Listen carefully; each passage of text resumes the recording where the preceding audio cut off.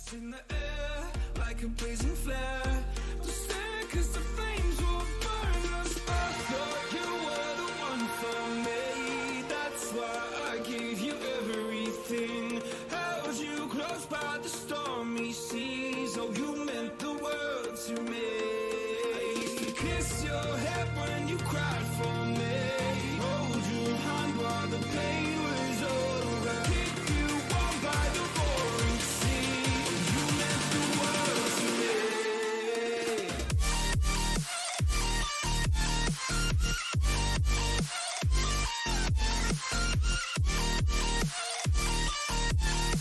Oh, you meant the world to me.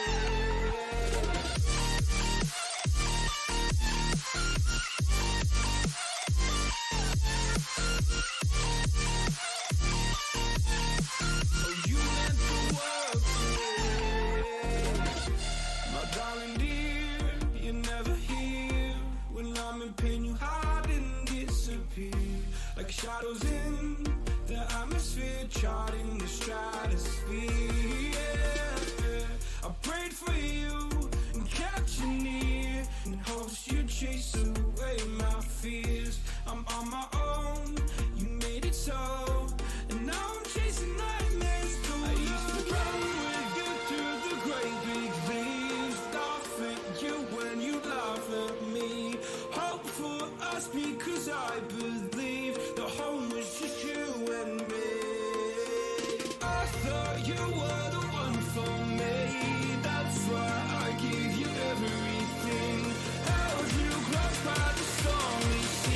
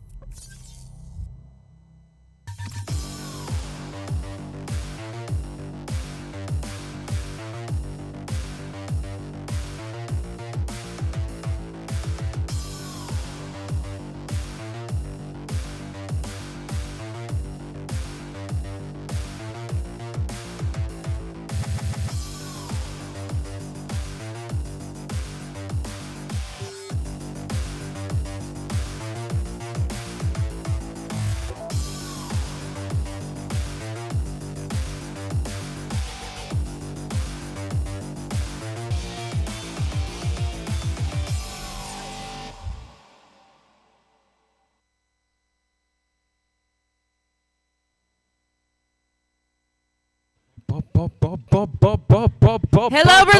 Oh! Good morning, Berlin!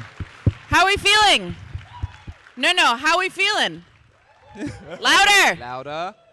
Make my hangover hurt. Louder! Woo! Nice. Shush, please. We are your MCs today. Yeah, we just introduce ourselves. I'm Simon Legg. I live here in Berlin, originally from London.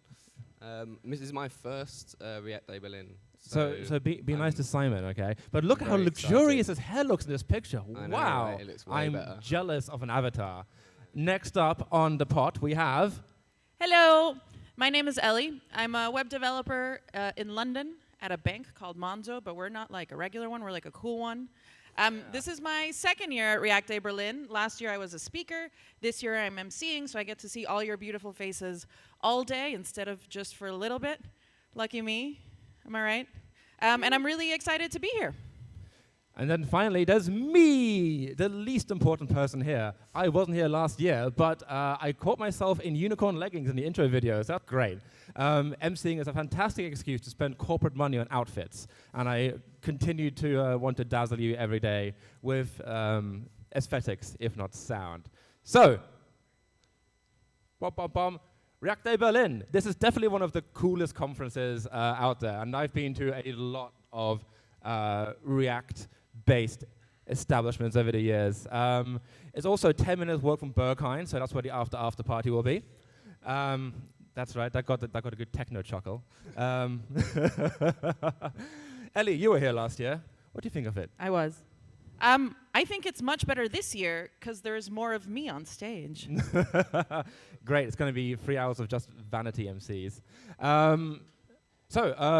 React Day Berlin has been getting bigger and bigger and bigger, from 300 to 800 attendees.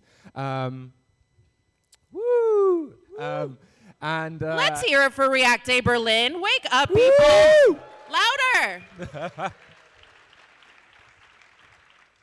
We talked about this, the hangover. Shh. No. The size is, we're not pumping in more people, but we've got way more content, workshops, tours, hobby tracks and stuff all over the shop. There's a Slack. You can go there. You can go and talk to your fellow React Day Berlinites. Hang out, post memes. It's very important you do that. We wouldn't all be here if it wasn't for all of our fantastic sponsors. So really, you should check them out. There are some stalls outside. We'll show you on a map later if you haven't seen them already. So do go and say hello and talk to them. They love it. They're paying for half of this, so. Yeah, absolutely. If you want them to come back next year and have more affordable tickets, say nice things to them at booths. They also have swag, which is very important. Of course. All right. As every conference should, we have a very serious code of conduct. We want everyone to feel welcome here and to have a great time. I'm going to leave this up for a second so people can take a photo. The short version is we absolutely do not tolerate any abuse based on anything like religion, sex, technology preference, sexual orientation, physical appearance, et cetera, et cetera. If you do feel uncomfortable or like someone has maybe harassed you or said something to you, make sure to either call this number, text this number, or email this email. Come find one of us, and we'll deal with it for you. We want to have an amazing time today, so make sure to all be on your very best friend behavior. In addition to finding us, you can also find one of these lovely people. Anyone in an orange t-shirt is a volunteer here, so treat them kindly. This is on their own time, so They're yes, there you to can help find you, any of these people. but treat them well. Give it up for the volunteers. You're so cute. All right, so we have a very basic outline for the first half of our day. We're going to do some registration in the opening. This is the opening. We are here. Then there'll be some talks by people who aren't MCs and therefore intrinsically less interesting. And we'll do that for a little bit until a coffee break, some more talks, and then lunch and networking. We're going to have a long lunch, so you can have lots of time to socialize. We don't do Q&A, but we have plenty of breaks, so you can go and talk to the speakers about their favorite toppings then. This is the map. We are in the West Hall here. There are two tracks. There's the West Hall and the East Hall, which is just out there and to the right. You come in this way, so you should be able to orientate yourself. In your goodie bags is a map as well. A map and a schedule. So if you ever feel lost, and a schedule. look at that. There's also some other stuff in there. So There is have also a other peek. stuff, so totally just check it out. But yes, this is where everything is. If there is a fire alarm, do not run. Stay calm. But We're do not- move. But do move. Don't do But, nothing. calmly. This seems outside our area of purview. That is true. Please seek an action adult for advice. Yes. So we're in the West Hall. The East Hall is over there, just around the corner. It's a big theater-style, like cinema-style establishment. It's very comfy. I would On the definitely other recommend side it. of this wall. We'll be streaming this event on YouTube. Oh God! So you can show your Wait, friends are we what on you're up to. YouTube now? Well, it says Are we- streaming. Say hello to your mother. Hi, Mum. That's going to be fab. We are also on the Big Blue Bird website. So you can hashtag React Day Berlin. I'm down with the kids. And you might find your tweets up on these glorious walls. If you want to do one right now of us, you can do it. Yeah, you should. You should do it. And I think there is some sort of prize for active tweeting. So keep that in mind. You have an incentive model now. You like Wi-Fi? We like Wi-Fi. This is the Wi-Fi. No password. Perfect. Be nice to the Wi-Fi though. Like if you don't need it, don't use it. All right. No, I'm just saying. Like it's a big conference. There's a lot of us here. Some people have traveled and may not have a data plan. Who here is Wait, a should I local? stop torrenting or? Berlin people? We probably should. Actually, Berlin people, let me hear you. Europe people? Should UK people be separate? Yeah, I don't know. Okay, look, that's a very sensitive topic, and let's not go into it. UK people? I'm not sure I can go back. America people? The whole thing? The whole part? Russia? Australia? Where's Glenn? Assorted other? I ran out of... Other is my favorite category. Let's hear it if you're jet lagged. So jet lagged. There's so much coffee, you'll be fine. Yeah. Straight into the eyeball. So, you might have noticed that everyone here who participates, who speaks, who does a workshop, who is an MC, gets one of these fantastically drawn avatars. My favorite is definitely the one with the tiny cyberpunk cat, because that's adorable. Do you want cool drawings of yourself? Well, then participate in one of these conferences, and one will be shipped to you. It's a very, very good exchange. And Big on feedback. Big on feedback. Big on the causes of feedback. Big on the causes of feedback. Oh God, don't. Very UK joke, bad. Please give us some feedback throughout the day. This is the URL where you can go and leave some feedback. All the feedback that we've received over the last few conferences have all been actioned, I believe, have been actioned, and so yeah, it's really important. Also, I think there is a raffle. There is. So if you leave some feedback, then you can get a ticket to a your conference, vague, fuzzy right? memories This are is correct, right? my friend. Okay, cool. Robert, in his angelic wisdom, has said you may enter a future React Advanced or React Day Berlin event, potentially, if you leave feedback. Ooh. So leave all your feedback. That's right. Basically, that's what great. we've learned is as conferences, as prizes, is less of a conference and more of a game show. Welcome. So we're going to have two halls in this lovely, lovely space. Ellie, do you want to talk about them? Yeah. This is the West Hall. Woo, West Hall, Best Hall. And then on the side is the East Hall, Beast Hall. East Berlin, West Berlin. Yeah. But, we're all friends, so it's okay. Because there are two tracks, we're going to be switching between the talks. So we'll try to keep all the talks in sync so that you don't miss any good content. If you get lost, check your map in your bag. This will definitely be the more like web React Hall, and the East Hall will be a mix of React Native and more future and fringe tech. So definitely check it out. Don't give it a miss. Do the opposite of miss it. Attend.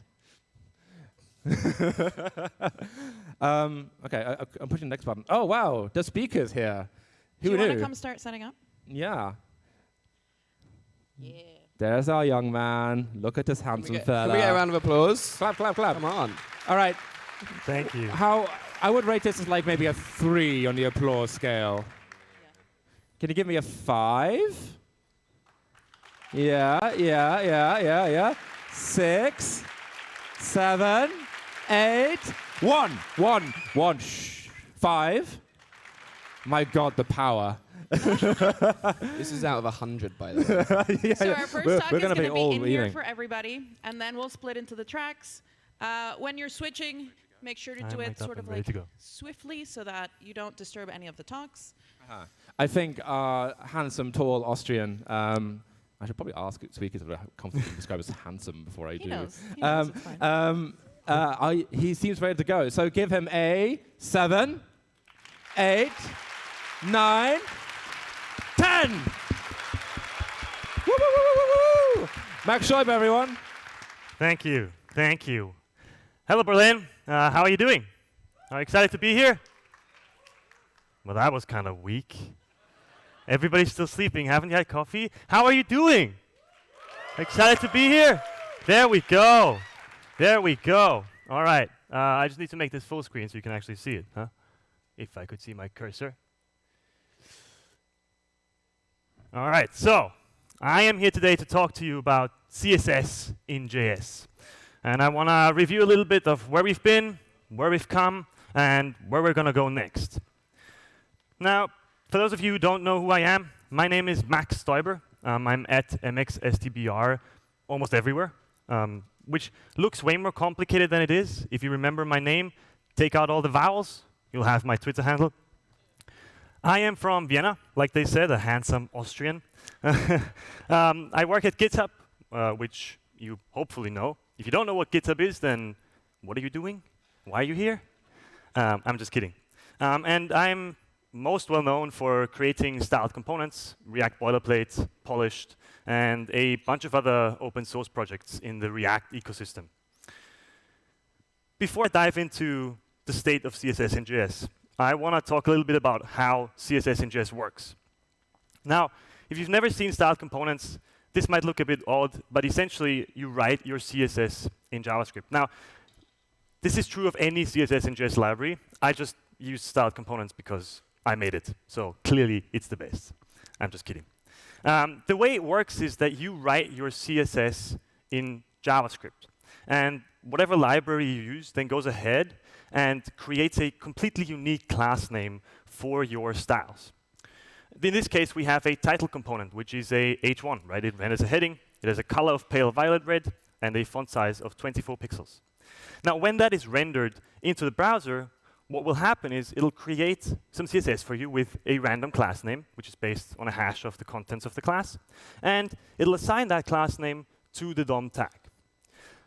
Now, that's all well and good, but why would you write CSS in JavaScript? How does that make any sense? Aren't those two separate languages?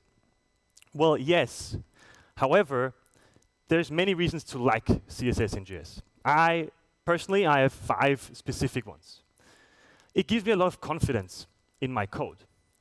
I can add, change, and delete any CSS I want, and I know it's only going to affect the single component that it's next to.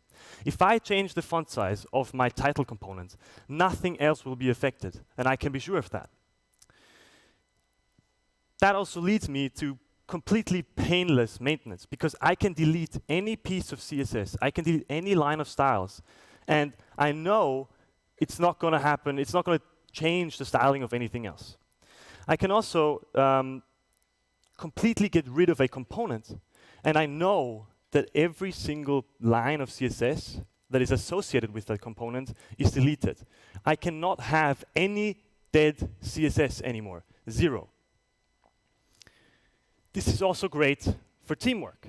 In my teams, usually teams aren't made up of only CSS experts with 15 years of experience in CSS. CSS in JS makes a lot of things impossible. You can no longer have class name collisions. You can no longer have dead CSS. You can no longer have unoptimized CSS. A lot of great defaults are baked into these libraries to make your life easier. Even if you have a team with junior developers that you're mentoring that might not know CSS inside and out, you can still be sure that a certain baseline level of quality will be achieved with the code. Now, of course, if somebody writes horrible code, they're gonna write horrible code, right? Whether you use CSS and JS or anything else really doesn't matter. However, CSS and JS gives you a great baseline. The fourth point, and I know a lot of people are gonna be critical about this one, is fast performance out of the box. What I mean by that specifically is that CSS and JS can keep track of which components are actually used on a page. So you render a page of your app. You probably have hundreds of pages if you have a big app. And the only CSS that will be injected is the CSS of the components that are on the page, nothing else. It is automatic critical CSS out of the box. You don't have to do anything. You don't have to use any extra tooling. You don't have to rely on any detection methods. It just works out of the box because we know which pieces of styles you actually use. Now, that is doubly important for server-side rendering. When you server-side render a page, what happens is we keep track of which components you use, and we put a style tag at the top of your HTML with only the styles of the components that you actually use, which means if you use server-side rendering and CSS and JS, your initial HTML file will be smaller and paint in the user's browser faster than if you use a CSS file. You also save a network request, right? There's no extra network request and nothing. It's just inlined in a style tag. And the fifth one is very easy dynamic styling, right? In my React apps, I have lots of adjustments. I have extended components. I have primary buttons and secondary buttons and tertiary buttons and joining buttons and delete buttons and whatever, right? All of these adjustments are very easy to make with CSS and JS because I'm just extending components. I'm just working with components and I'm extending existing ones with new styles and overriding some of their styles where I want to. We can also use a global theme. Now, whenever I say this, people come up to me, yeah, but CSS variables, right? We can use CSS variables and they're also a global theme. They are, and they're great. I have no hate against CSS variables. I love them. I think they're a great addition to the language. However, they only allow for so much customization. With CSS and JS and a theme, I can swap out whatever part of the CSS I want. I can't just turn off colors. I can change the entire layout. I can build a base component library, a design system, and then I can reuse that for many different websites and style every single one differently. However, there's still the same components under the hood, which means I don't have to recreate every single little button component, modal component, navbar component. They're just styled differently, a little bit, to fit whatever you want the new website to do. All in all, CSS and JS guides you to the pit of success. What I mean by the pit of success is CSS and JS gets you in the right direction out of the bat. It's harder to write bad code with CSS and JS. Now, again, it's not impossible. Of course, if somebody writes horrible code, it's going to be horrible code. But CSS and JS guides you in the right direction and gives you a lot of things out of the box to ensure that you're less likely to mess up. Now, I like that because I always mess up, so that saves me a lot of time.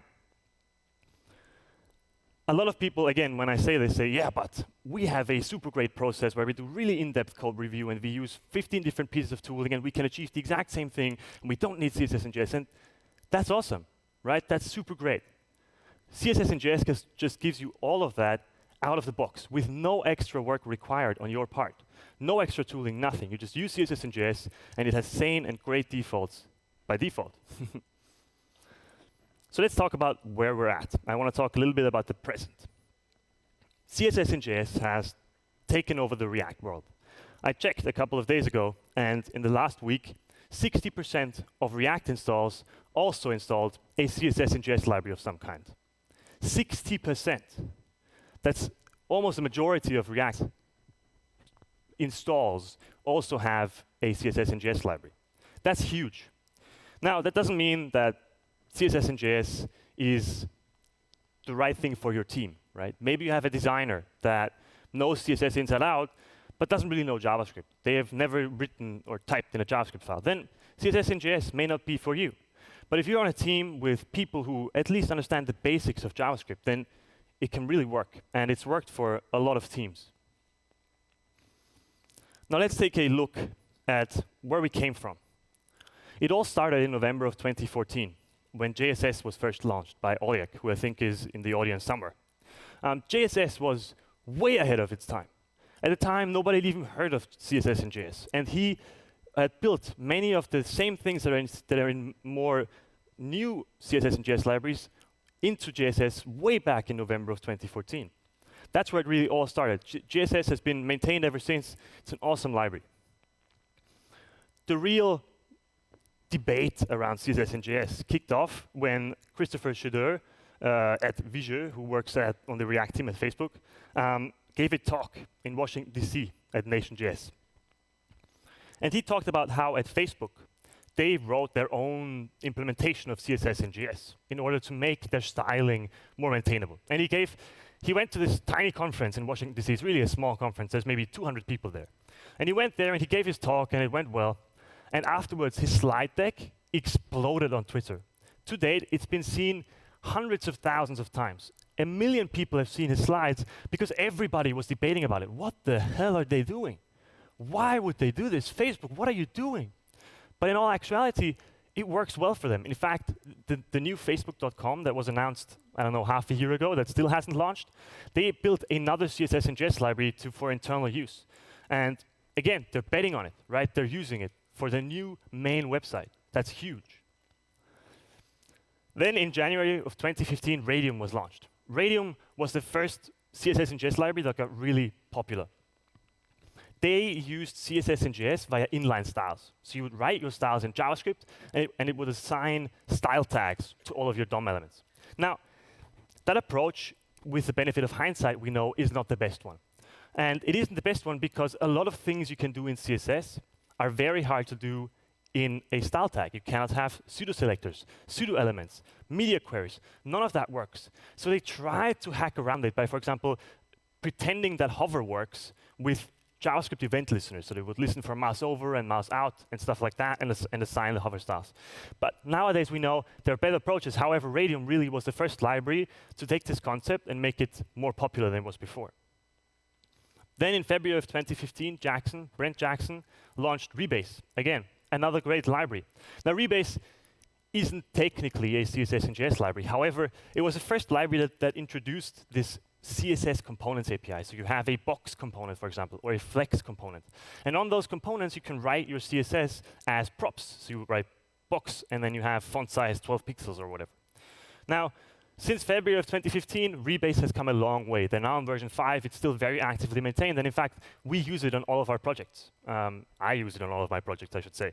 Rebase is awesome, and it mixes very well with any other CSS solution you use. Then in May of 2015, we got CSS modules.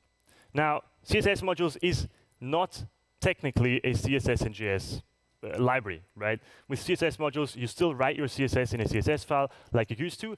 However, I put them in this timeline because they really popularized this concept of hashing class names and giving you unique class names for your styles out of box. So you no longer have any class name mismatches. And without them, I don't think many people would have gotten it, but they sort of provided a stepping stone and made it possible to have the same experience without having to put your CSS in JavaScript. CSS modules, again, still great, still awesome, still used by many people. I love them. They're great. Then in September of 2015, we got CS.js by Ryan Tsao. Now, CS.js is a tiny library. It's no longer maintained, but it was the first one to let you write actual CSS in JavaScript. It was the first one where you wrote your CSS code in strings in your JavaScript files. Now, CSS and JS eventually turned into a different library, which we'll get to. However, that was the first time anybody thought of actually writing actual CSS. Before that, everything was objects. You always wrote your CSS as a big JSON object. In October of 2015, then Khan Academy announced Aphrodite, their own CSS and JS solution, specifically optimized for their performance needs. It was really the first CSS and JS library that proved that you could have automatic critical CSS built into a CSS and JS library, and that the library itself made that possible. In June of 2016, Robin, who I think might also be in the audience, released Fela. Fela is a great library, again, still maintained, still being used by a lot of people, still awesome. That was really the first one to focus in and hone in on this concept of style is a function of state. Just like React popularized your view is a function of state, Fela popularized your style is a function of state, which actually works super nicely with the React component model. In July of 2016, Sunil Pai, who is now on the React team at Facebook, released Glamour. And what Glamour really did, he didn't have any novel APIs. However, it really focused on performance, and it popularized a very obscure DOM API called insert rule. Insert rule is a really unknown DOM API. Before that, most CSS and JS libraries simply created a style tag and set its text content from JavaScript. However, that approach isn't the fastest. With insert rule, you can insert up to 100,000 rules of CSS. So a rule is like a font size 12 pixels, right? You can insert up to 100,000 rules of CSS in less than 16 milliseconds, which is ridiculously fast. When are you ever going to have 100,000 lines of CSS, right? That's insane. So Glamour really popularized that API. Now, I gotta give a shout out to Oleg again with JSS, because JSS had been using that API since November of 2014, which is incredible. Absolutely incredible. Then in October of 2016, JSX style was released by Pete Hunt, one of the ex-React team members who then founded his own startup and got bought by Twitter. Again, still a great library, they still use it, and what JSX style really did is it took this CSS components API a step further. And it went all the way. You can essentially style your entire application with a box component and put any kind of CSS into its props. Again, a great API. If that's what you like, JSX style is awesome. Rebase also awesome. Also in October of 2016, I stood on stage at React Netherlands and I announced styled components to the world. This was the first time anybody had seen this API. We really popularized this style.div API. Now, I gotta give a shout out to Fela because they actually had a very similar API long before us. However, styled components went ahead and it sort of popularized this concept of not even ever using class names. Before styled components, every CSS and JS library sort of returned an object of class names, and you could assign that to your DOM tags. With styled components, you're never even touching any class names anymore. They're not there. You're just creating components that are styled, and then you're using them throughout your application. And styled components was really the first library to go in that direction. Then in December of 2016, we got Styletron. That is the follow-up library to CS.js, the one that introduced strings of CSS in JavaScript. Styletron, made by Ryan Tsao at Uber. They still use it today, still great. Styletron really honed in and focused even more on performance. And what Styletron did was they created a unique class name for every single rule of CSS. Atomic CSS. If you've ever used tachyons, if you've ever used a library like that, this is exactly the same, except you don't have to worry about remembering any class names. You write your CSS like you always would, and they automatically output atomic CSS to keep your total CSS size as minimal as possible, right? At a certain point, there's only so many unique rules your CSS style sheet has, right? So the chances are pretty high that if they output atomic CSS, the total size is going to be smaller than if they injected a separate class name for every component. We also got Style.jsx in December of 2016. Style.jsx popularized this sort of easy entry with a style tag-like API. So in your JSX, you just write a style tag and put class names in there. And those class names can refer to any other element in the same component. And Style.jsx will make sure to make all of the class names unique and stuff like that, just like any other CSS and JS library. This is great for easy entry. It's the same as if you were to write CSS in HTML, right? Just a style tag with some styles in it. Super nice. In March of 2017, AstroTurf was announced. At the time, it was called CSS Literal Loader, but they eventually renamed it to AstroTurf. And what AstroTurf did is introduce the first-class support for CSS extraction. So with AstroTurf, you write your CSS in a JavaScript file, and they have a build process that takes that JavaScript and puts it into a CSS file. So you're no longer injecting any CSS from JavaScript. It's all extracted. You have the same authoring experience, you have the same developer experience as you would have with, for example, styled components or Glamour or any of these other CSS and JS libraries. However, in the end, you just get a standard class CSS file with randomized class names that you can then distribute wherever you want and load however you want. In April of 2017, Kenzie Dodds announced Glamorous, a package that is now deprecated. At the time, it was the first one to implement the styled components API, but with objects. And it really popularized writing CSS as objects again. So we went full circle. We started with CSS as objects, then we went to actual CSS, and then we went back to CSS as objects. Nowadays, almost all CSS and JS libraries support both, or many of them do, I would say. For example, Style Components nowadays also supports CSS as objects, which is why Kenzie Dodds eventually deprecated Glamorous because he didn't want to maintain it anymore. In May of 2017, I announced Style Components v2. And the really important point about Style Components v2 is not Style Components. It's that we use a new CSS parser. And that CSS parser is called Stylus. Before that, everybody sort of hacked around the whole CSS parsing thing. In fact, Style Components, the first version, it took post-CSS and it ripped out all of the node parts. And then it shipped that in the browser, which is I don't understand why we did that at the time. We had a huge bundle size. But Stylus, some guy in Africa wrote a tiny CSS parse implementation in JavaScript. It's 3 kilobytes, min.gzip, a fully featured CSS parser, and it's super duper fast. So we switched to Stylus, and nowadays almost every single CSS and JS library uses Stylus because it's solid, it's fast, and it's small. Stylus really made a lot of the performance gains that have been happening over the past 2 years possible. Without it, we'd probably still be having huge bundle sizes and not as fast of a performance as we have nowadays. In July of 2017, Emotion was announced. And what Emotion really did is it kicked off a performance competition. They went, oh, so we rebuilt Style Components, but it's much smaller and much faster than every other CSS and JS library. So every other CSS and JS library went, crap. Now we gotta go fast too. And so everybody started working on performance. They started focusing on performance. And for that, the whole ecosystem is better off. Now all of the CSS and JS libraries are 10 times faster than they were 2 years ago. All of them. And they're pretty much all the same speed now. It doesn't even matter anymore, which is awesome. In September of 2017, Satya then announced Linearia, who I think is also in the audience somewhere. Lots of CSS and JS people here, I just realized. That's awesome.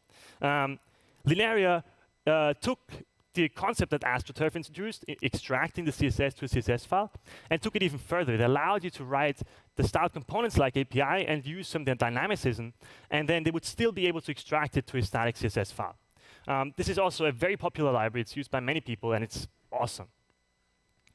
In November of 2018, we then got Emotion v10. Emotion v10, I call that out because it really popularized using the CSS prop. So kind of similar to Rebase and JSX style, you would write your CSS on every single tag that you wrote, every single JSX tag that you wrote. However, rather than using it as props, you have one single prop, the CSS prop, and you would just write your CSS in there.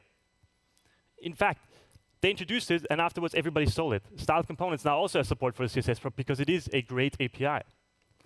And then, very recently, in June of 2019, Brent Jackson, the guy who made Rebase and a bunch of other stuff, really announced ThemeUI. And ThemeUI really went a step further and said, okay, we now have control over your CSS. How can we make your CSS even better? And what they did was they enforced consistency by only letting you write styles that are in a global theme. So you have a defined font size scale, you have a designed spacing scale, you have color system, and you can only use values from that system, which means your entire application will always be consistently styled, which is especially important for design systems. Now, as you hear me talk about all of these things that were launched, you'll notice something. I love them all, right? I don't discriminate any of them. I made Style Components now. I think Style Components is the best, clearly. But to be honest with you, it really doesn't matter. All of these libraries are great, and the reason they're all great is because we all copied everything from each other. Somebody came along and had a new idea. Somebody came along and had a new invention. And they went and they built a library for it, and they announced it, and they talked about it. And then every other CSS and JS library went, we should also do that. And so they just copied everything from each other. And again, I have no hate. All of these people are my friends, right? I'm great friends with all of them. I love every single one of their libraries. We constantly talk with each other. And this entire ecosystem is only as good as it is because we're all working together to get better, all together. Now, where do we go from here? What's the future of CSS and JS? And the honest answer is, I don't know.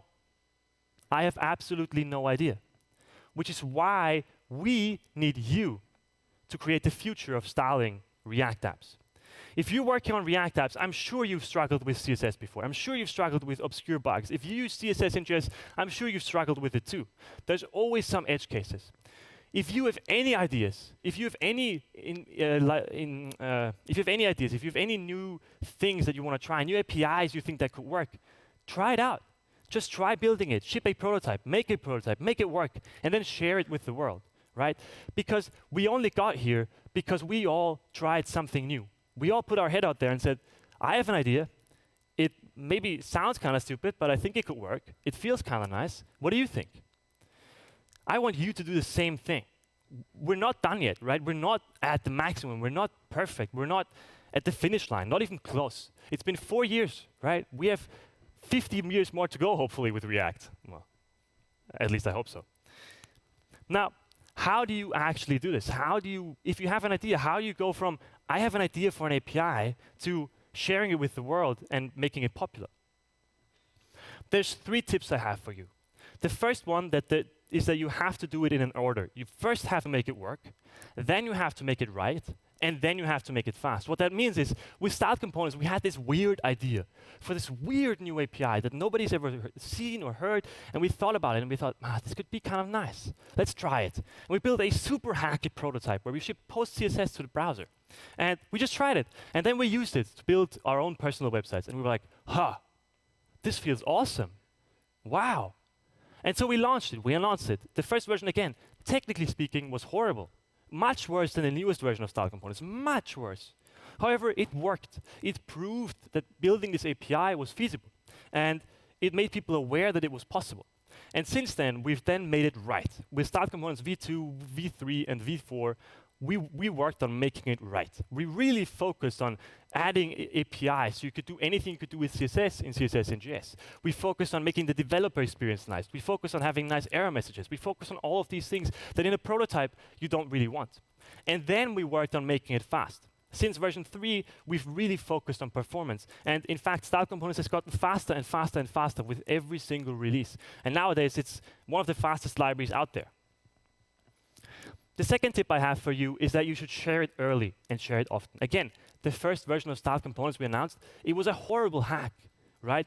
Nobody should have used it, but it proved the point and it got people talking. And we were talking to people who were like, yeah, this looks nice, but how do I make global styles happen? Yeah, this looks nice, but how do I use media queries? How do I use pseudo selectors? How do I do multiple components? How do I extend stuff? And through these conversations, Styled Components got better. We learned things. We knew what people wanted. We knew what was missing, and we could work on making it better.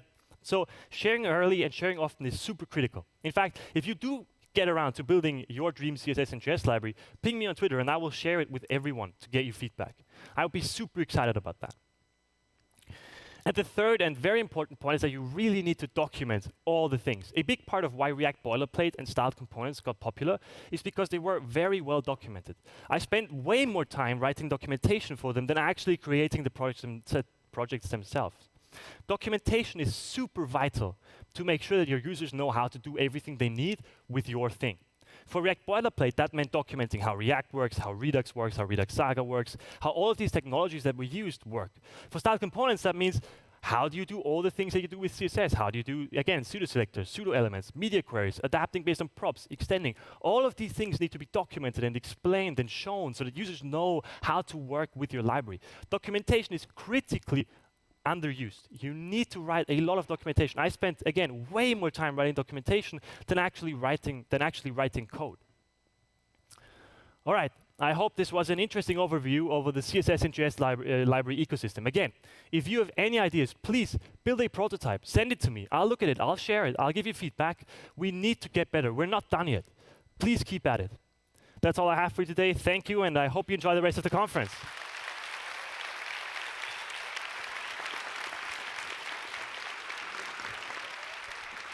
Thank you. Thank you so much. Hello. Thanks, Max. That was so inspiring. I may even write my own CSS in JS library. I'm sure it'll pass in like 2 minutes. It's fine. All right. I have sent the boys away to get the other stage set up. I'm going to leave a few minutes for people to switch stage, check the schedule, and start setting up here. And I'll see you in a few minutes, in a minute or two.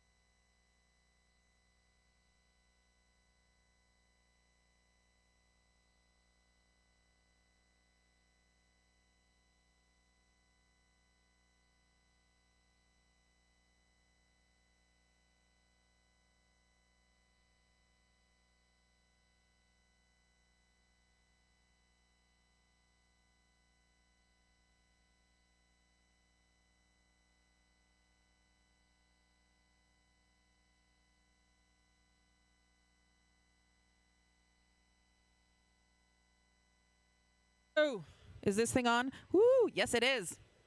All right, welcome back. Sit down. There's plenty of seats. Raise your hand if there's an empty seat next to you. If you're not sitting down, look at all your options. All right, we are ready to kick off the West Hall. Good choice, by the way.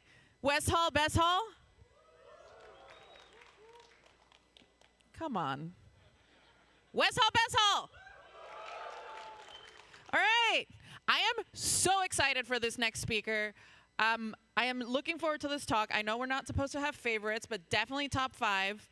I'm going to bring her up in a minute, but I just want to say Taylor has, 1, flown across the ocean to be here with us today, and 2, while she's been in Berlin yesterday, in between talk rehearsals, she got a tattoo, which I think is so badass to just do in between talk rehearsals. They're going to be talking to us about compassion-driven development, and I cannot wait. Let's give her like a chill clap. More excited clap. Big Berlin welcome to Taylor.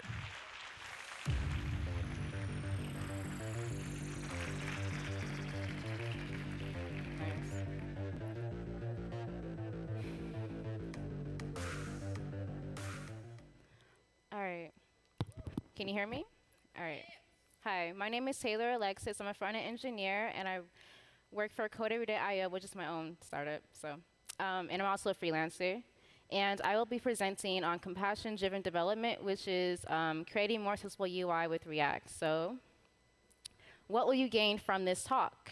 I will be going over an overview of what is accessibility, brief overview of assistive technologies, how to audit a web page for accessibility, and how dev tools can help that, and how it's a fundamental role in testing. Some best practices for accessibility, and tips for creating an inclusive navigation experience, in particular like routing and what Reach Router is and how that benefits developers and ultimately users, as well as testing. All right.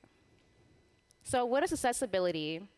Accessibility is the practice of writing code that is accessible and inclusive for users with disabilities.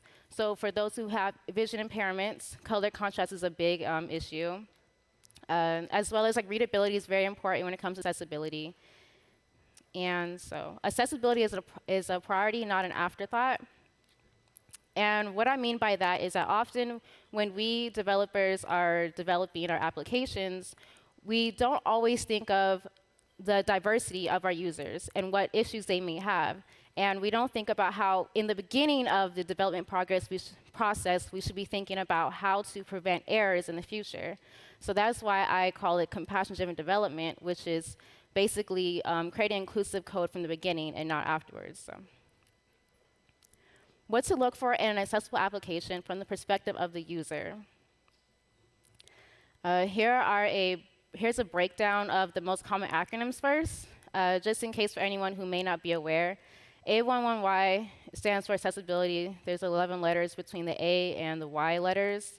ADA stands for the Americans with Disabilities Act. These are some acronyms and some concepts to keep in mind when you are going like deeper into accessibility, especially if you are developing for like government applications which have stricter guidelines and standards to meet as opposed to like regular private businesses. But they still stand to like, you know, gain a lawsuit at any time, like how Beyonce currently is going through a lawsuit. And I believe one of the pizza chains in America, like Domino's, is going through the same thing. I believe it's Domino's. Yeah. And then 8C stands for assistive technology. And assistive technology are basically the tools that we use or people with disabilities use to navigate our websites and to like interact with like the elements like on the page and everything. And it's what we developers use in order to kind of simulate the experience of those people with disabilities, because that is the most important thing, is to make sure that like as we're developing and as we're testing our applications, we're able to kind of see from the perspective of the users that we're building for. I18N That stands for internationalization. It's the process of developing an application that can be localized for languages. So translating like documentation. Like for instance, one of the talks that I wish I could have seen at a React conference was actually on like how like this person had like translated like translate the documentation for like React into like different languages, and now that person's doing that for like I think Gatsby, which is pretty cool. Yeah, wanted to mention that in case like she sees this talk. And then WCAG, which is the guidelines. Those are the standard guidelines that we usually follow to determine like what is acceptable and what is not, such as like color contrast if it meets like a certain ratio and stuff. All right, so tips on what to look for. So keyword accessibility. Can I navigate your site's forms, modules, which I misspelled, but it looks like it says modules. My bad. And then other features through keyboard only, because oftentimes users are only able to tab through. Users with disabilities. Resizable text. Can I zoom the text on your page or the content on your page to like 200% to 500%? That would be like the perfect zoom.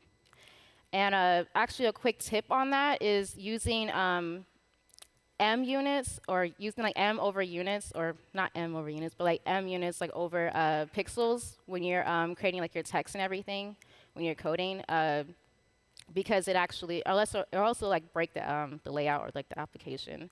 Color contrast. This feature especially helps those who may have vision impairment issues like color blindness, and the contrast ratio between text and background color should be 4 to 5 to 1. And so focus management, and before I go on to the next thing, with color contrast, there's actually a helpful tool that I will be showing you all in order to like keep aware of what meets the color contrast guidelines for people with like vision impairments and stuff.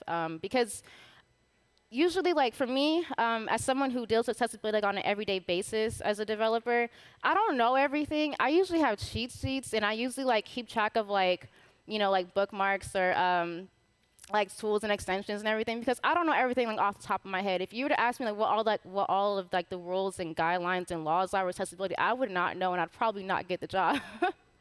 But yeah, the next thing is focus management. Can I navigate and focus the users on where they need to be? For instance, menu navigation. When I am tabbing through your web page, am I able to skip to the content that I need? And then also, lastly, another thing to look for in general are there text alternatives for images, icons, and videos, just in case those like links break. Or if I'm not even able to see those images or videos, can I still be able to like enjoy your site? Will I be able to know like what is going on? Oftentimes when we are like inserting like images and stuff, like we don't always think about the importance of alts. We always think like, oh, well the person can see, like they can just like kind of get a hint of like what's going on. And you know that images often have like they often play like an important role in user experience. So it's very important to add the text alternatives to people who really can't see. So this is just like another slide on like just ways that you can like improve like accessibility, which includes just like adding like alt tags and everything like that, making everything like readable, the text readable, which is, when I say like the text readable, I mean like both the font size and the color, and making sure that it doesn't blend into the page, and yeah.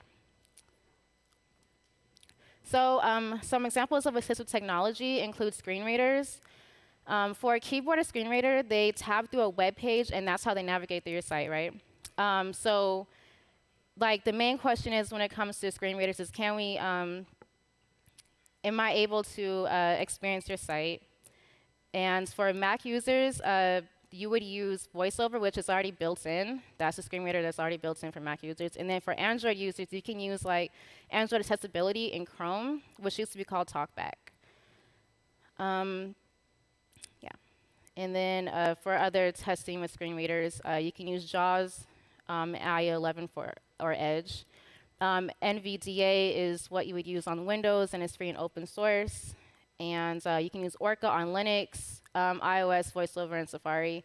I highly encourage anyone who is trying to get better with accessibility to just start with like using screen readers, even if you don't need to personally use screen readers to like navigate a website, if you are trying to test for users, I'm really trying to like reiterate that, like always trying to simulate the experience. That helps you get better. All right, so auditing. This is a practical and impactful way to learn how to write more compassion-driven UI components. So auditing is basically, for instance, like I use like Chrome Axe extension, which I'll be using in like a little like live demo where it analyzes like a web page and it goes over the different like errors that are found on the web page, and it categorizes it by importance. So it goes from warning to critical need. And so yeah, auditing is just like just auditing web pages for performance, for accessibility, and stuff like that. And one of the things you can use is Lighthouse, which is, I believe, on the Lighthouse, which is what we often use to like audit PWAs, like Gatsby sites or something, and that tests for like performance, accessibility, and PWA scoring, which PWAs essentially are accessible, which I'll go into that later. All right. So how to audit a web page. So you would render the page in the web browser, and then you see how the CSS and the JavaScript impacts the markup in the browser. Then it goes over like test controls with the keyboard, so you just test interactive things like buttons, links, inputs, text areas, which are really important parts of like an application, because that includes like user consent, getting the user data, and you need that. So using accessibility web extensions, there's Chrome Axe, which is the one I often use and which is the one I'll be using today. And there's also Microsoft Accessibility Insights. Feel free to check that out. They're both free and easy to use. Checking color contrast, there's actually a website called colorsafe.co, which provides ready-made color palettes that follow guidelines, just in case you don't, like if you don't like know like what color palette to use that will like meet those guidelines. Like there's literally like websites that like cater to that. And then also there's a little tool which I'll be going over, and Chrome DevTools for the color contrast as well. And then testing with screen readers. A good tip is to pair with someone who does use screen readers, because they are able to kind of provide like the perspective that you like need that you may not have. And then using magnification and zoom without breaking layouts. Like those are all the things that you're looking for when you are auditing a web page. Can I navigate the site with keyboard? Focus management. Can I be able to like focus and interact with the key things on the page like buttons, links, inputs, text areas?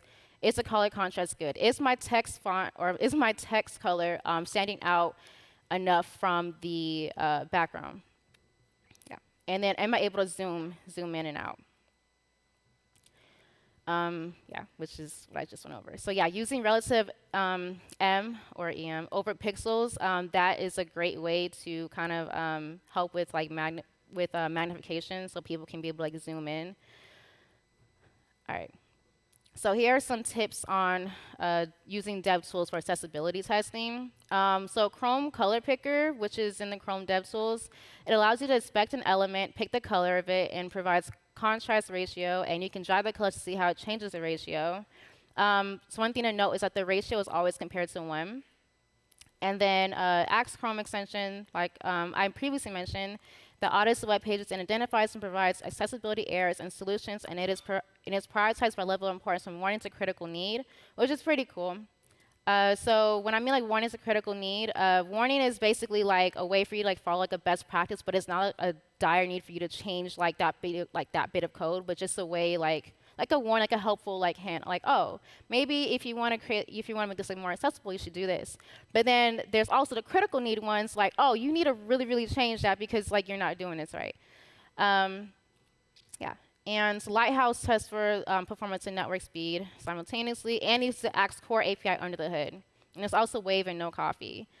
So I'm going to go over a few websites, if I can. Let's see. All right. So I'm going to go over 5 websites, if I have enough time. Wikipedia, Beyonce's website, Jerome Parker, Netflix, and Udemy. So if you go over Wikipedia, and if I refresh this page, wait, oh, you can't see it. Oh no. I can't.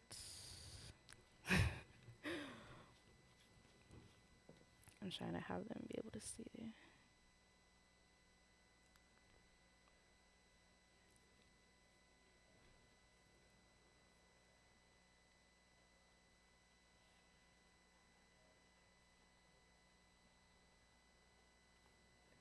Wait, that shows the MD. Oh, is that the wrong one? Yeah. Can I do the whole thing? Yeah, that's what I need, the whole thing. Yeah. Give it up for display. Here we go. Okay. All right. Hold on.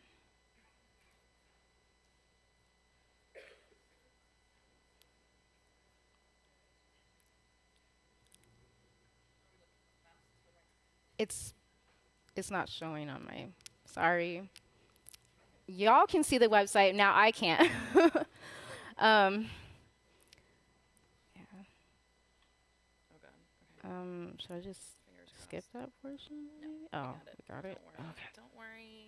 Thank you. We got it. Thank you. Okay. All right. So we're about to audit this website called Netflix, which you may have heard about. So if you go on inspect, if you right-click, go on inspect, and if you click the arrow, go to X. All right. So now it's going to analyze the web page. Let me see. Let's make it viewable. At least a little bit. Wait, let's go here. All right. So best practice is found one. It found one best practice. Okay, yeah, that's better. If you're able to see, which I hope you are, it literally only found like one error. And oh wait, actually no. There's 50 that needs review. So that's not good for the Netflix site. And as you can see, it goes over like the different issues. Like if you click like one by one, it'll show the issue and like what you should do. But for instance, this right here, they're not sure that is an issue because elements background color cannot be determined due to a background gradient. Because Netflix uses the background gradients, it kind of confuses things. So, all right, so that's just one example. So that's the Netflix page. Let's go over to Beyonce's site.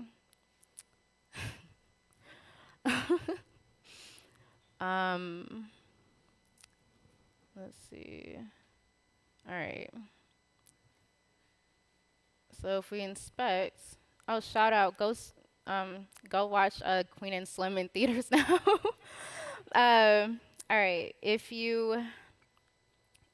let's try to run the X extension here.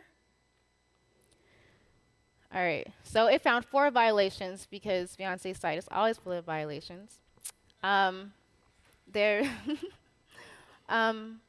Stands do not get me. All right, zooming and scaling must not be disabled. So they disabled zooming. To solve the violation, you need to enable it with the meta tag or on the meta tag. And then another violation they found is ID attribute value must be unique. They found 3 instances of this particular error. And it's so helpful, like this like Chrome like extension is, because it literally it shows you like where your error is, like where you went wrong, the level of like concern that it is, and like how you solve that. Like that's perfect. Like that is a great way to start learning like accessibility.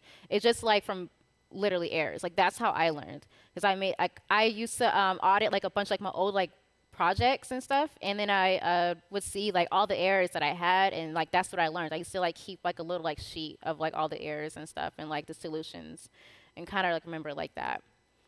Yeah. And the next one is my best friend, Jerome. All right. Let's see. No thanks. All right, so go to inspect. All right, if you run the Axe Chrome extension on this page, wow. I'm putting my best friend like under the bus. I'm so sorry. Wow. Okay, Jerome, if you're watching this, you have 139 violations, and like as your best friend, I'm very, very mad. Okay, and so take note, Jerome, when you're like watching this. So there's 139 violations. There's 10 best practice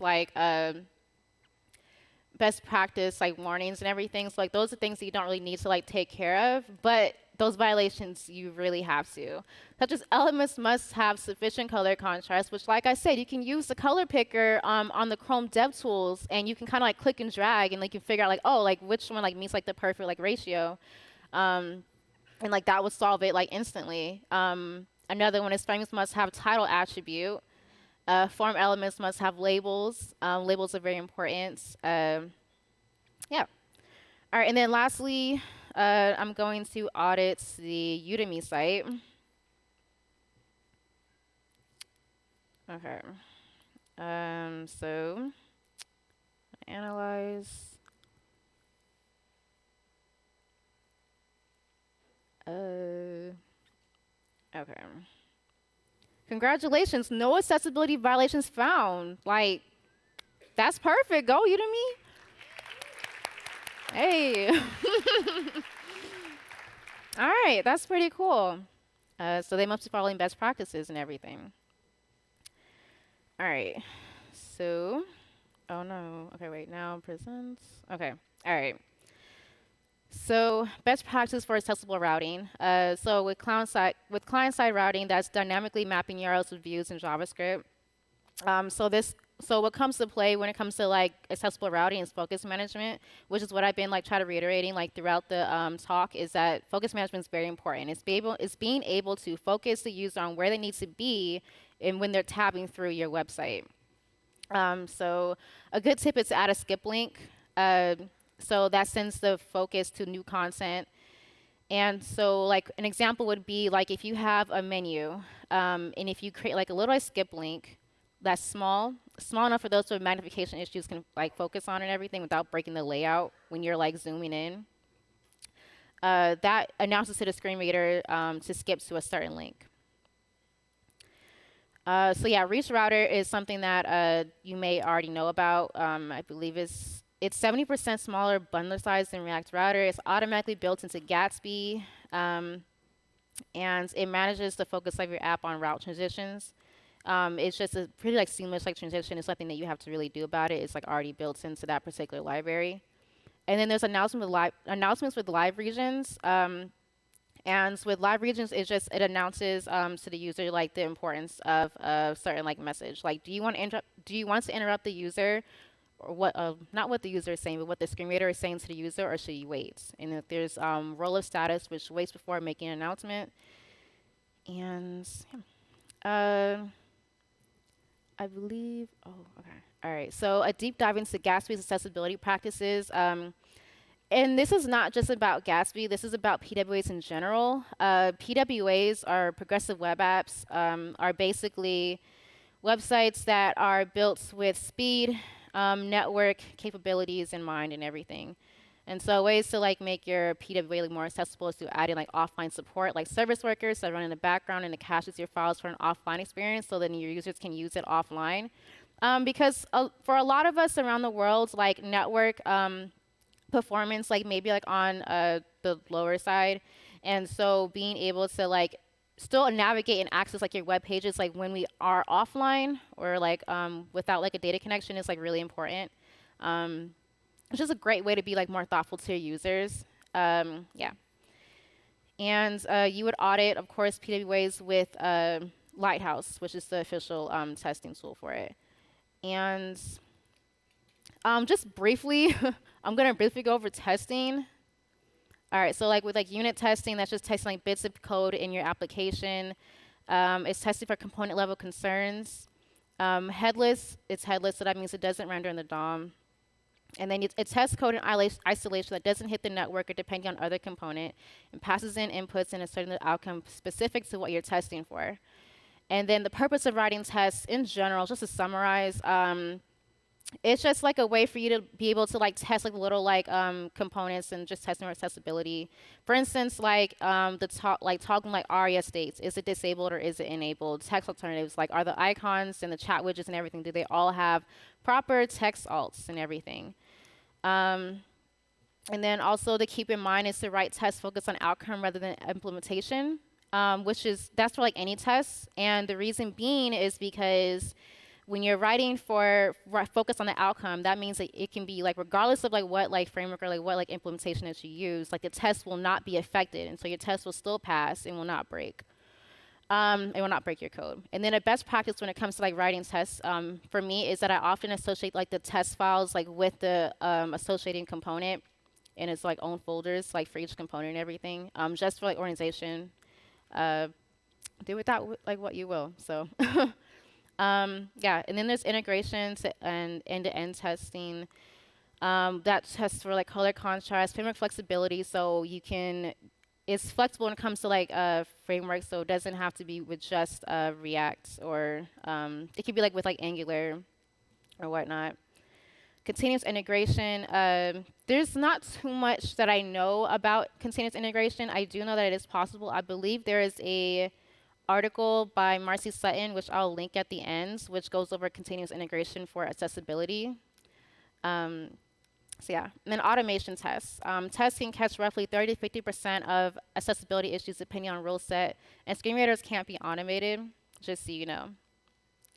And user testing, the importance of user testing, of course, is you're able to get like the best feedback, because what we care about, you know, when it comes to accessibility is the opinions, the thoughts, and perspectives of our users, especially those with disabilities. And so if you're able to find someone that does have a disability and is able to kind of give you like constructive feedback on like what you could do better, and is able to kind of like go through like a website for you, they're able to kind of like provide like different perspectives you may not have, and they may have questions and concerns that probably didn't come across your mind when you were going through your development process and everything. And then linting, so like there's a plugin called ESLint plugin JSX A1Y. I believe you can use that like for GATT applications, stuff like that. And it tests for quality live in a file or on a live in a file or on a commit. So it provides like those like little annoying warnings when you're using ESLint on like what you can like do better, and it catches errors early, because that's really the important thing, is to catch errors so that you're able to ship bug-free code to your users. You can also change like you can also like reconfigure the rules so it doesn't throw like unnecessary errors to you. And then the limitation for the plugin is that it's only used for sites that use ESLint and JSX like Gatsby or React or Create React app. So yeah, that is it. I hope you enjoyed it.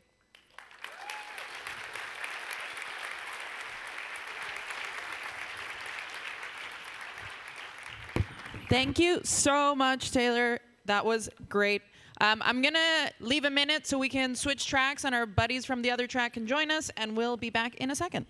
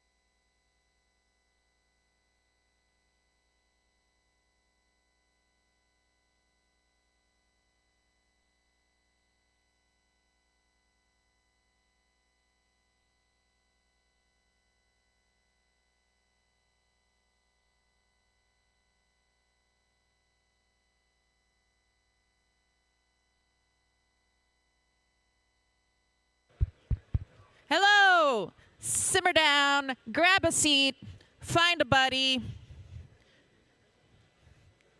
Come on, chop chop. Like today. Okay, our next speaker is ready for you. Are you ready for them? Yes, yes. Are you ready for the next speaker? Amazing. All right, it is my great privilege to introduce to the stage Jessica Leach, who is going to talk to us about performance in React. Big welcome, please.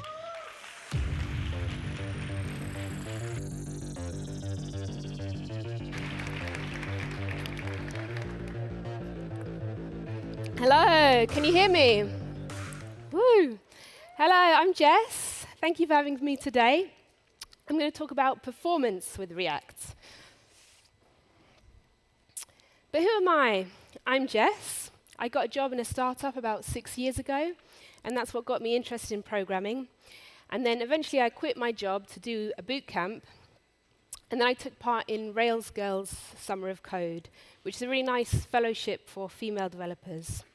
And I've been working as a developer for about 2 years now, and I work for FutureLearn, which is a digital education platform. One more thing about me is that I like drawing pictures of fish. This is an eel, and I like eels because I'm from Cambridge in the UK, which is close to this marshy flatland called the Fens, and that's where eels thrive. But what are we going to talk about today? Virtual DOM and reconciliation, how to test the performance of your app, should component update, pure component, React memo, hooks and performance, array modification threats, windowing technique for long lists, React lazy and suspense, and analyzing your bundle. But what is performance anyway? Performance is a huge topic. It depends on many factors. For example, the hardware that your user has and the connection speed that they have. But as front-end developers, we can't do much about that. But what we can control is how big our front-end bundle is, how it loads, and in React, we can take steps not to render or re-render unnecessarily. These are Mozilla's web performance guidelines. An initial page load should be between 0.5 and 2 seconds. A response to a user input should be between 50 and 200 milliseconds. And anything that takes longer than 1 second to load should see a loader or a progress bar until it renders. In most browsers, in most devices, the browser will re-render every 16.7 milliseconds. That's the same as 60 frames per second. So for scrolling, transitions, and animations, there should be a re-render every 16.7 milliseconds.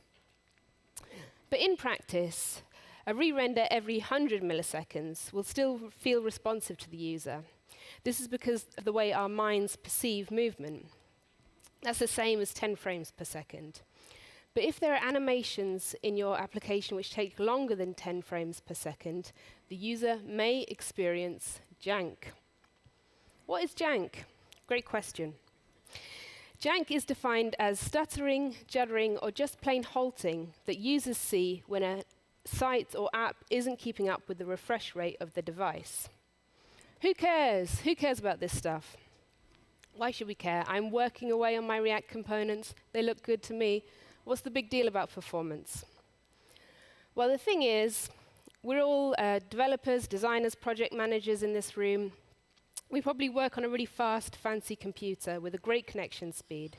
But the majority of your users probably don't. And that means that they're going to notice performance things that you don't.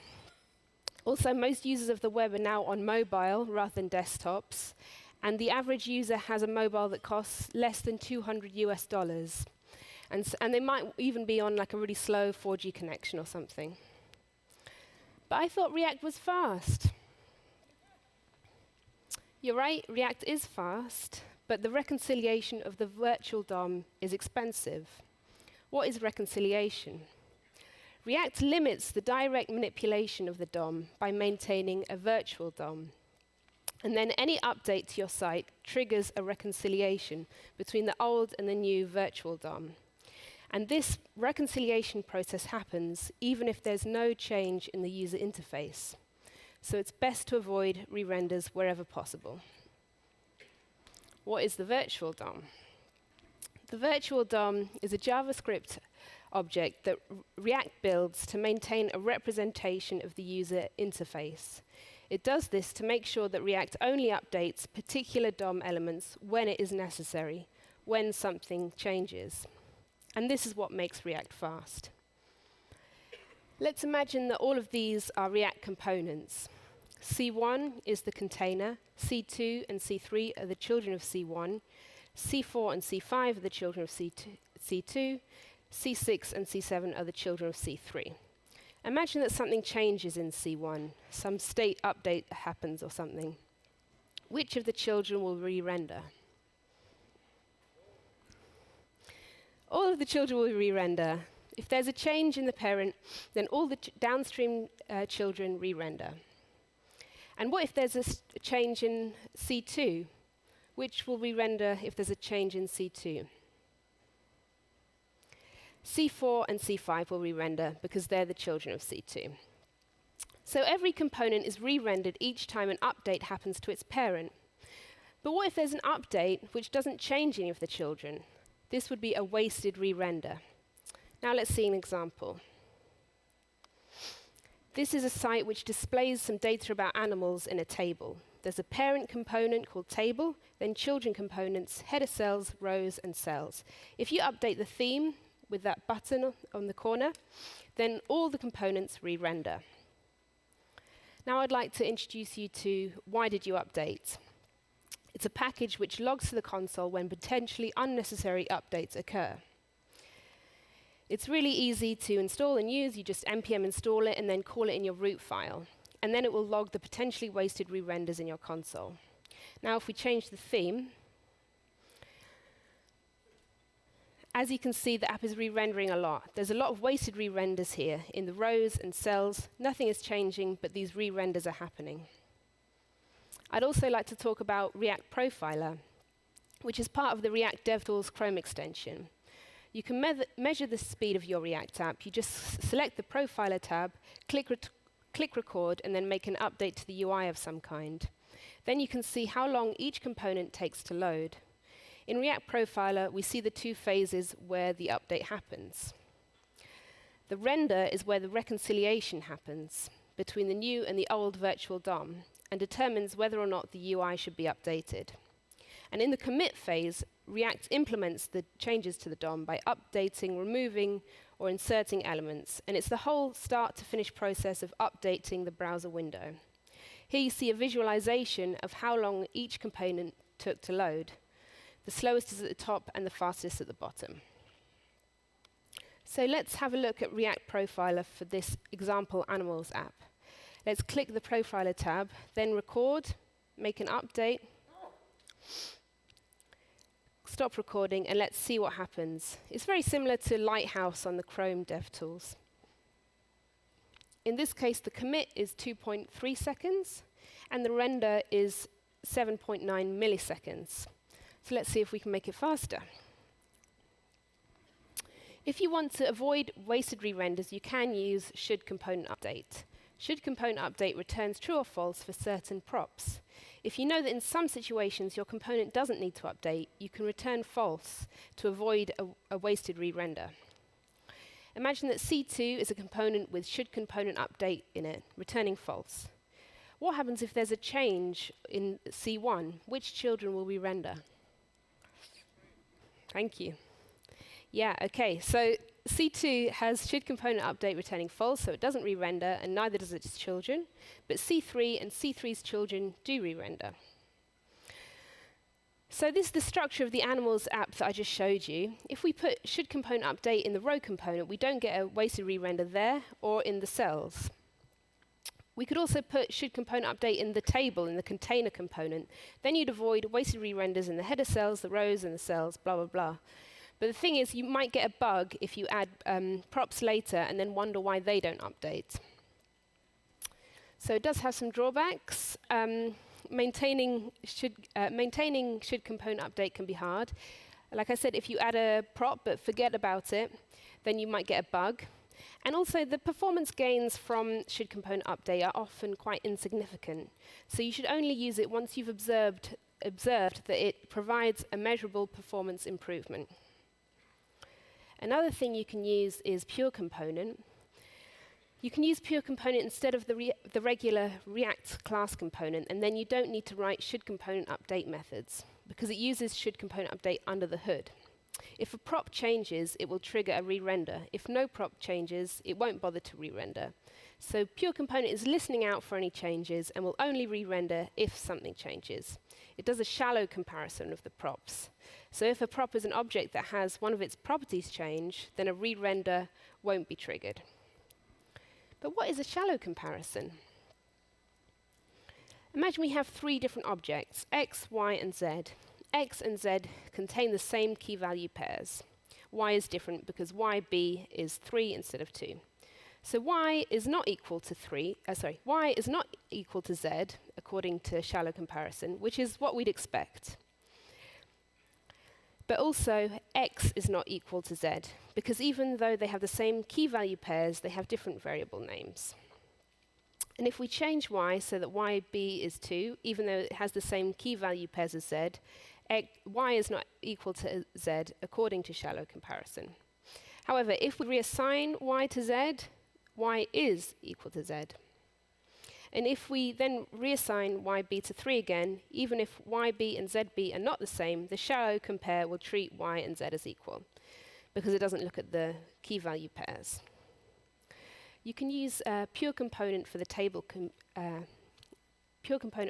container component to stop re-renders downstream in the children. There are also some caveats to pure component, only for class components, and it implements should component update with this shallow comparison. Also, you should be careful when using this props.children, because when React compares new and old children props, the child component is always returned as a new object. So React might assume that the children should update when perhaps they shouldn't. But what about functional components? React Memo can be used for stateless or functional components. It's a higher order component, and it can give a performance boost by memoizing your component. That basically means that it stores and caches the result of the component, so it doesn't re-render if the parent updates. It's similar to pure component, but it's only for functional components instead of classes, and also shallow compares. What is memoizing? In computer science, memoizing is a technique used to speed up programs by storing the results of an expensive function call and returning the cached result when the same function is called again. So header cells, rows, and cells can all be memoized since they are stateless or dumb components. Let's test the Animals app again. When we click the Update Theme button, Why Did You Update is not logging any wasted re-renders. And in React Profiler, let's record the theme update again and see what speed we get.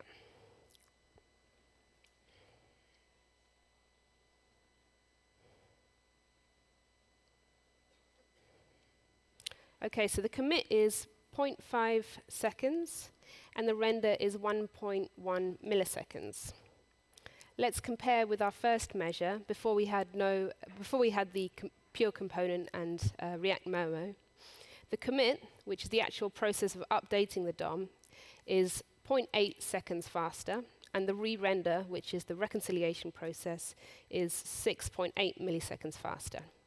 Also, this was a simple example application, but imagine a huge application with a huge list of data and a user with a mid-performing smartphone, and you're on a slow connection. And it might make more of a difference. There are also some caveats to React Memo. It's similar to using should component update, but it's always set to false. Although this can be adjusted if you provide a comparison function as the second parameter. In this example, the function r_equal checks if the props have changed. If prev props are equal to next props, then it returns true. And the memoized value is returned. You can use it on components with children, but make sure they don't have props which should change. But what about React hooks? What do they mean for performance? So hooks don't actually add any new functionality, but there are some performance benefits to using hooks. This is because functional components tend to minify more efficiently in the bundle. In class components, the lifecycle methods are not minified, and unused methods are not removed from the build. The useMemo hook allows you to memoize the results of a function and will return that result until an array of dependencies change. In this example, the component receives a list. The list coming into the component has an expensive function performed on it. Unless something in the list changes, the result will be memoized and the expensive function will not be rerun. The hook useCallback can also help performance. The difference between useMemo and useCallback is that useMemo calls the function, returns the result, and useCallback returns the function uncalled so you can call it later. So useMemo returns the value and useCallback returns the function. Okay, maybe you've had enough of methods and hooks now. What else can you do to improve performance? Another thing to watch out for with React is when you have lists. When you create a list in React, you should provide a key for each item in the list. They allow React to identify which items have changed or added or removed. It can be tempting to use the index for the key. Index refers to the position in the list, first, second, third, etc. But this might cause problems if your list is going to change. So it's better to use a unique ID for your key. This is because if the list changes, for example, if a user can delete an item in the list, it means that the index will rearrange. So if you're using the index as your key, this rearranging is going to have a performance impact. There's also the windowing technique for lists. It's also known as virtualization. And it improves the performance of long lists of data by only writing to the visual portion of the list to your DOM. Because if your application is rendering a really long list of data, you have to wait until the whole thing loads before rendering the first item. But if you use this windowing technique, you only render a small subset of your rows at any given time. So it'll just render the first few items, then load the rest. And there are two main libraries you can use. React Virtualized was there first, and it's a bit larger and it has more features. And React Window was created more recently, and it's a bit lighter.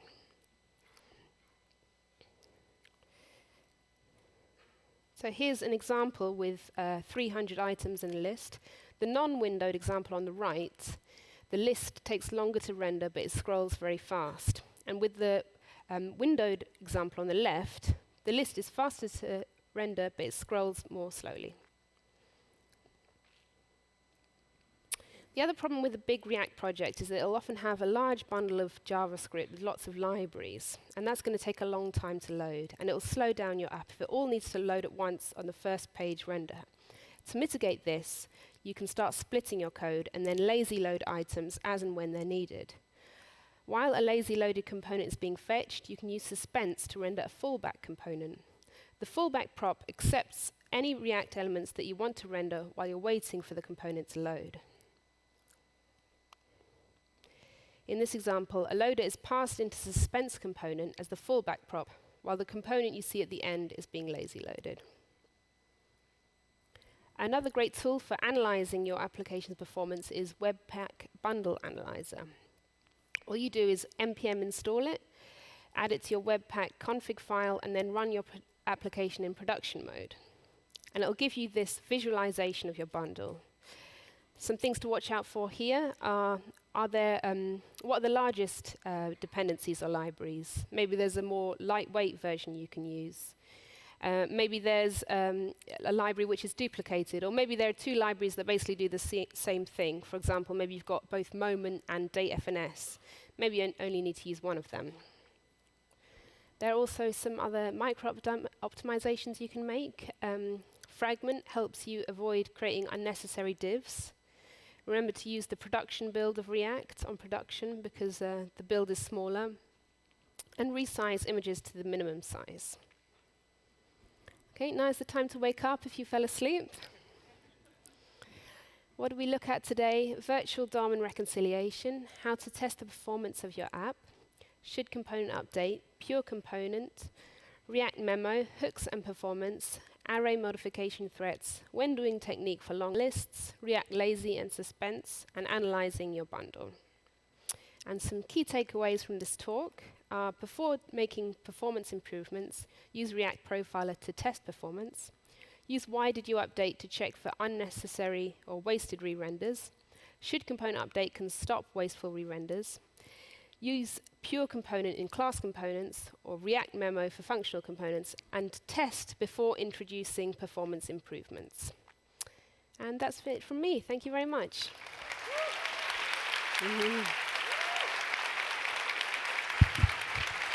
Thank you so much, Jess. Is this thing on? All right, I believe we now have a break.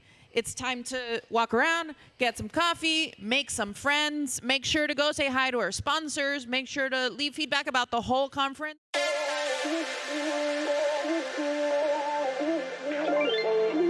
Ain't no love like a real love, but it goes so fast. All tied up like a captive. I'm on to you. Used to pay to run my life, sending the rainbows, playing it cool. I don't felt this in ages, and I've no more patience. So won't you please stay a bit longer? You're making me stronger, making me stronger. Stay a bit longer. You're making me stronger, making me stronger. You're stronger.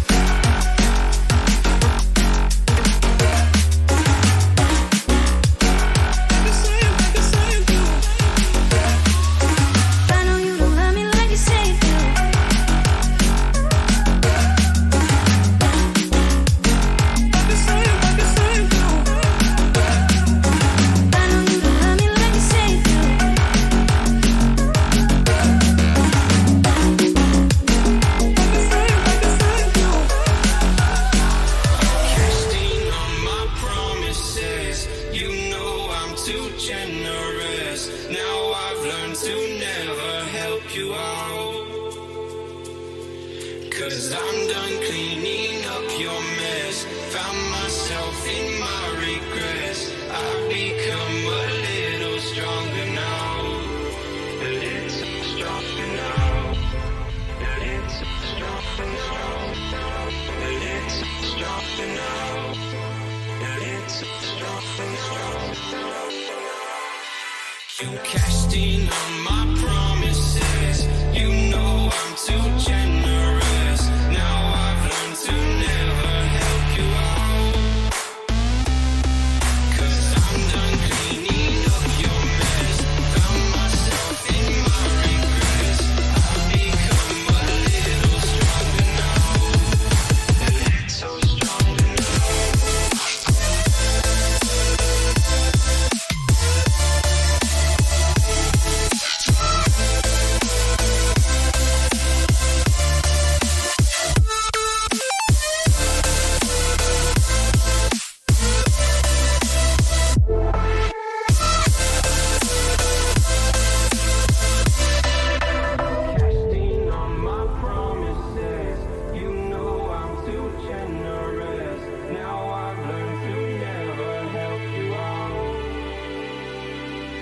'cause I'm done cleaning up your mess.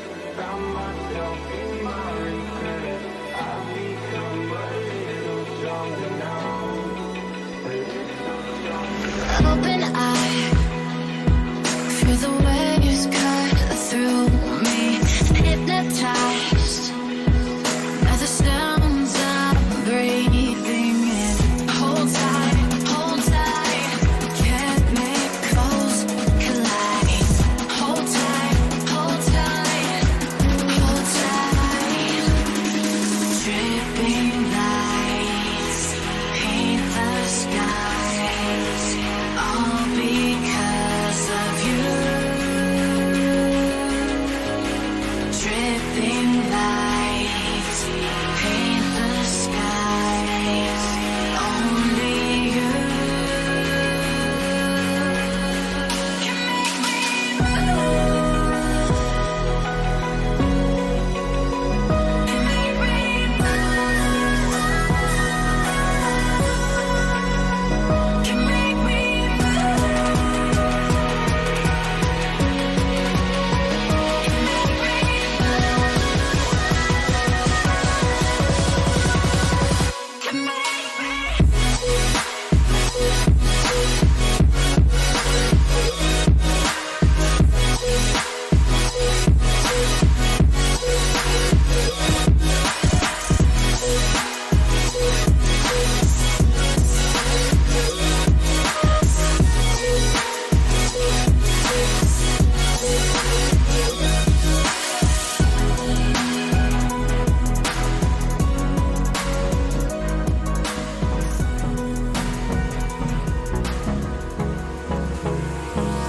Hold me close till I get up.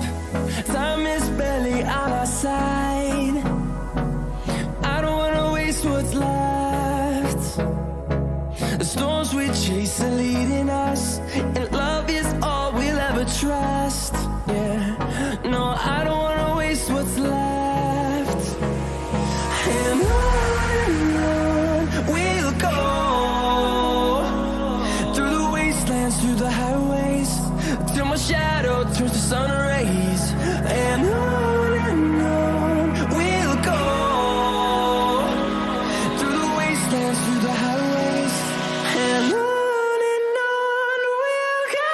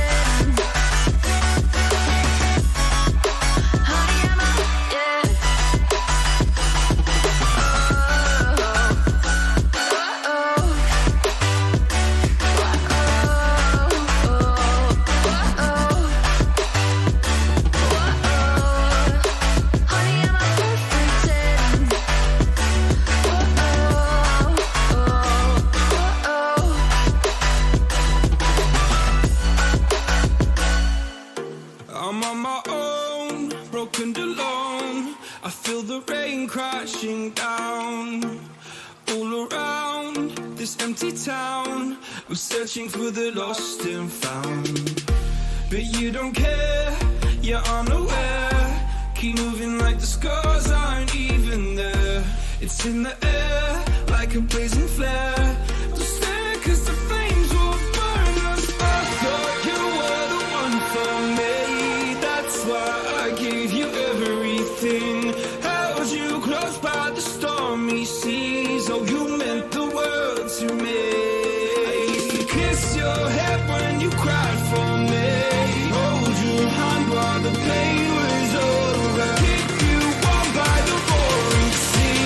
Oh, you meant the world to me.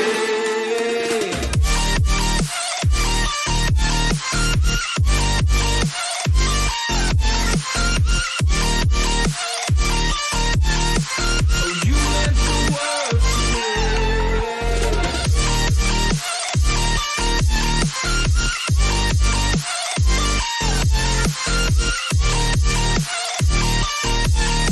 Oh, you meant the world to me. My darling dear, you're never here. When I'm in pain, you hide and disappear. Like shadows in the atmosphere, charting the stratosphere. Yeah. I prayed for you and kept you near, in hopes you'd chase away my fears. I'm on my own, you made it so, and now I'm chasing nightmares too. I used to run with you through the great big leaves, laugh at you when you laugh at me. Hope for us because I believe the home was just you and me. I thought you were the one for me. That's why I gave you everything. Held you close by the stormy seas. Oh, you meant the world to me.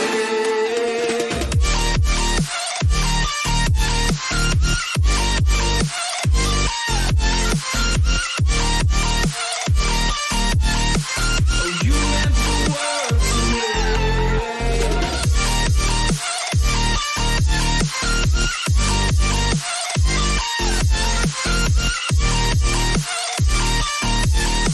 Oh, you meant the world to me. Do you remember how you held me then? Now you got me reaching out.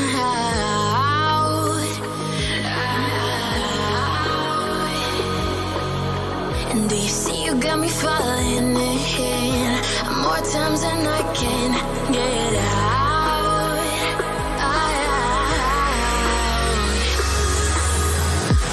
Down in the deep of my mind, I crawl for you and you're always inside.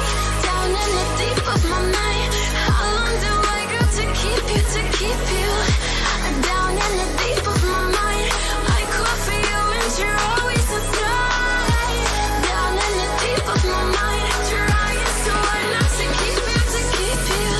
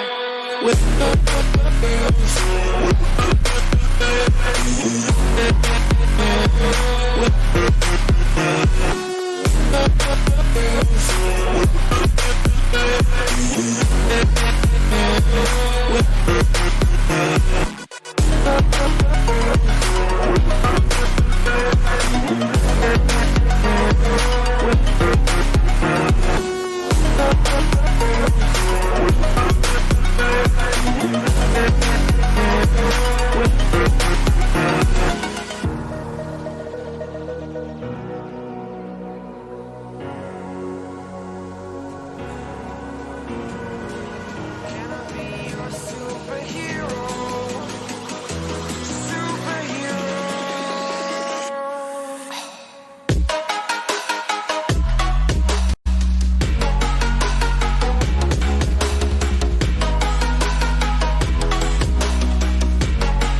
Can I be your superhero?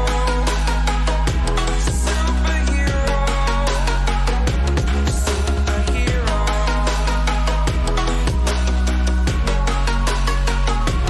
Superhero.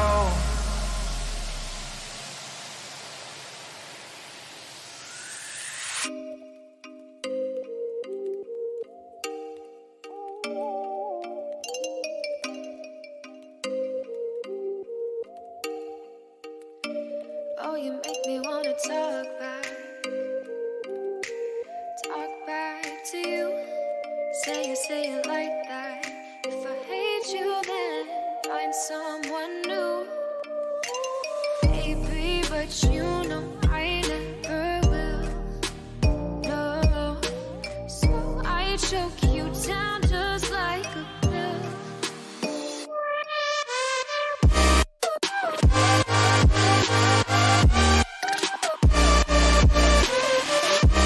Oh yeah,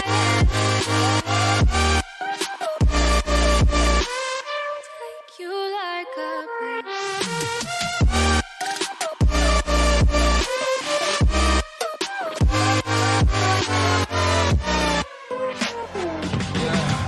I can never ever find the right words, and there's no way this is real life.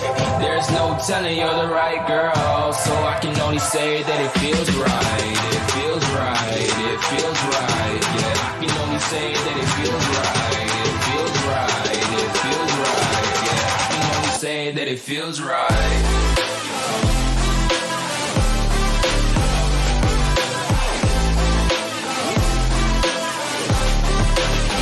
That it feels right.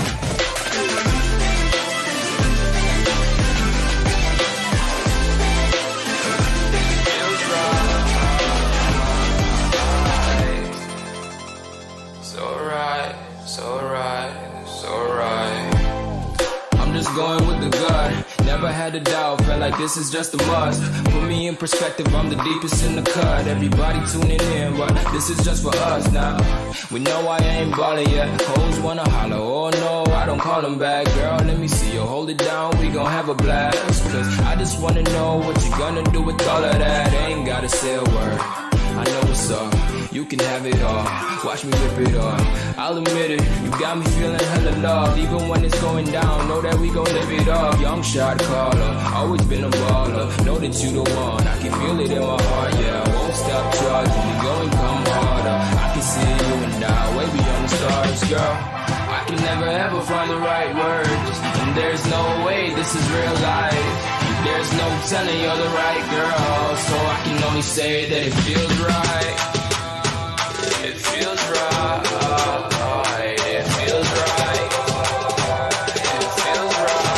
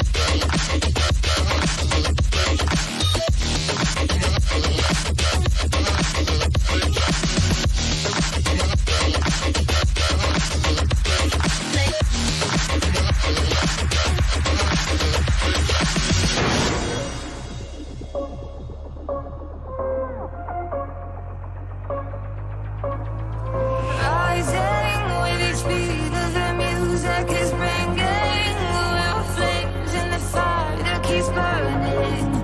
We're inviting the night in.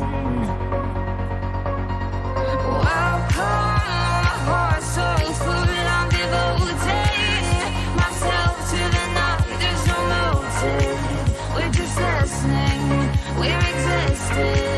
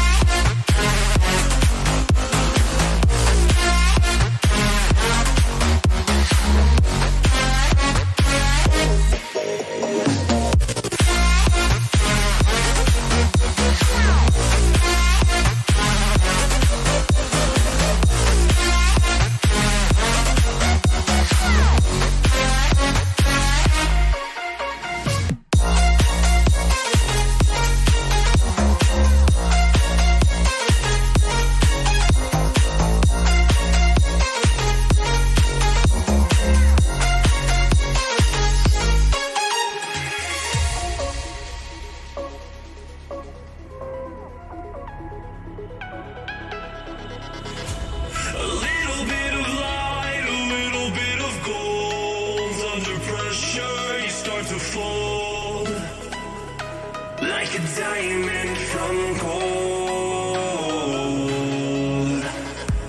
Maybe you are something I cannot define. Maybe you are the fallen kind. I lay in bed with violence, the silent side of me. We see where fire starts to breathe. When I would lay in silence, the voice inside of me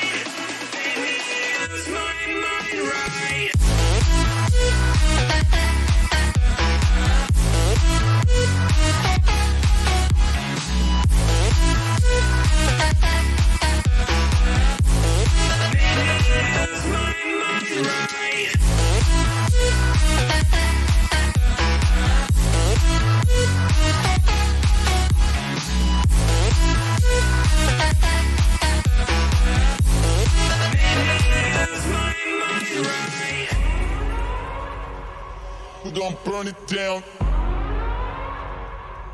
Burn it down. We gon' burn it down. Burn it down. I killed it, it's murder. I killed it, it's murder. I killed it, it's murder. I killed it, it's murder.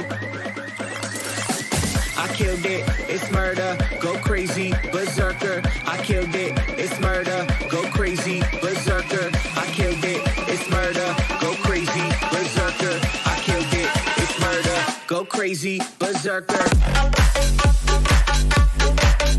Yeah. Show them. Yeah. Change the station with a new shit.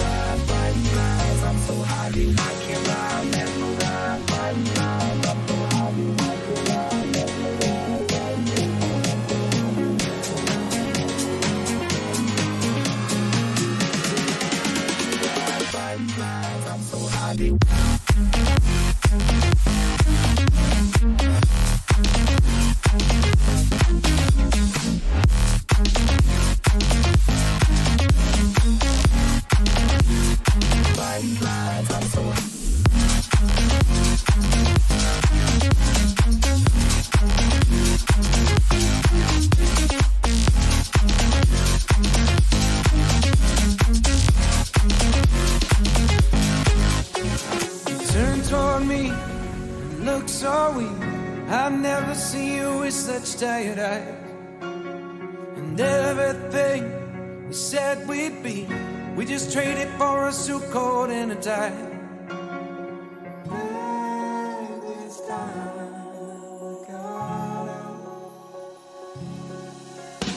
And underneath the rows of trees, I will see you where the ocean meets the sky. Under your toes, fire grows. You are ready for a different kind of life. Silent for the wind is cold. You must return to the wild. Silent for the wind is cold. You must return to the wild.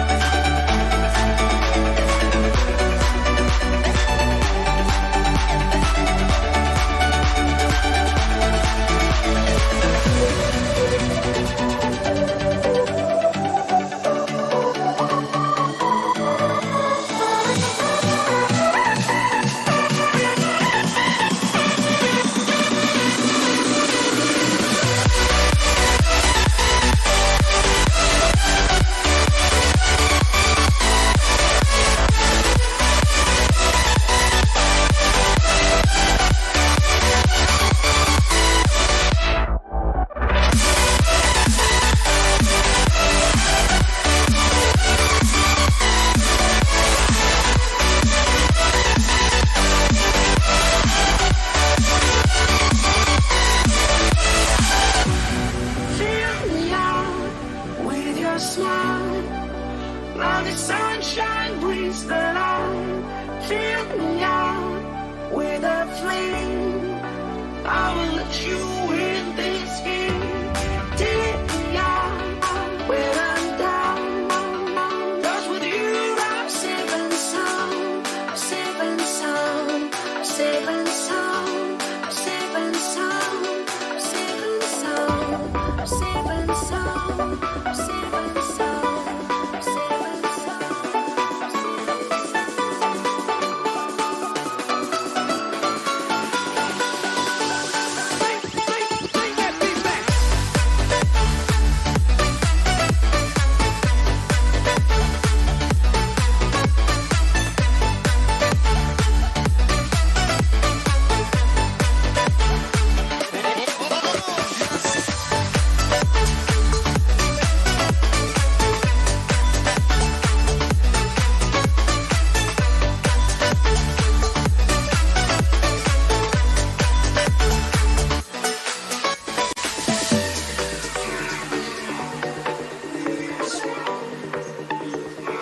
Did we have coffee?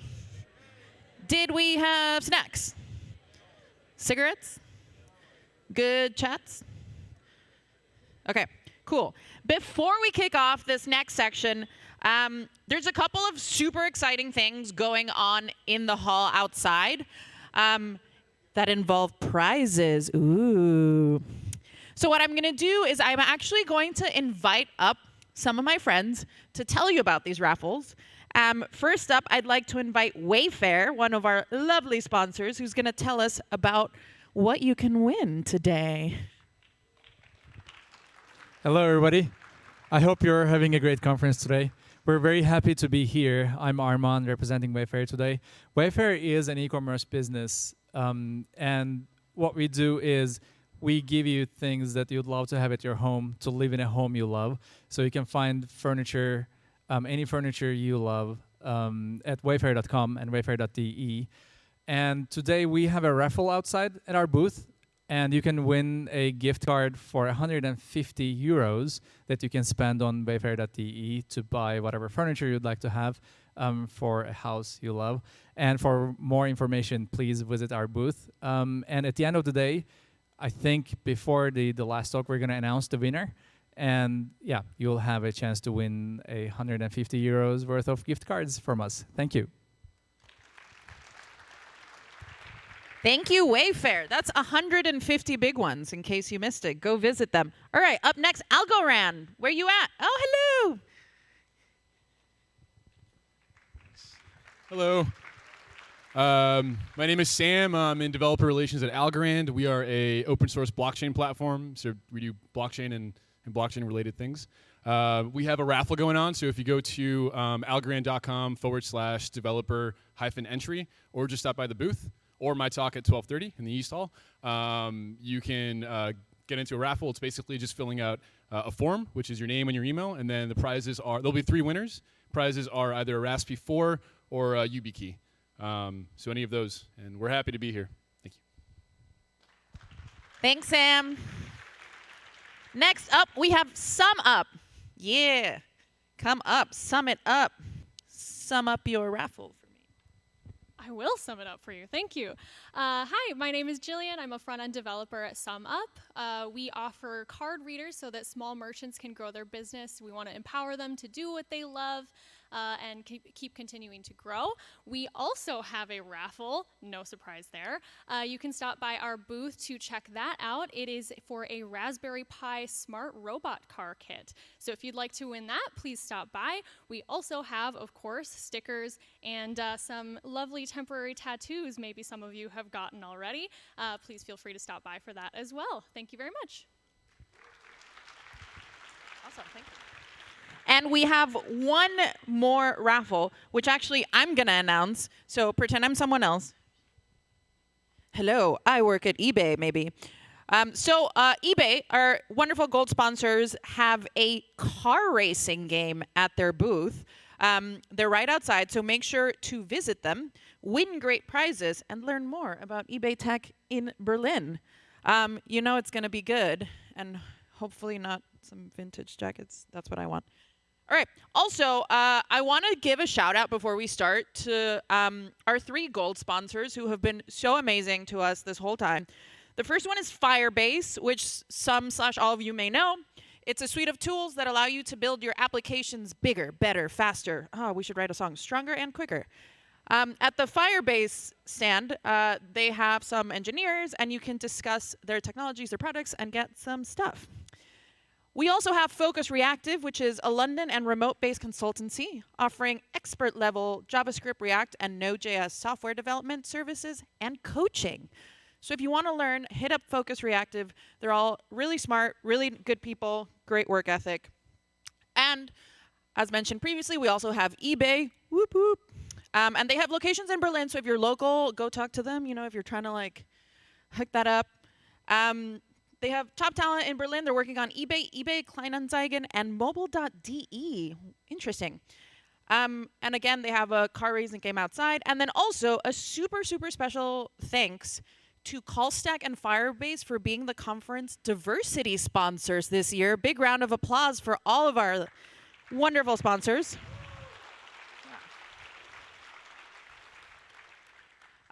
Just also a side note, there's some offline job boards outside too, so if you're looking for either people or jobs, make sure to like write in a note. But let's keep moving, let's keep it moving. I am super excited to welcome up our next speaker. He's flown across the ocean for us.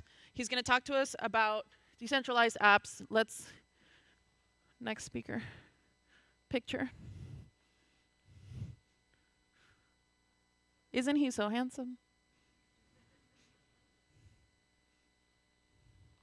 It's fine, I can wait. Ooh, this keeps getting better, I love it. One more. Oh, we hit slides. There we go, all right. Let's do, I just had a bunch of coffee and talked to my friends. Welcome for Andrew Hill.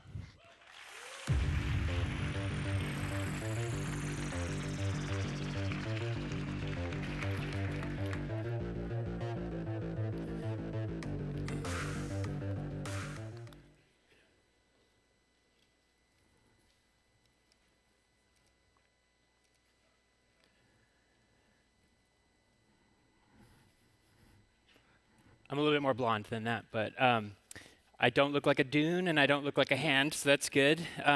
So excited to be here. This is awesome. I've only had the opportunity to watch the videos before, and they just don't compare to being here. This is really incredible. The organizers and MCs are awesome. Let's hear it for them real quick.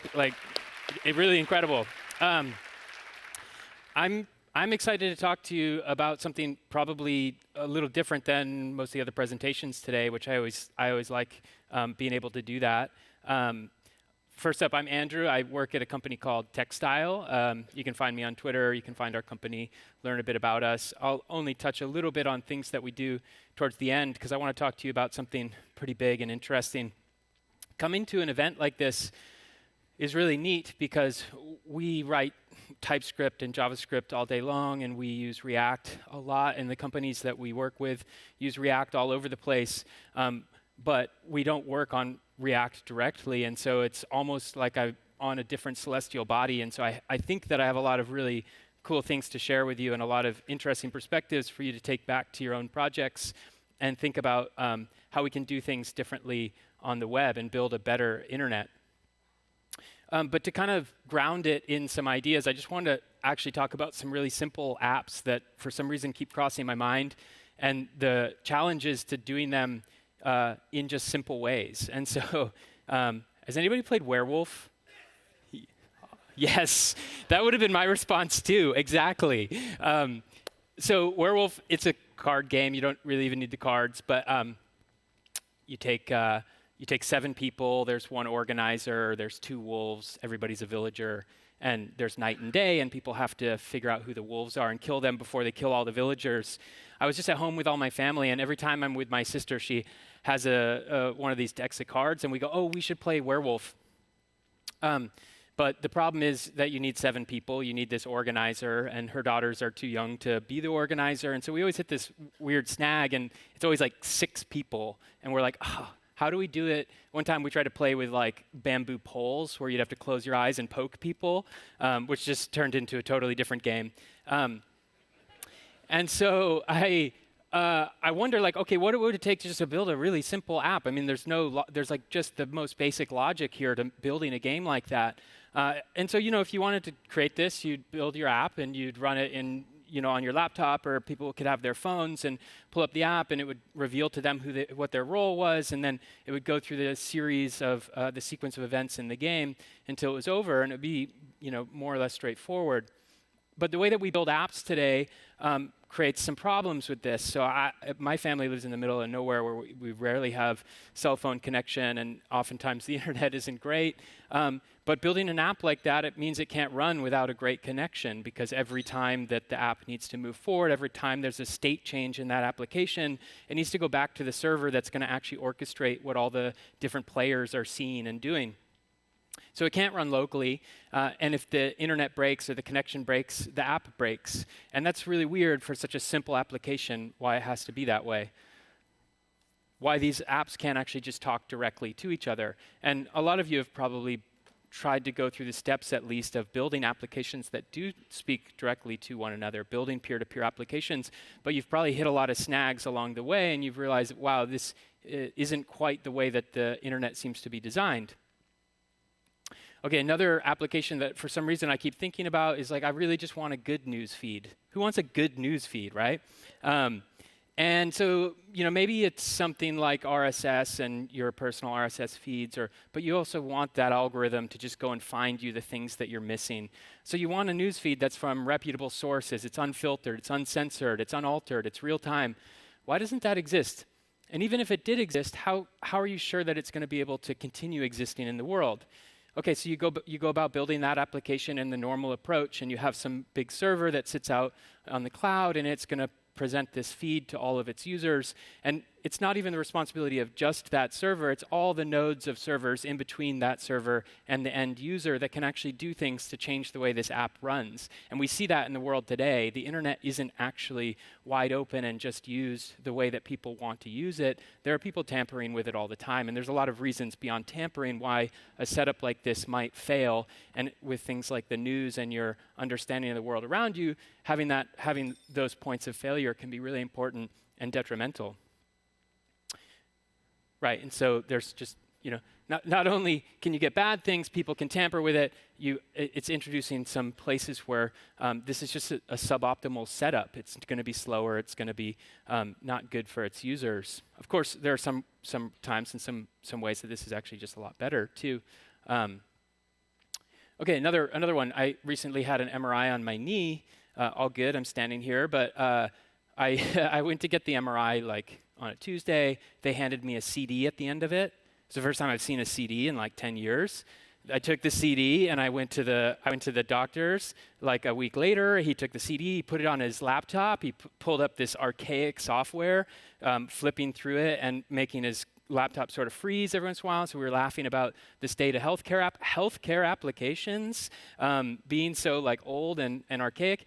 And I was wondering, why can't I just collect my own records? Oh, even more than that, a woman in front of me in line checking into the doctor had forgotten her CD. And so they said, oh, we can't actually help you. You're going to have to come back a week later. You're going to have to make a new appointment and come back a week later. So why can't we just collect our health records, have them on our devices, move them around with us, actually provide access control to the doctors as we're seeing them, show them on their laptop, take that control back. For some reason, a doctor's office for me is always that place that I don't have cell phone connection. It's like maybe it's too many Faraday cages, maybe it's not enough Faraday cages. For some reason, it doesn't work, so we need other ways to make that happen. I don't really think that I want the full scan of my knee on my mobile device, so I need other ways to control and interact with data. So once again, we have this suboptimal setup, so it makes building apps like that a little bit challenging, and it makes things like owning our personal data kind of costly, and it makes it hard for applications to build good infrastructures to do that, be able to get things like GDPR compliance. It also means that a lot of the APIs that you build, no matter how good your intentions are in building them, you've created lock-in, you've created a dependency on them where people don't actually own the things that they're putting behind those APIs. And of course, it always relies on this the infrastructure, the internet, how we built it, working really, really well. And a lot of the infrastructure of the internet, how we've built it, is more or less optimized for Web 2.0. And I'll go more in depth into that as we go forward. But imagine I want to just share with you this GIF, right? Or GIF. I want to get this to you. I made everybody happy or everybody mad, I don't know. But I want to get this to you, and so I give you the URL. That URL doesn't work, so don't try it. So you're all going to go, and you're going to request it from the server, and then you're going to all wait for that request to come back to you. And along the way, it's going to pass through dozens or hundreds, or with this group, thousands of different servers all passing it forward. But we're all in the same room. That's the way that we've set this up. And so imagine that now with Netflix videos in your household and the households next to you, and thinking through how we're actually doing content delivery. And there's just really weird setups of the internet that we all just take as the default. And there are other ways to do it. And not only are we taking it as the default, it's actually created this virtuous cycle or unvirtuous cycle where we're creating more centralization of the internet. We're creating latency and suboptimal setups where they don't need to be. We're forcing applications to be online first. We're making data inoperable, interoperable, non-interoperable. And we're using data often that's unverified. We're not sure if it's the same source data. How does my doctor know that they're looking at the same record that I'm looking at on my phone? And so IPFS, I'm going to talk about it in a few different ways, and I'm going to try to pin it to things on the ground today. But the idea behind this project is to try to solve a lot of these really big problems and take our internet to the next place, to make it really, really strong and resilient in the future.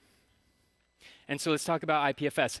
How many people in the room have used IPFS before? How many people in the room have heard of IPFS before? Awesome. How many people in the room want to know what IPFS stands for? Okay, cool.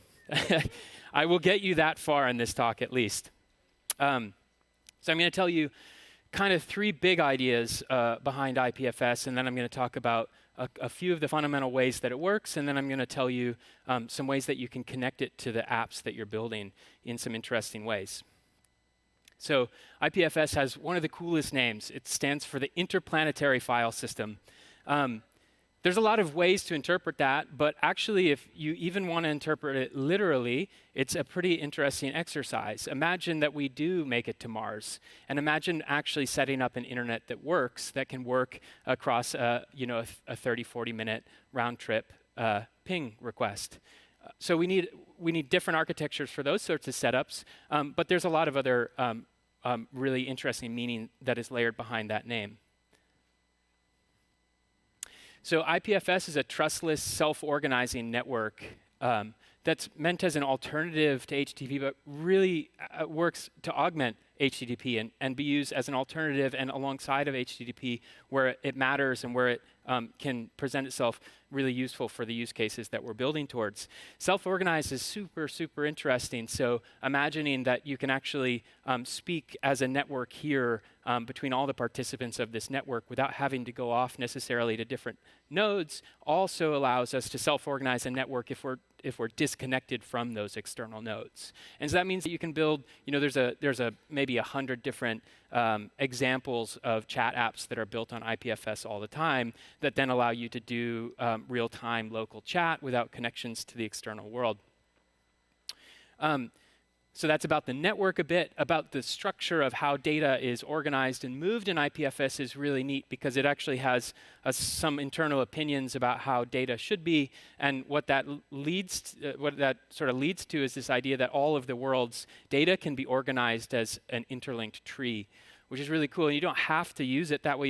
You don't have to really think about your data fitting into the world that way. But when you start thinking about that, you can imagine the idea of owning your entire computing system all by the hash of the root of that data. And we can think of totally different architectures for the apps that we build and the systems that we build to host those apps. And it gets really, really interesting. some really like concrete things. So I don't know if anybody's familiar with distributed hash tables. IPFS runs on a DHT, public or private. I'll touch on that a bit more. But a DHT allows you to do routing. So when you request data on IPFS, it works differently to move that request through the network and get to the data where it's hosted. This linked data concept, content address data, I'm going to dig more deeply into what that means. And verifiable peer-to-peer is core to IPFS, so not only allowing you to exist and move data across a network, but allowing you to connect with specific other peers on the network and actually have encrypted and verifiable communication of data with those peers. IPFS is actually a stack of different protocols, so a lot of people just talk about IPFS, but you can talk about some of the pieces internally independently, and they're worth Googling and digging more into. One of the core pieces of IPFS is a library called libp2p. So when they were building IPFS, they realized that networking, peer-to-peer networking on the internet is really hard. If you've ever done it, there's just a lot of work you have to do to things from like discovery to NAT traversal is a really big challenge. And so they started building this library and realized, okay, we should actually pull that out and make that useful for a lot of other projects. And so you see libp2p, it's being used by Ethereum, for example, now. IPLD is this concept of the linked data. So if anybody's familiar with Merkle trees, it's the way that you can actually have structured linked data that connects folders and files online, as well as the bits within them, which is really cool. So I want to dig into a couple concepts just to get your brain firing on how this thing is working and what's neat and interesting and new about it. So content addressing, how do you get a file on the internet? So let's look at the way that we do it now normally, which is, we call it location-based addressing. So you have some URL that you want to go get a file at, right? And that looks like this. So I want to go to this URL, and I want to get this file, z.json. And so the first step is I'm going to take this full URL, I'm going to put it in my browser, I'm going to request it over a fetch request. Somebody's going to convert that URL to an IP address so that then it gets routed to a specific machine. That machine is then going to look at the path of the request and whatever other data, and then it's going to find that file wherever it's stored in a database, on disk, whatever. And then it's going to return it to you as the raw data. I just asked for ZJSON. I don't know if what I got was really the thing I'm requesting. I have some sort of trust relationship here with the server that's going to give it back to me. So this breaks down. This breaks down a lot on the internet, and for a lot of different reasons. But you can imagine what I've mentioned a number of times, that at the bottom layer here, at the beginning of the journey, our network might disconnect. So the second that the Wi-Fi here stops talking outside to the internet service provider, we don't get any of these requests through anymore. The translation of domain name to IP address, that can break down. That can go away. Additionally, IP addresses are very correlated with geography, so it makes it very easy for governments to block entire ranges of IP addresses in order to block other countries and block traffic to those countries, which means your services aren't going to be available everywhere.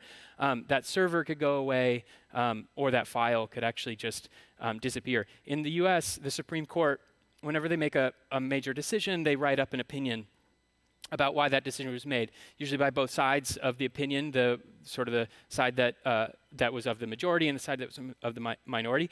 And there was a study, I forget the exact number, so don't quote me on this, but there was a study that looked at URLs that were put into those decisions. These decisions are defining the law of the United States. And the URLs put in those decisions, it was something like, off the top of my head, it was like 70% of those links don't work anymore. So that's mostly towards those upper two. It's not that people are blocking them. It's not that you can't get the internet to get them, but it's that servers and files go away all the time. And so that data behind those links is really important. And I'm sure a lot of other people would have tried to help keep them up, but it's only left to the responsibility of that final point to do it. So in content-based addressing, this works totally differently. When you want to get z.json, what you actually have to do is you don't have to know the name of the file, although you probably know a bit of the metadata about the file you want. Instead, you you have a hash. And so the way that you originally get the hash is the person who created z.json is going to use an algorithm to create the unique hash of that file. So you're probably at least familiar with hashes. SHA-256 is a really common one used in IPFS. And so SHA-256 is meant so that this z.file file has an ID that is unique in the entire universe. There should never be another file created that has that same hash. And so now when I request that file from the IPFS network, everybody knows what I'm talking about. Even if they don't know what the file is, they know if they have it or they don't. And when I get that back from, from anybody on the IPFS network, I'll have some data and I'll have the hash that I requested. And all I have to do is rehash the data to verify that I got what I asked for. And so that creates this really interesting setup where I can actually ask for the data behind this hash from anybody on the network without caring if I actually trust that they're going to give me back what I want, because I can always just check. And that's really powerful, and it allows us to think about building things in different ways, and it allows us to think about how we can take data that's really important for humanity and allow anybody to host it and make it available on the internet in a way that's not only replicable across the internet, but allows our applications to always be able to get it. And I'm going to talk a bit more about the always be able to get it in a second. Some of you might be thinking, okay, like that sounds really similar to why can't you just do the same with a CDN? Why couldn't I take that z.json with a CDN? That sort of misses the idea of the CDN could go away or the person paying for the CDN could go away. But it also misses the way that this is fundamentally different. And if you don't believe me, you should look at Cloudflare's work on IPFS and actually their experiments in making IPFS nodes and gateways available as part of their CDN, because they see this as like as a really interesting and alternative approach. And they're doing some really cool work there to try to figure that out. But this comes into play in reality too. So in Turkey. Well, let me start on Wikipedia. There's a page on state-sponsored terrorism, and there's all the classic actors in there. I mean, there's the United Kingdom, there's the United States, and there was Turkey, and there is Turkey. And Turkey didn't like that. They said that was actually lies from the media, and they have a law against the media lying. And they said, Wikipedia, you have to take that down. Wikipedia said, we don't take things down. You change them, and if they're wrong, they'll be changed back. And Wikipedia didn't like that, or sorry, Turkey didn't like that, and so they did what I mentioned before. They blocked all of Wikipedia in Turkey.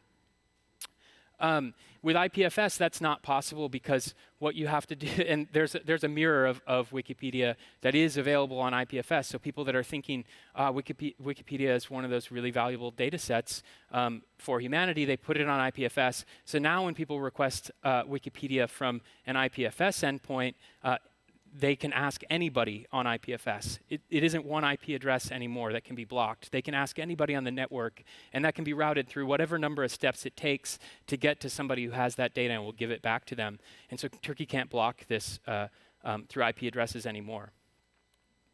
And it also lets us do things like these self-assembling networks. So now I can build apps like Werewolf. I could build apps like my healthcare app. I could build apps like a news app that can't be censored, or they'll work locally, or they enable peer-to-peer discovery. If you have an IPFS node running on your laptop right now, I could actually request data directly from it across this network. I mentioned before this concept of linked data. I'm just going to move a little quickly through this, but it's really cool.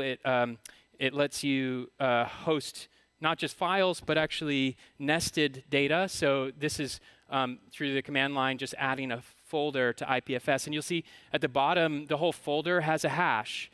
And so I can request sort of all the data behind the folder, but every file within it also has a verifiable hash. But I don't necessarily even have to request those verifiable hashes. I can actually use the nesting. So this hash would actually have within the DAG like a / main.css. Every file itself has there's an algorithm that gets applied to it that breaks it up into a lot of small pieces. You can bring your own algorithm and choose how this is done, but that nesting is also really neat because I can ask for a file from the network, and anybody on the network can send me small packets of that file, and I can then reassemble the whole thing into the verifiable end file. So self-organizing, self-verified data, offline first, local first, which I think is really interesting to this community, and powerful data structures. So the the nesting of data. And I'll show you just a little bit more of that as I finish up here. So now I wanted to move quickly here because I'm getting close on time about using IPFS with React, because that's where I want to kind of like inspire this crowd, because I think that React is just the perfect place to be pushing IPFS and doing some really cool things with a decentralized network of data and encrypted data ownership and offline first applications and self-hosted applications and peer-to-peer applications. And there's so much to be done, and so I want to bring you all in. So I just want to answer a few questions here. Can I use IPFS to host assets for an application or a website? So you just want some images in your app and you want to be able to pull them into your view. It's really easy. Same way that I showed before, oftentimes adding data to IPFS is, you can do it through any language you want, but just on the command line here, I'm going to add a logo to IPFS, and then they have a JavaScript library if you go to js.ipfs.io. Later, retrieving that hash is as simple as doing an IPFS get. Now, I don't have to get that logo. I could actually get a whole directory, and this is that will be actually much faster. I can get the whole directory without getting necessarily traversing down and getting all the data. So then I can see what's in the directory and quickly go grab any hash for a file within the directory. And that's where this marriage with React is so exciting, because actually linking that with lazy loading and suspense, it actually gives this really powerful framework to do this in really clean ways and give really good user experiences behind it or on top of it. So yeah, but you can host your assets. If that's the simple thing you want to do, you can host assets on IPFS. It's easy. There's a million use cases of people doing that. But not only that, you can actually host entire applications on IPFS, and that gets really cool too. And you don't have to host applications on IPFS that are alternative to HTTP. So back to this example, I can take my homepage and I can add the whole thing to IPFS. And then I can go to any IPFS node and actually request that root hash, and my homepage will be there. Even more than that, there's a bridge between HTTP and IPFS. There are bridges all over the place, and there are some that are exposed in the browser. We call those gateways. So you can go to any gateway and actually load up your homepage now by going to that hash. Okay, hashes. Who wants to pass hashes around all the time? You want other ways to do this. So there's actually connections with your DNS providers. So you can actually use a tool called DNS Link to take your hash and turn it into your app, turn it into your web page URL. So then people can actually request your URL, and that URL will just go off to IPFS and get the data. Okay, so can I use IPFS for dynamic data? This is where it gets really exciting and interesting, because you don't want to be passing around the static hash of your app and having to change the hash every time you update it, or change the hash every time you change the state. And so dynamic data is totally possible, and it uses sort of the whole stack of technologies from IPFS to libp2p to IPLD. Okay, so your normal app setup, maybe you have your view, actions, and states. What we've been working on is how you can take your state or your store and connect it to a data structure that we call interplanetary event logs.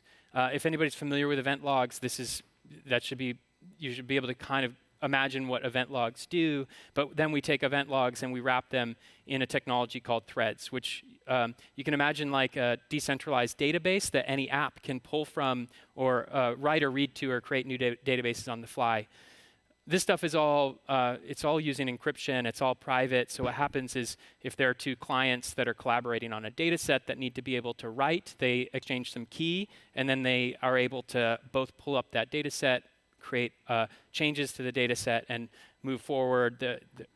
You can add new collaborators, whatever you want. So very, very like typical database approach here. I don't mean like a database manager, I mean like the core data structure.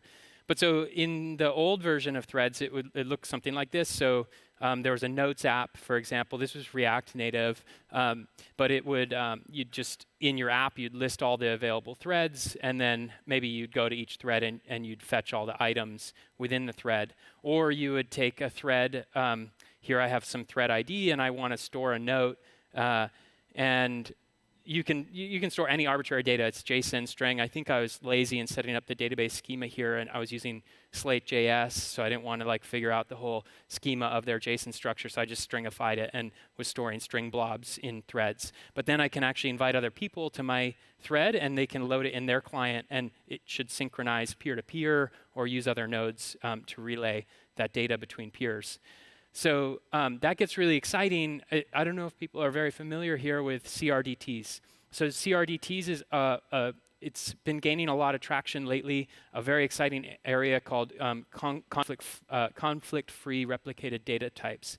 And so if you think of something like Google Docs, where you have a lot of people collaborating on the data, what you want to do is make it so that anybody editing that file can get any other edits in any order, and they'll all still arrive at the same output. And this is a really interesting algorithm meets UX research area, and there's a lot of work building CRDTs. And so these threads and event logs are meant to be sort of an engine towards your CRDTs, if that's what you want. They can also be an engine for key value stores, if that's all you need. But they give you mutable databases over IPFS. They're private, peer-to-peer, or public. You can get multi-user, offline first, trustless, or anonymous. And so another really cool example here that it's more or less like a test of this, but you can see it online, takes a MobX-based app, connects it to interplanetary event logs, and then uses that whole stack. I haven't even talked about Filecoin, but that gets super exciting too. But so what it looks like any database you'd use normally. Here I create a model for a folder of files. Okay, so now I have this model, and that model becomes a thread. So every thread has some data type model that you define. And then when I want to add a file, I go ahead and create this file object that I've defined, and I push it. I push it to my on-device list, but I also save it in the thread that I've created. And then what's really cool, and this is where the synchronization gets interesting, is I can just listen to changes to this database, and anybody else that I've invited to this database can also make changes to it, and we can all be collaborating on this shared folder of data. And I can build my application to react to those changes in near real time. So this was supposed to animate, but you can go to the GitHub repos and check out how that works. So it's really exciting. It's very simple to start thinking about how to connect these things to your apps. There are some challenges still with IPFS. There's a really great blog post. It was written back in June, but by Tom McWright, and it's worth reading about some of the challenges of just building some simple things with IPFS. A lot of those are solvable, and a lot of them have been solved already and made easier already. But it's worth a read just to get your head around what you might face. It's moving fast. There's awesome things built on it. OpenBazaar, DTube, which is a self-hosted YouTube with a shared index of all the videos. AnyType, which is like Notion. If anybody uses Notion, but this is local first. You own your data. They can never see any of it. It's all encrypted. Really beautiful application. And so I invite you all to check out these links and get started and figure out how to use IPFS in your next or current applications. And thank you very much.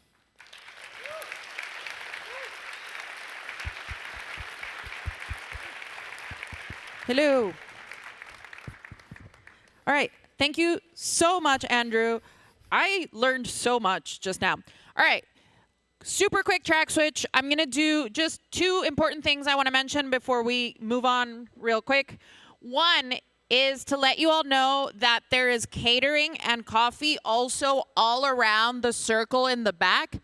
So if any of the front snack and coffee places are really packed, you can walk around the back and all of that has catering too, and it's usually a little quieter. Two is that we have a lost item announcement.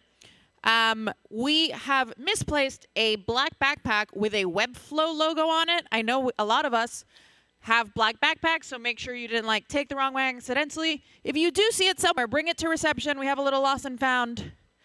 And yeah, just keep an eye out. While we get our next speaker set up, I want to just remind you to visit our sponsor booths. They're all outside. They have their engineers here. They have swag. They have raffles. You could win cool stuff. So make sure. After this talk, we're going to do lightning talks on this stage, which should be really, really fun. Really, really small nuggets of information. And after that, we will have our lunch break, which again is going to be served all around the circle. So try to not like block any walkways while you're queuing up. Are we having a good time today?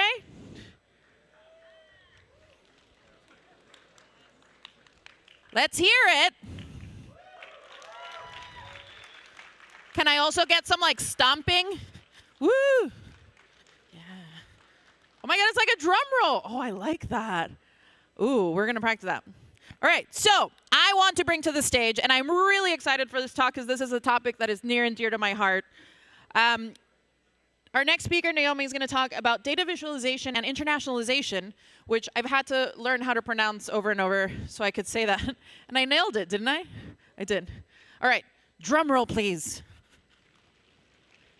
Welcome, Naomi.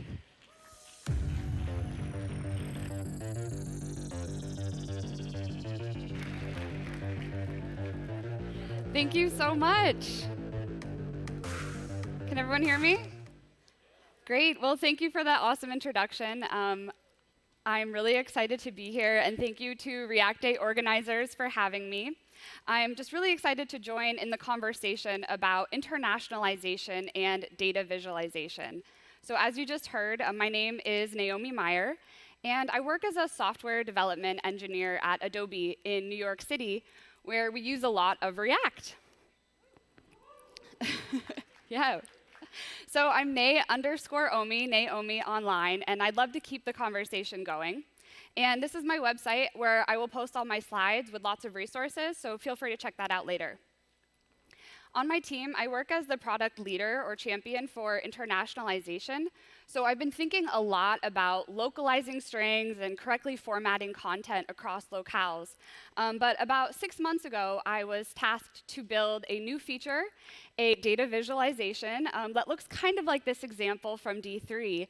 And so it got me kind of down a rabbit hole, thinking as much as I can and reading and researching everything that I could find about sort of the intersection between internationalization and data visualization. And I think it's really fascinating because of kind of the cultural implications of how we think about elements that are involved in a data visualization and how critical it is to make sure that that information that the stories we're telling with our data visualizations, that they are clear and not misunderstood or misinterpreted by diverse audiences of users across the world.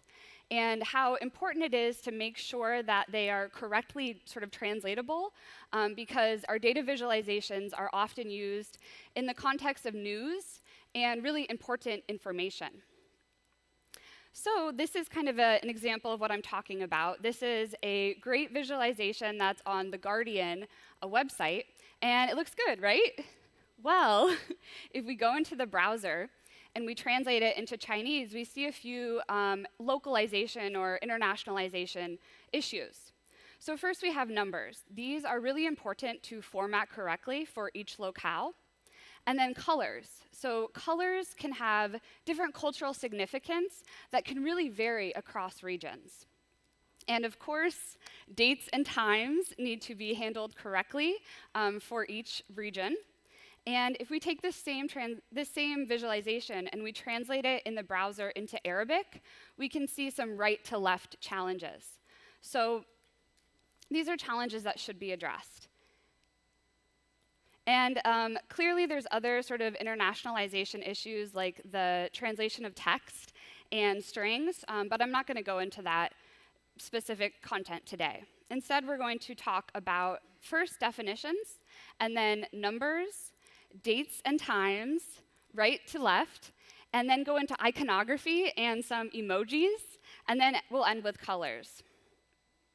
So overall, the aim of internationalizing our data visualizations is to create experiences that are equally usable, relevant, and meaningful for diverse audiences of users across the globe, to really amplify the voices of our global audience.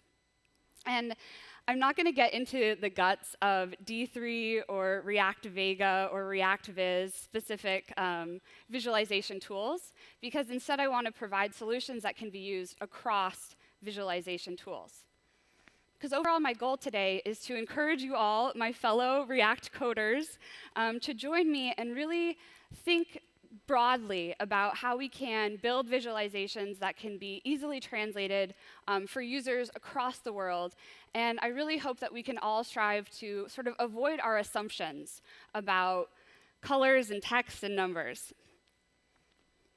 So on adobe.com, and many of our Adobe products, we support over 60 distinct locales.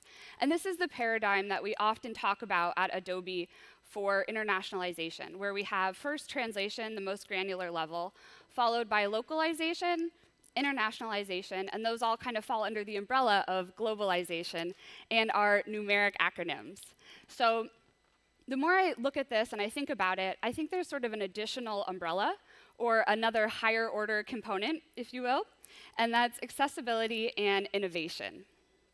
So culture is deeply rooted in our thinking patterns, and it affects how our users interact with and benefit from our digital experiences. So internationalization really goes beyond translation. And by acknowledging and celebrating these cultural differences, we are creating for accessibility.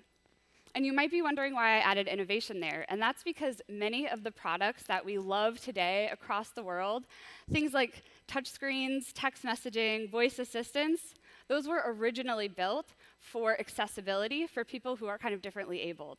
So by building for accessibility and really broadening our minds, we are truly innovating. Also, if we look at these two visualizations, they kind of tell different stories.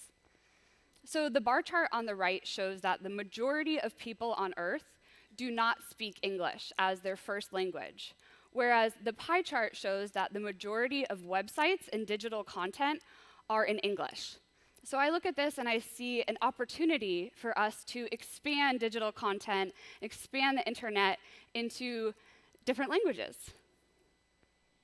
So let's talk about how we do that. Let's go over numbers around the world. So this is a visual representation of some of different numbers and how they really vary across the world. And I look at it and I think numbers are beautiful.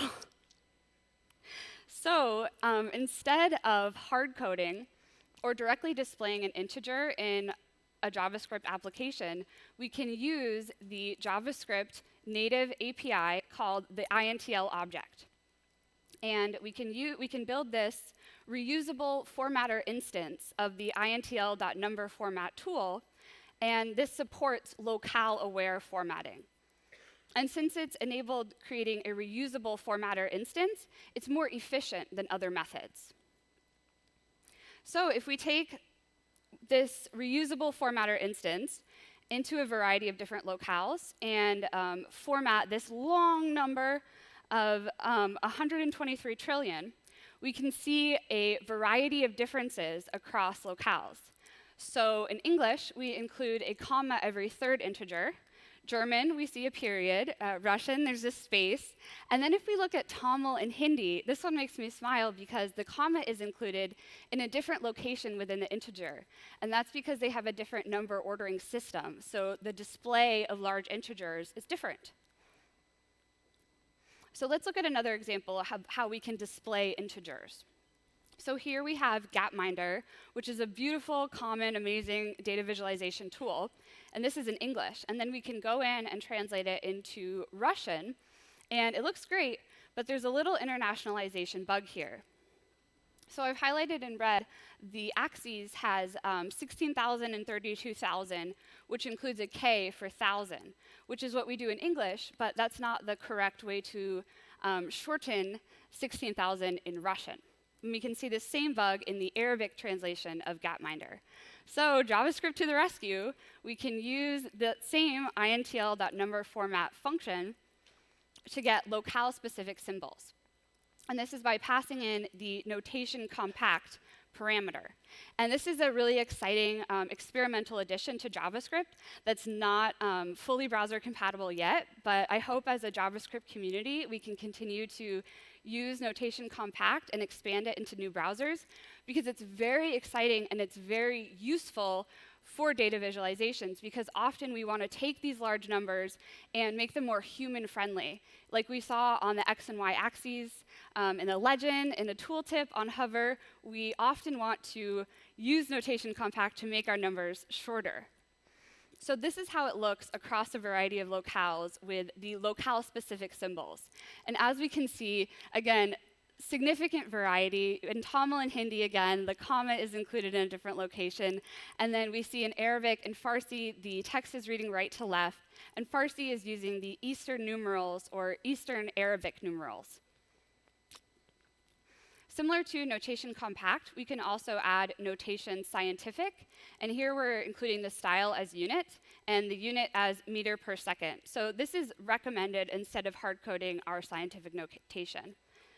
Similarly, we can pass notation as engineering. And these are actually included in the TC39 proposal for ECMAScript from Matthias Baynards and Shane Carr at Google. And I just want to shout them out for doing amazing work to really increase the functionality of the INTL object. So here we have a visualization of a well-localized graph where in red I've highlighted the units are correctly formatted into Japanese. So let's move on to dates and times around the world. So time zones. That's the perfect reaction. Here we have a bright, colorful, jarring example of time zones, which I think is perfect because they are notoriously confusing in computing. So here we can see a representation in the ocean of the 25 nautical time zones that are separated by lines of longitude.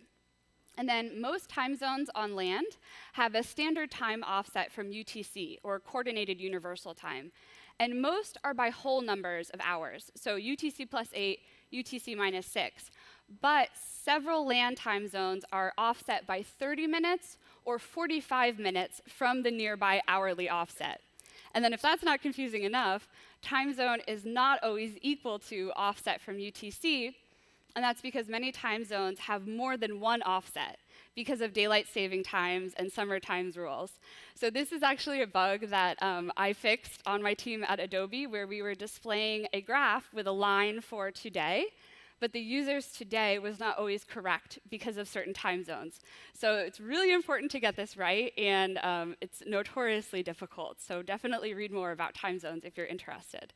And then, of course, the classic question, what day is it today? And it depends on where you're asking, right? Sometimes this is December 6th, sometimes this is June 12th.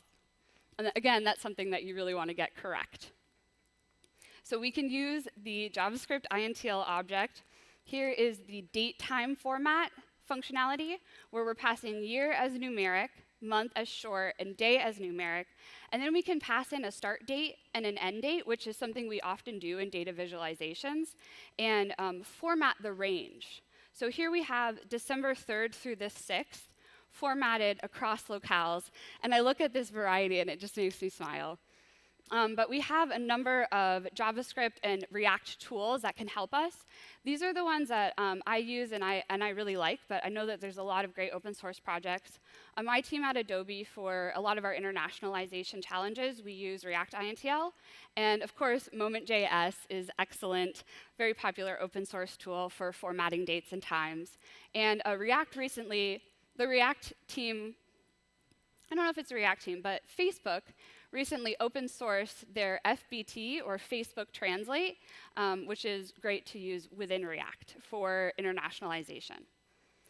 And then final shout out, the JavaScript ECMAScript out of the box has the INTL API, which there's a lot in here. I really encourage folks to read more about it on MDN. And as a JavaScript community, I hope that we can continue to expand the INTL API because it's so useful. Instead of importing additional libraries that can negatively impact performance, by using JavaScript, we have everything there. So let's move on to right to left around the world. So Arabic is the 5th largest language in the world. Grab some water. And then if we add Pashto, Urdu, Farsi, and Hebrew, there's nearly 700 million Arabic speakers in the world. And that's a huge customer base to expand to new markets from a business perspective. It's also a lot of people that by using right to left, they're going to have a much better experience navigating in their native mother tongue. So this is a classic example of right to left, and it's a story that I've heard a lot. I don't know if it's 100% true or not, but the story goes that there were some Coca-Cola advertisers who went to Saudi Arabia, and they built this storyboard where they wanted to advertise in Saudi Arabia, and they said, okay, in a left to right context, the storyboard would be read, someone is lying on the desert, they drink Coke, and then they're happy and running. But they forgot that in Saudi Arabia, people speak Arabic and read this right to left, and the story goes, someone's happy and running, they drink Coca-Cola, and then they're lying on the desert. So it was kind of a fail of right to left. Here's another fun example from Lebanon, which is a great infographic, and we can see all the text is reading right to left, and then the icons are also right to left, where we start on the green and move to the red. And right to left is sort of a mental shift for many of us who are native left to right speakers. So as left to right speakers, we often look to the top left of the page, but right to left speakers will look to the top right of the page. So we have to kind of think about how to handle that in our UI. And that's true for text, but many RTL languages are bidirectional. So in English, German, Spanish, they're monodirectional languages where everything reads left to right on the page. But the many right to left languages are bidirectional, where the characters and text is reading right to left, and then the integers are left to right. So there's two directions happening simultaneously on the page. And then in many apps and data visualizations, we include user-generated content.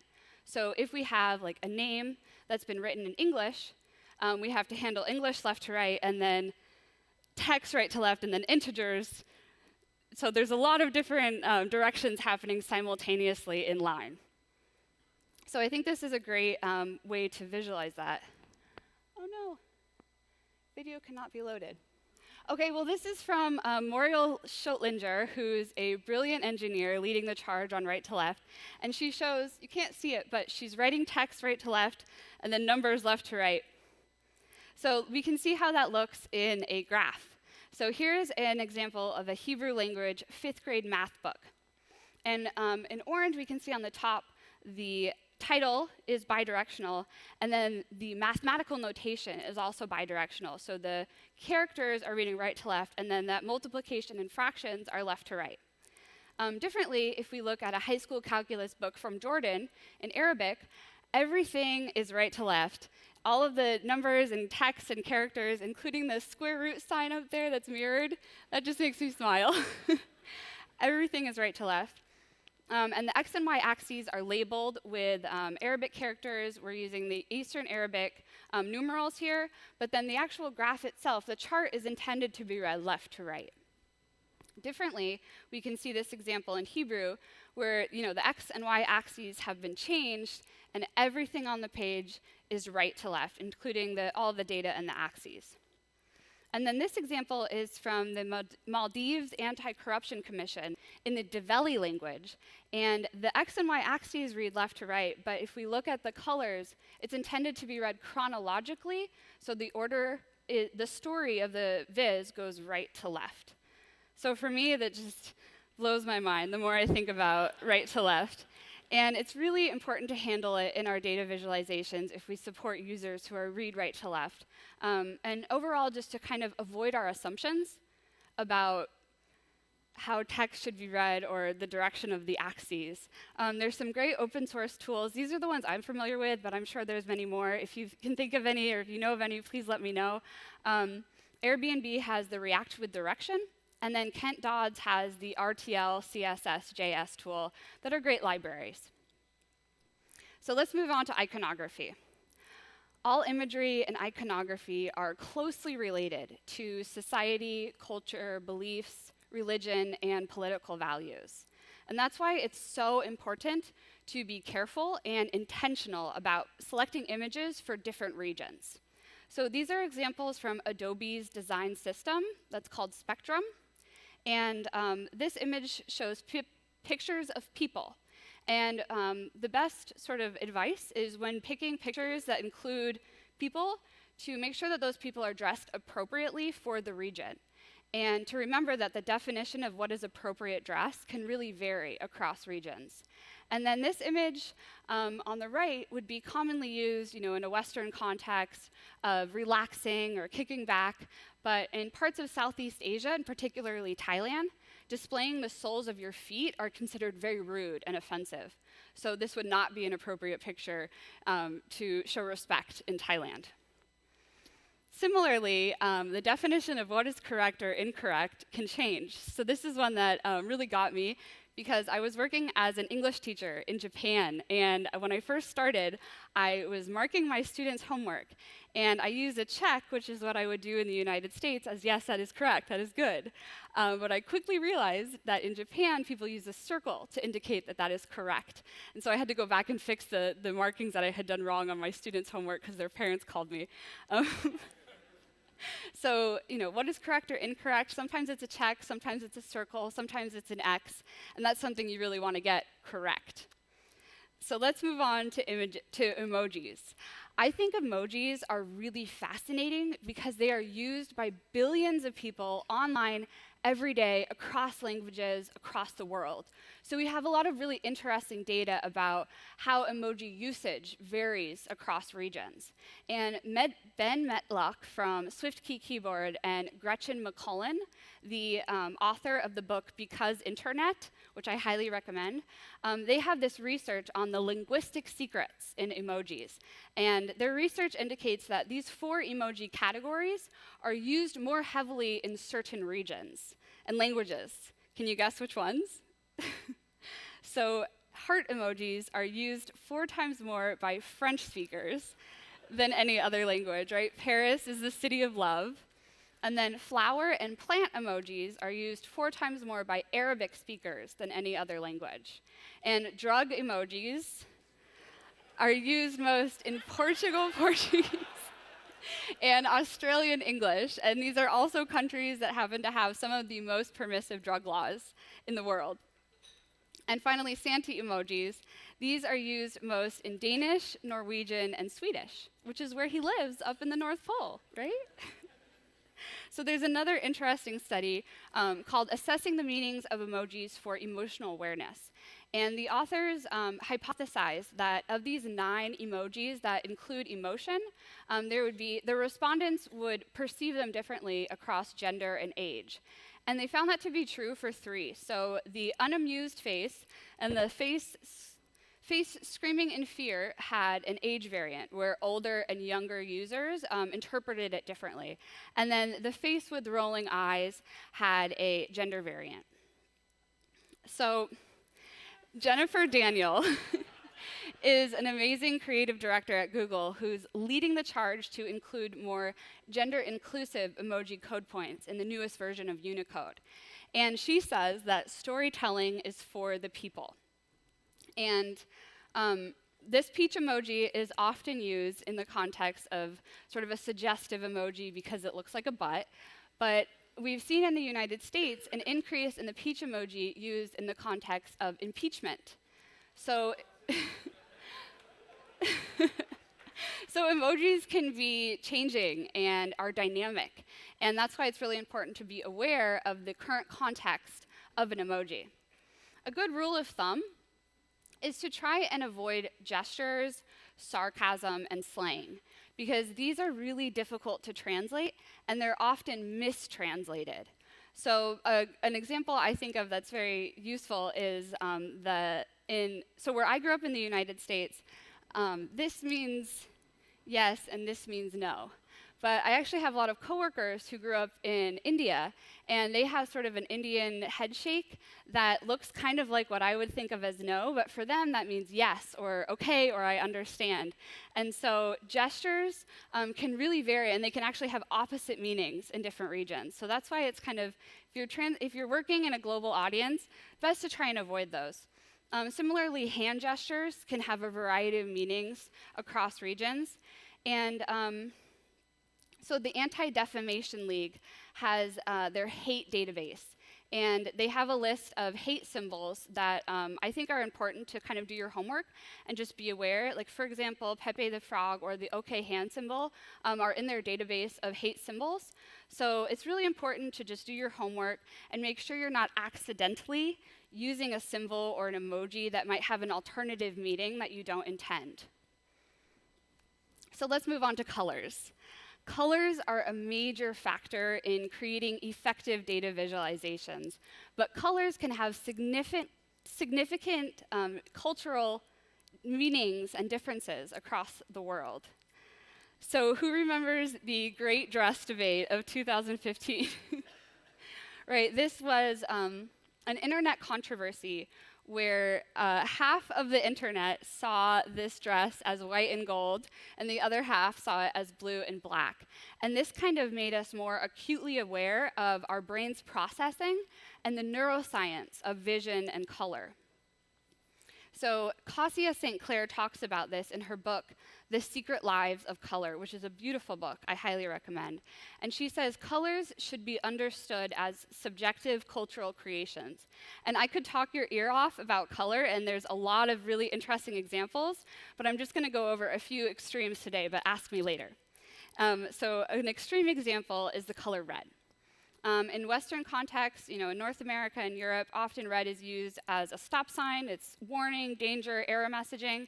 But here we have an image of a Chinese wedding and a Chinese red envelope. So during the Chinese New Year, people put money in the red envelope. So red is a color that's associated with prosperity and wealth and happiness and good luck.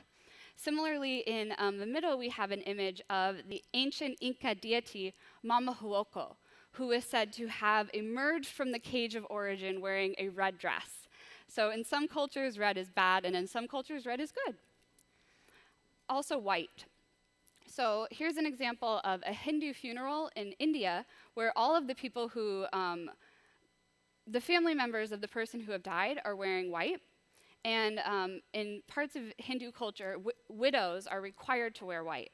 And then a traditional Chinese funeral where all of the family members of the person who have died are also wearing white.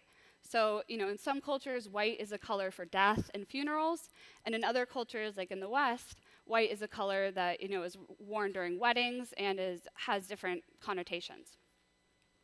And the color purple.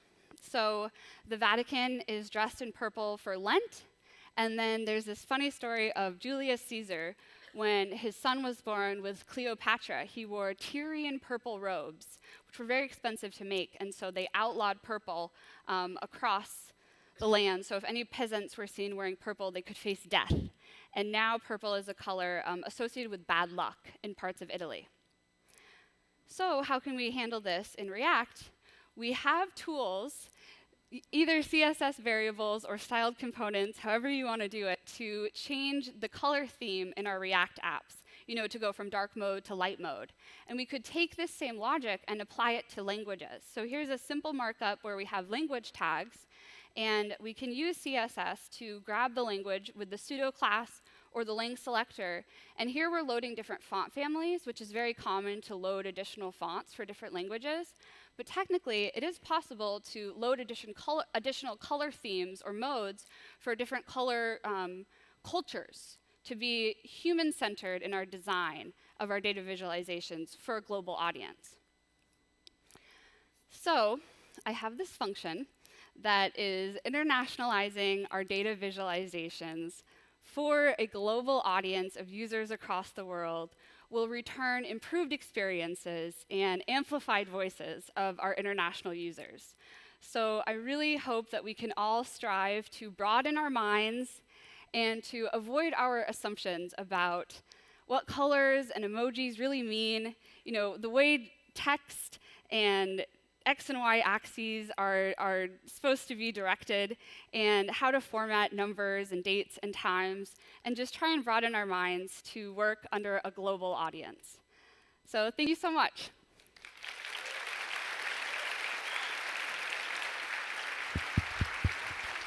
Thank you, Naomi. That was amazing. All right.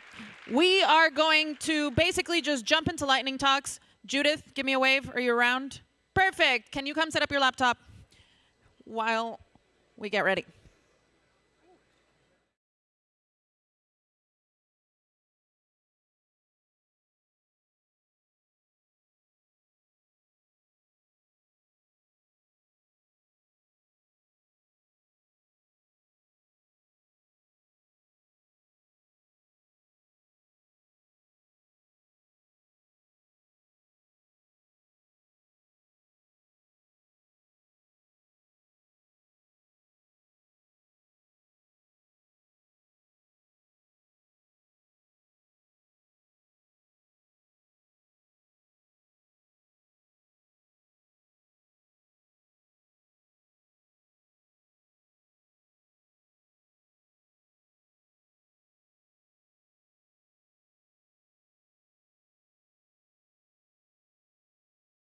Judith talking about how to make your websites look good in print. Please, round of applause for Judith.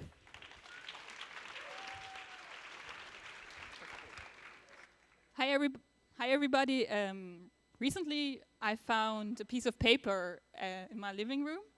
Apparently, the boss of my partner gave it to him so he can go to a conference, which was a website she printed. And looking at the paper, I realized from all the information she wanted to give him, like the location or the price, I couldn't really see. Like the bar on the side was overlapping it, and I couldn't really see anything on this. So it would be probably more useful for her to just give him like the name of the conference on a piece of paper, and he could look it up himself. Usually I probably wouldn't have cared, but at the time I was working on a story for printing, where our users wanted to print something for bookkeeping reasons. And seeing this paper in my living room made me think, probably if you have some meaningful content on your page that is not a video, there will be a person that will print it, and probably websites should be prepared for it. So then I started looking at websites I usually visit. Like there's a website for lyrics, and yeah, you can imagine somebody wants to sing a song in a choir and handing out the lyrics. But yeah, when printing this, I got this on the side, and it didn't really continue on being any more helpful. I think the lyric started on page 10 of my printout. So, or this website where I wanted to read an article and print it, they had this big white space for where they usually had ad. I didn't modify this picture. They really had some white space, and they just displayed ad in the middle. No actually content of the ad, just ad. So wasted paper. Or I was reading the blog post, and they had something fancy for lazy loading images. But when I print, I saw in the preview that the images that were lazy loaded were actually blurred. So yeah, I wasted even color, and I didn't get the content that the website author was looking to give me. So, and before you're telling me I only talk about other websites, I also looked at our website, and we have something that is for scrolling, and yeah, it overlaps our entire content. And then I also read an article about how to fix this, and I tried out, maybe they do it right. Apparently the author of the article and the social media person didn't really talk to each other, because on the bottom there was the sharing icons overlapping the content on every page. It got even worse when I didn't accept the cookie warning, and I just got 11 pages of cookies. I really should accept those. Yeah, and some browsers don't even have a preview, so, and we all know users don't look at pop-ups, so if somebody just pressed print and printed this, I don't think they would be happy with 11 pages of please accept our cookies. So what can we do to make our users' life better. I have some collection of tips that I want to give you that you can incorporate in like every step of your web development. You don't have to like think print first. So the first one is actually something I wasn't aware of, and I'm earning money with front-end development for quite a while. So it's like it should written on every positioning tutorial that if you position something fixed, this will show up on every page of your printout at the same position. So a lot of these examples that I just gave you have some fixed element, and they didn't like care about them, so they just appeared at the same position, overlapping the actual content the website has. The second thing you can do, back to my Lyric examples, when a user wants to press print, actually he doesn't want that much content on the page. I highlighted here in red what the user actually wants to have. He doesn't want a search bar because you can't search on a piece of paper. He doesn't want a comment field. He doesn't want a music player. That doesn't work on paper. So actually, he just wants to have what's left in white on this page. And there's a media query for printing where you can adjust your style sheets in print. And you can also have separate whole style sheets for printing, but for the sake of the example, I use the media query for my examples. So you can define which classes shouldn't be printed, or you define a class no print, and all the things that have this class will not be appearing in your printout. The second thing is links. If you print a link like this, where you just, more information here, and you press on it on a piece of paper, and nothing will happen. But we can adjust in our print style sheet, we can just, put a target after the link, and so when somebody prints it out, he will have the link, and if he's on a device that you can use the internet with, you can just, type in the link, and get more information there. Next thing is, if you want to test your changes, you don't have to print out. There's some rendering options in Firefox and Chrome where you can just render the printed version of your website, and you can even inspect how the style sheets affect these elements. So 3 things: be aware of fixed positions element, print only relevant content, and adjust your links so your user will stop wasting ink, stop wasting paper, and are totally happy because they don't have a pile of paper that are not useful to them. Thank you very much, and we have a booth that you can visit. Amazing. Thanks, Judith. All right, I'm going to invite our next speaker up right away because we're doing it lightning style. Up next, we're going to learn about functional TypeScript. Who likes functional programming? Who hates functional programming? 1, 2 people. Get out. No, I'm kidding, I'm kidding. I'm kidding, I'm kidding. I love you, it's fine. Who likes TypeScript? Who's more of like a flow person? Oh. You should call Facebook and see if they'll.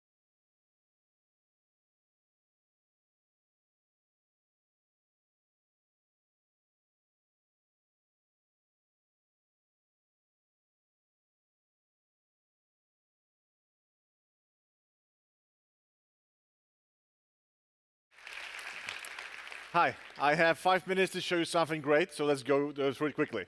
I think that functional programming, as many of the hands showed, is now very popular, and I believe in it. I think it makes things much more easier to work with. And it's even more sweeter when you have types with your functional programming style. And that's why people like Elm, that's why people like ReasonML. And that's why it's also sometimes difficult to do this stuff in pure JavaScript or in TypeScript. What I want to show you is this library called FPTS by Giulio Canti. It's a set of types and some utilities you can use to have all these sweet patterns and data structure you use in these truly functional languages in TypeScript. And it's not just this library, this is the base of that, but there are more of those, including the IOTS and a Monocle, if you know Monocle from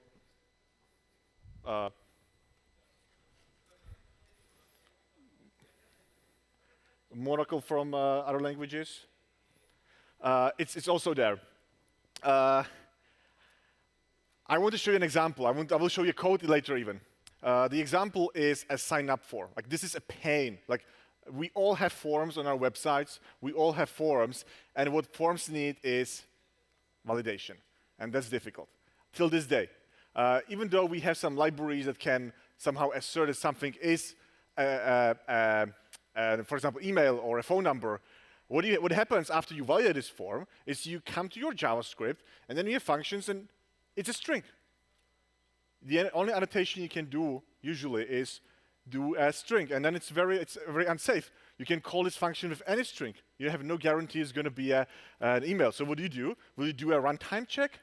Will you do it for every function that wants email? It's crazy. What will you do if it's not an email? Will you throw? Will you destroy your application? I have a solution. I will show you something that will blow your mind. It did mine. I can create a type which makes sure this function is always called with a valid email address. And I can know it at compile time. I will show you. It's some magic in there. In functional programming, we usually distinguish between the ugly world outside and the beautiful, pure world inside. And on the border, we have this border patrol, and it's called I/O, input-output. It makes sure that we translate the ugly things to the nice things nicely. And there is this, I already talked about that, there is a library called IOTS, and we can use that to create something which is called branded type. And that will be the email I talked about.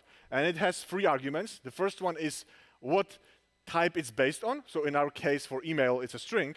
Then you pass a rather magical part, which is still pure TypeScript. It's called type check, I hope. And here you pass something, and a return is Boolean if the thing is the email. So here I only validated it's an email. It looks weird, but it's small magic. And then you name it for debugging purposes. Also, what you get from this is the actual type you can use in your type system. So what happens is that the structure has a function called decode, and you can pass anything to it, anything, and it will make sure that the result is email. But what if it's not, right? Will I throw? No, I don't want to throw. Then we have another type in functional programming, a pattern called either. And either has 2 parts. It's left or right. And left is for errors, and right is right, meaning is the correct one. And you can make sure that when you call something, you have to handle the wrong state. You have to handle the error. That's very important. And again, the library I talked about has some nice utilities for that.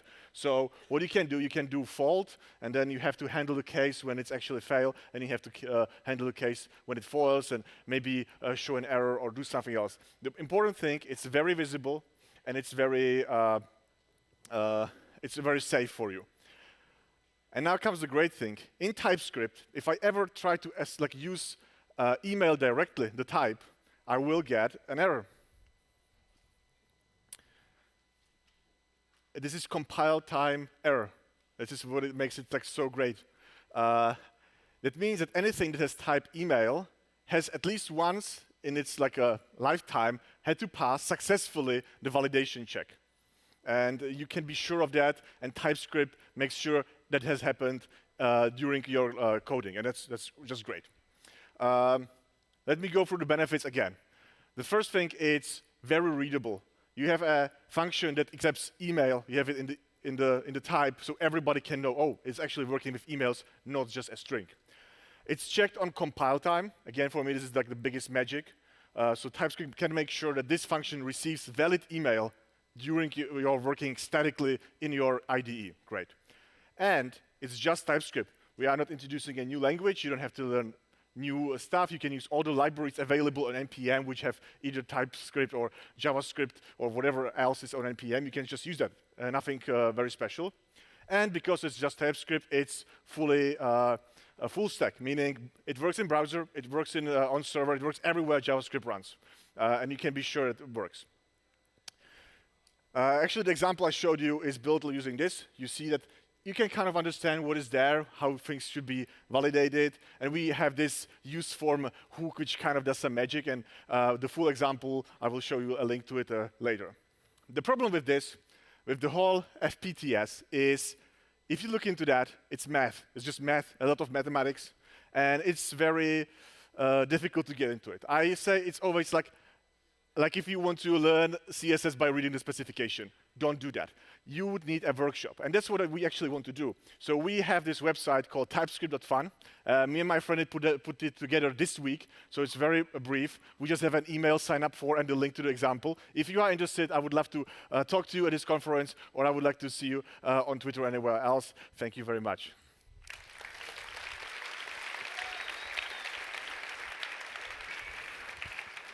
Yeah. All right, moving on. Up next, we're going to hear about React for command line interfaces, which I think is fascinating. Are there any related but unrelated? Any Vim users in the house? Okay, fine. See me outside later. No. Also, while Leo gets set up, I want to just do a shout out to our other 2 Lightning Talk speakers to come to the corner, because you're almost up. How are we feeling, Berlin? What? That's what I heard. Is it maybe just not getting here? Do I need to get closer? How are we doing, Berlin? All right. Leo, how are we feeling? Yeah. Excited?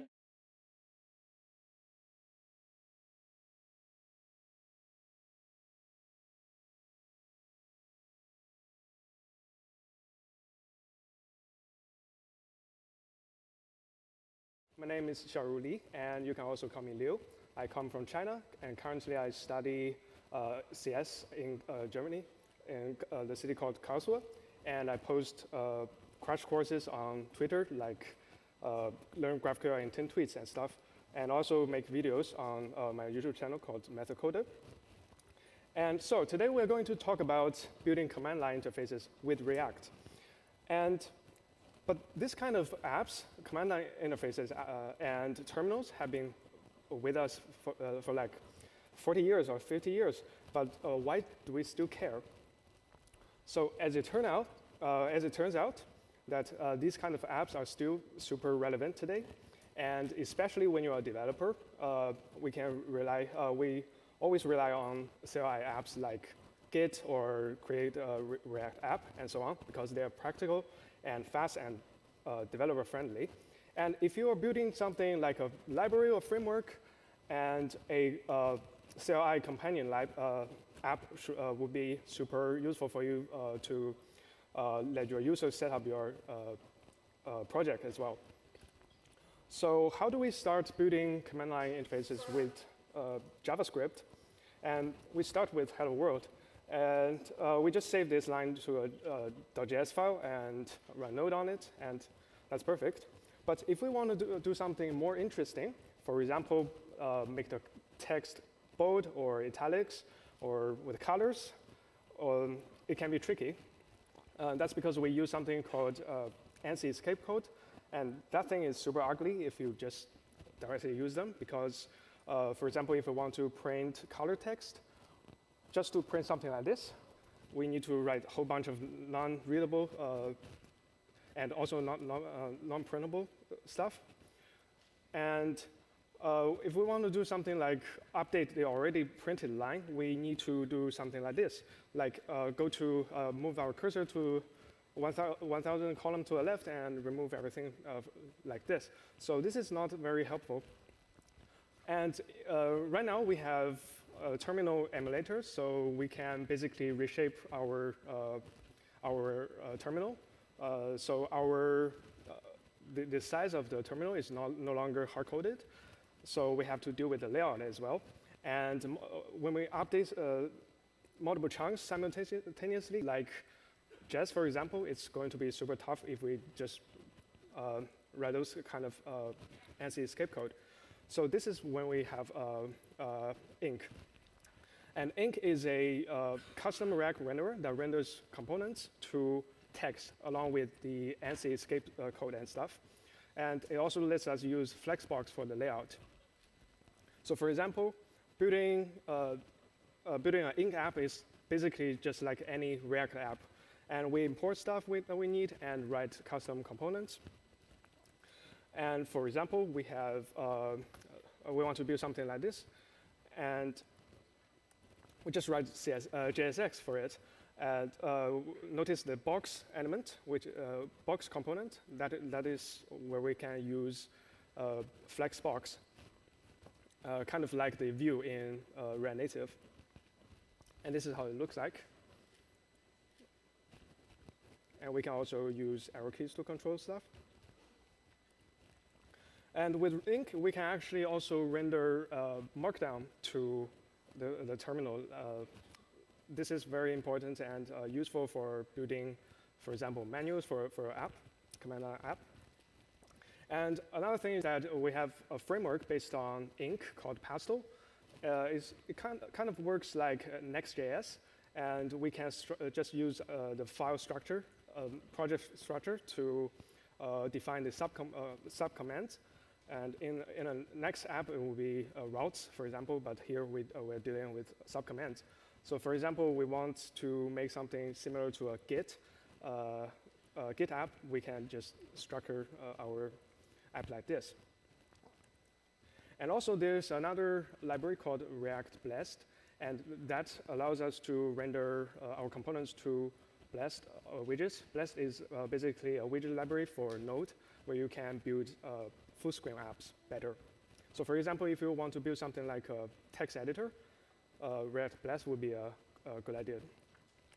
And that's all I have for you guys today, and hope you find it useful.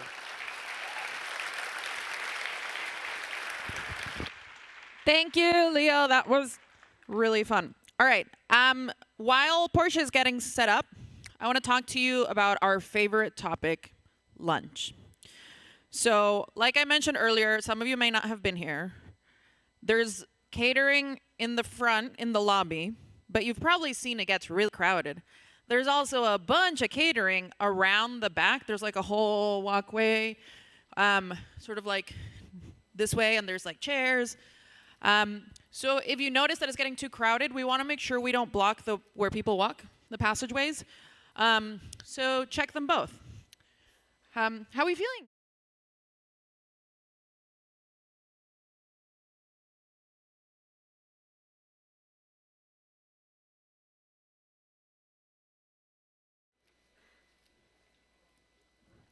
Would you help me with that?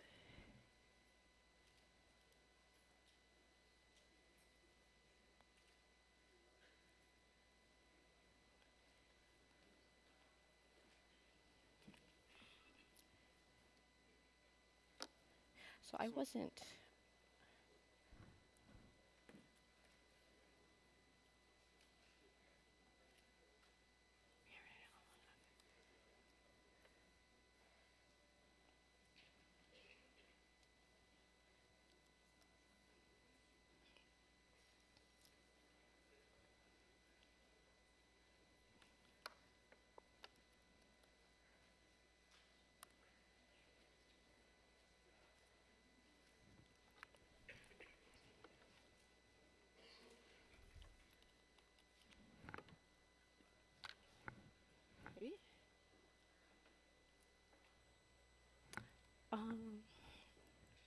It's not mirroring. But if we switch it around.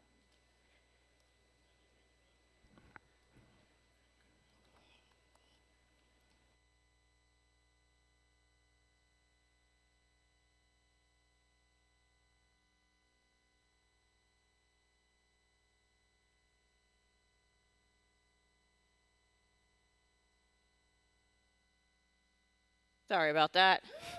Sorry about that. Okay, so today I'm going to talk about PWA and inclusive capitalism. Oh, I have some movies. Didn't expect that. So who am I? My name is Portia, principal developer at Cecile Digital Agency. But most importantly, what is PWA?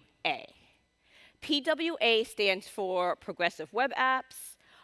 They're reliable, fast, and engaging. Reliable meaning the websites load even though there's a poor connection. Fast, intelligent caching, and usually the site is static.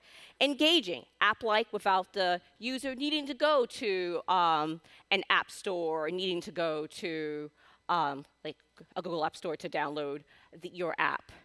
Why is this important? We've heard software is eating the world, but in that definition, e-commerce is eating the world. Amazon is a great example of this. If you look at the past 20 years, there are stores such as Sears or JCPenney's, local stores that have been around for decades that are not being able to compete in this environment of e-commerce, and they're going out of business. This is important when we talk about e-commerce because what fuels e-commerce in many cases and what makes it efficient and what makes it something that we can count upon is speed. According to Amazon, Amazon did tests and they would lose 1.6 billion every year if they slowed down by every second. So this is a really good perspective to have when you're doing your perf test. Unfortunately, not everyone has access to fast and reliable internet connection. There are many places, we're talking about 5G, but there are many places that have 2G and many places that don't have reliable connection in general. What we're looking at, this is from 2016. I don't think it's changed that much in the past 3 years. So in this case, speed equals money. Slow connections economically leave communities behind. There are many people that are not able to sell their wares and to scale their businesses due to the fact of poor internet infrastructure. Slow websites act as a barrier to economic prosperity. That's the end of the presentation. Okay, no, I actually do have some solutions. So PWA, progressive web apps can solve for speed and wonky internet connection. This is not a magic bullet. This is not the answer to all problems, but this is a tool in our toolkit in order to make e-commerce more accessible to people around the world.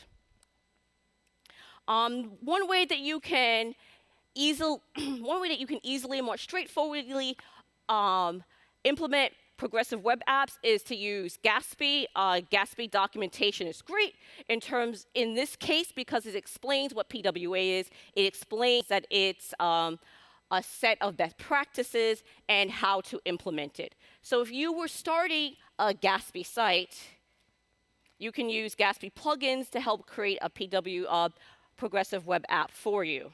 The two plugins that you would need in this case would be Gatsby plugin manifest and the plugin online. You would go into the Gatsby config, and this is where you would see the plugin manifest and plugin offline. It makes the manifest for you.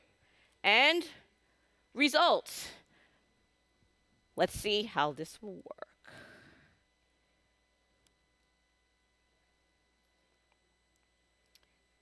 So I created an e-commerce site using Gatsby. This is Shop Oaxaca. Oaxaca is one of the poorest places in Mexico. It has like 61% poverty, but that being said, it has many tourists and visitors there. And one of the reasons why so many people go there, besides the history, the rich culture, is there are many wares that you can find that is a reflection of the culture, and there are people who sell the clothing and wares that you can only find in Oaxaca. Unfortunately, the sellers have to wait for you to go there. Wouldn't it be nice for the sellers to be able to scale like an Amazon? So this is a website where they'll be able to do so. So let's say they would like to buy Mayan chocolate. They can go over here. It's pretty fast. And if we would go to Lighthouse, which is over here, and we go to our audits, we run our audits.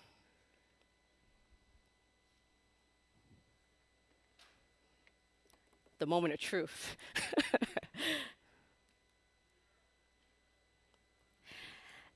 and thank you. This is, I really like I actually use Lighthouse in the command line. the CLI interface is amazing. This is, so as you can see here, this is a progressive web app. The performance is 99, the SEO is 100. So this is this is a decision that you can get marketing folks, and you can also get engineers to agree upon this kind of framework. And when you're thinking about different frameworks, when you're thinking about different practices, it's good to think about what will be good for the broader community. I had a lot of fun making this, and I hope that you would have fun working with this as well, which brings me to my presentation, the end of my presentation.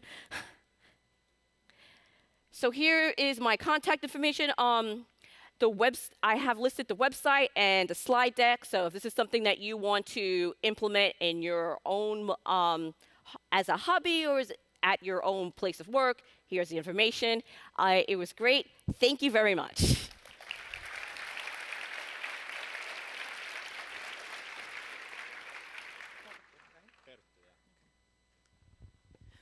Awesome.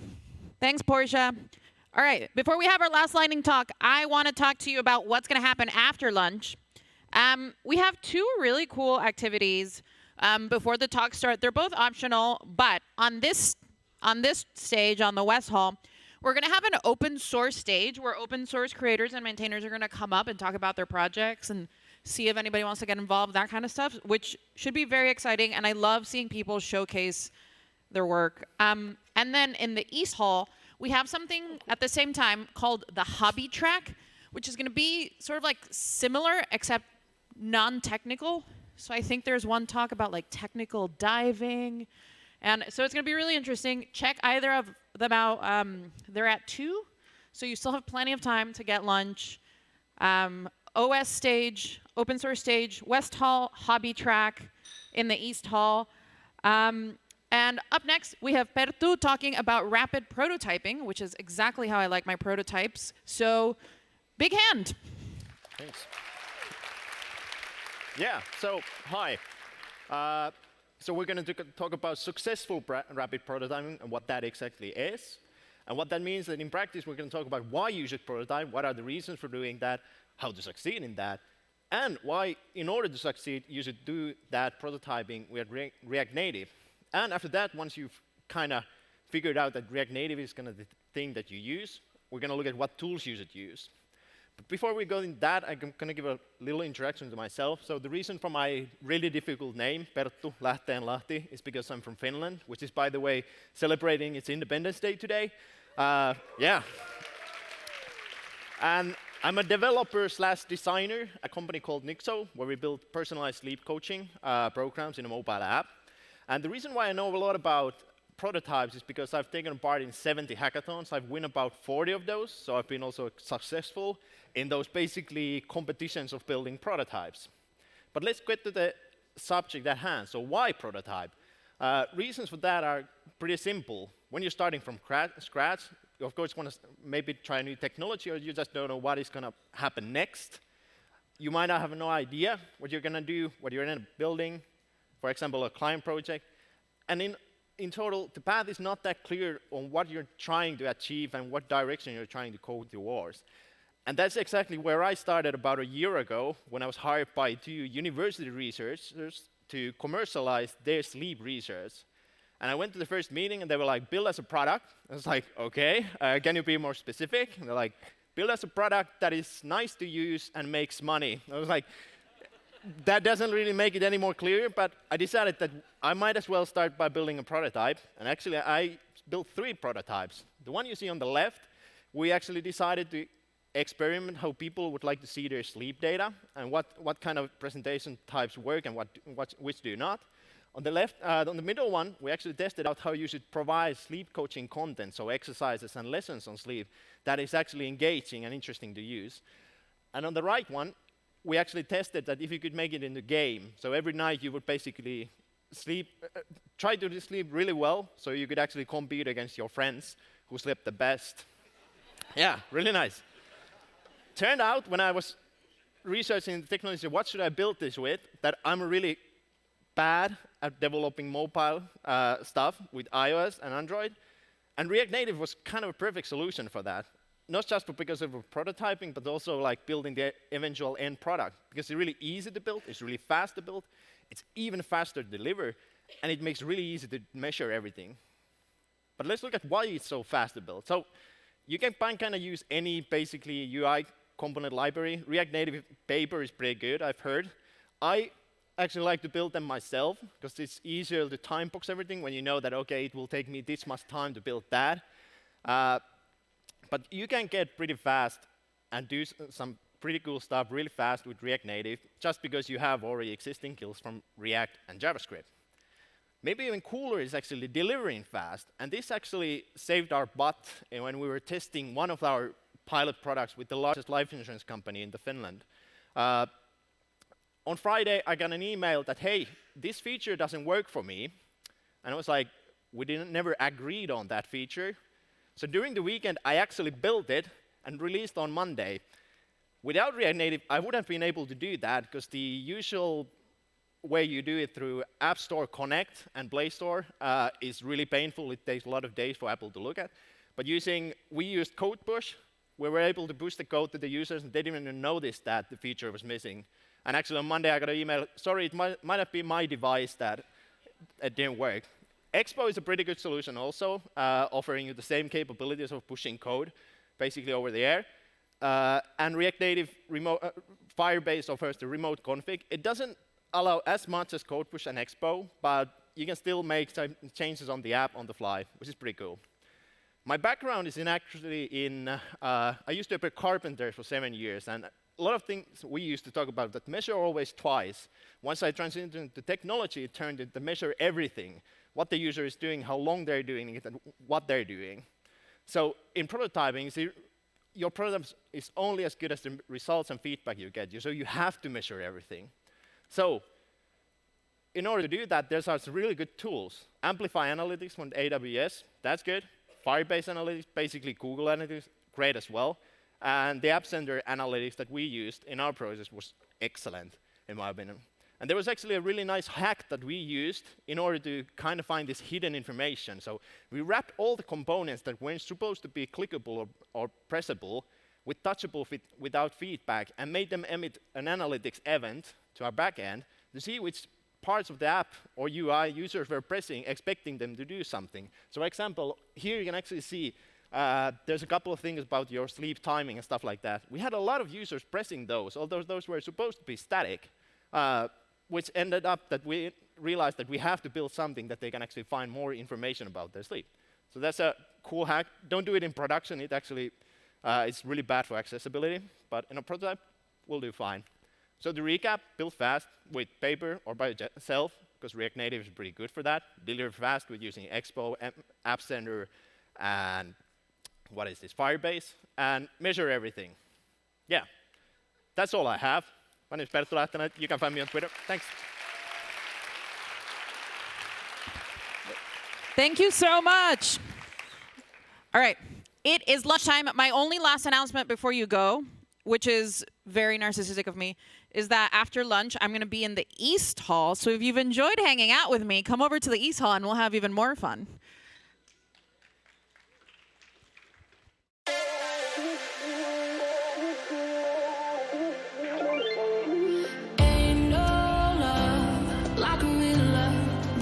So fast, all tied up like a captive. I'm on to you. Used to pay to my life, standing on rainbows, playing it cool.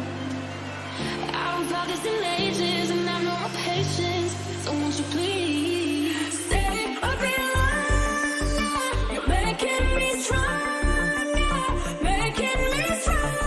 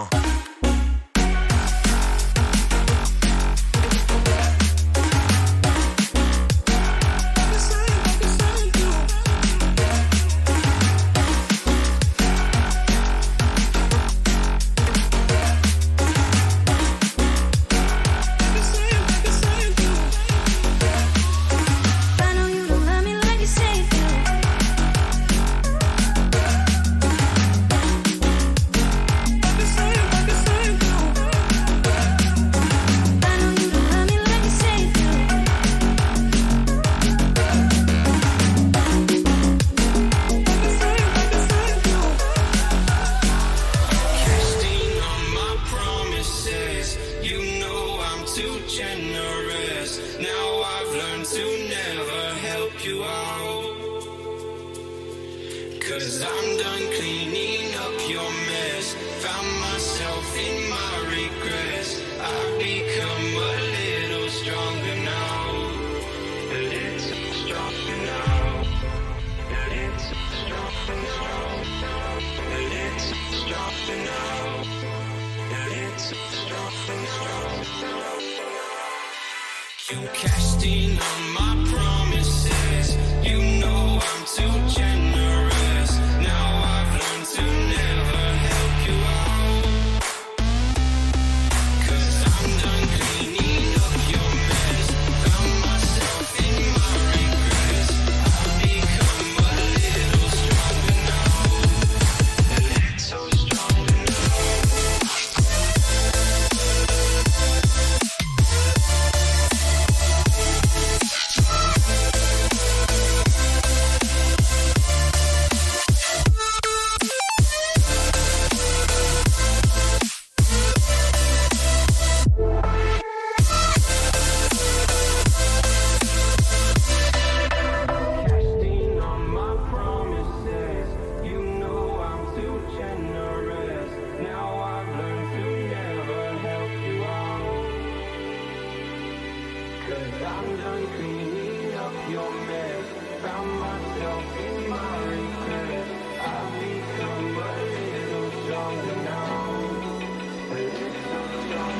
Open eye, feel the waves cut through me.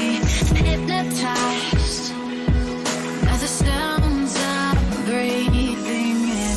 Hold tight, chemicals collide. Hold tight, hold tight, hold tight. Dripping lights paint the skies, all because of you. Dripping lights paint the skies, only you can make me move. Can make me move. Can make me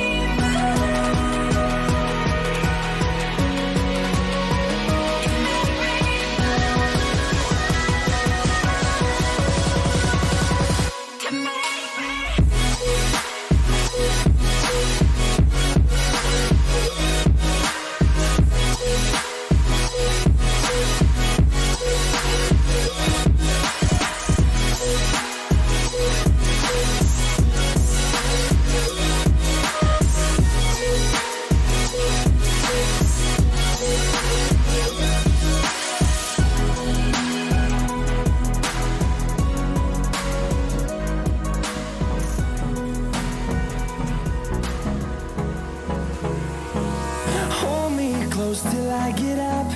Time is barely on our side. I don't wanna waste what's left. The storms we chase are leading us, and love is all we'll ever trust. Yeah, no, I don't wanna waste what's left. And on we'll go, through the wastelands, through the highways, till my shadow turns to sun rays. And on we'll go,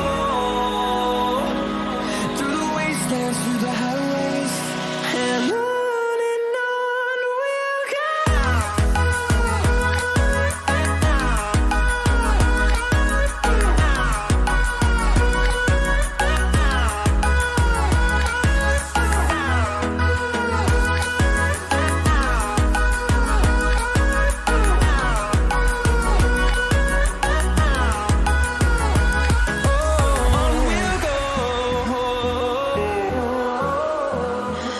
What does perfect even mean?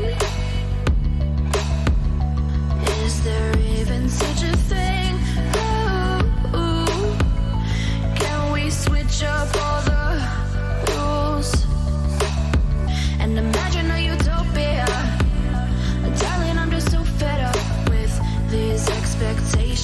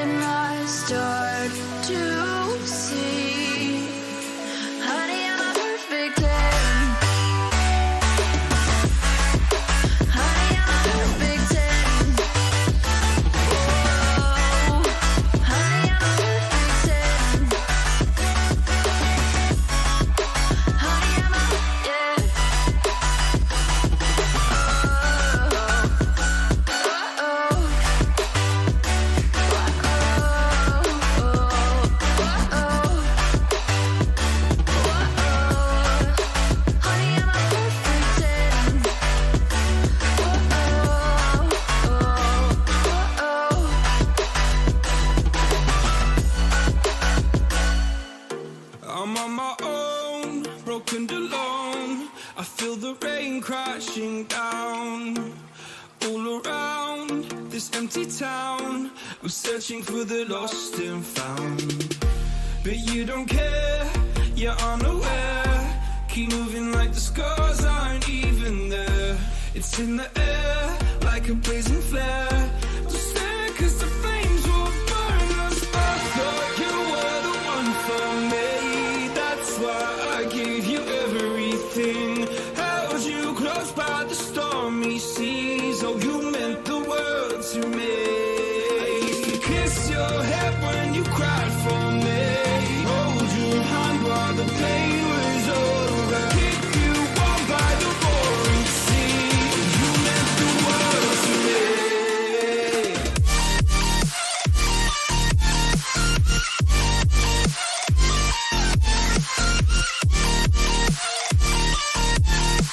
Oh, you meant the world to me.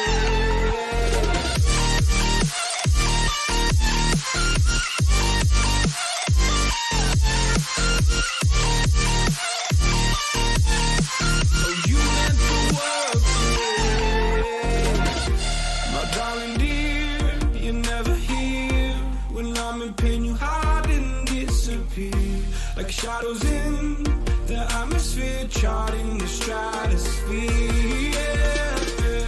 I prayed for you and kept you near, in hopes you'd chase away my fears. I'm on my own, you made it so, and now I'm chasing nightmares too. I used to run with you through the great big leaves, laugh at you when you laugh at me.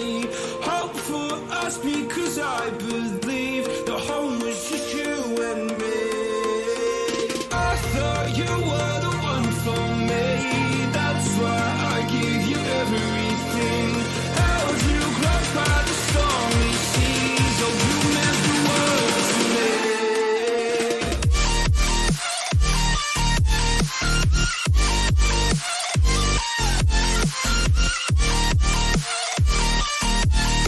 Oh, you meant the world to me.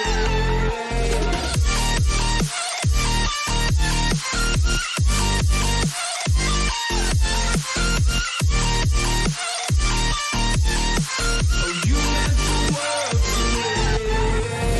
Do you remember how you held me then? Now you got me reaching out.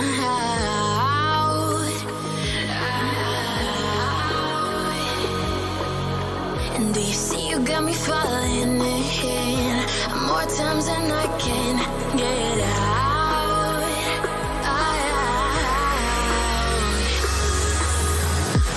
Down in the deep of my mind, I crawl for you and you're always inside. Down in the deep of my mind, how long do I got to keep you, to keep you? Down in the deep of my mind, I crawl for you and you're always inside. Down in the deep of my mind, trying so hard not to keep you, to keep you.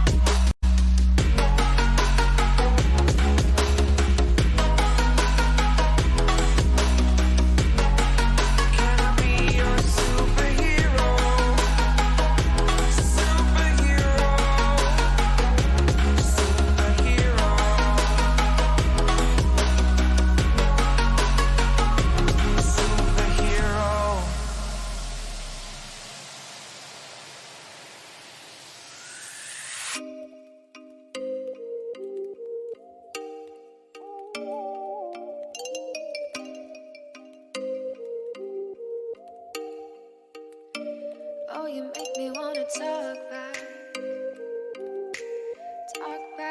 to you. Say it like that. If I hate you, then find someone new. Baby, but you know I never will. No, so I choke you down just like a pill.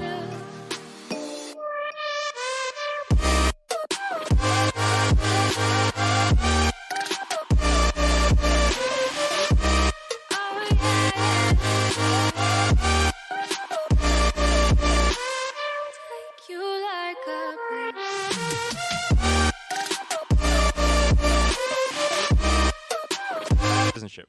So I welcome you to open source citizenship. You can take it as a second citizenship. Our country allows that.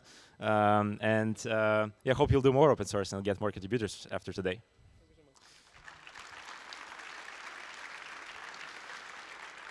So the third speaker for this section is Peter. And while he's presenting, I actually don't have much to tell about his project, but he will be speaking about the open source project aimed to help you handling time in React.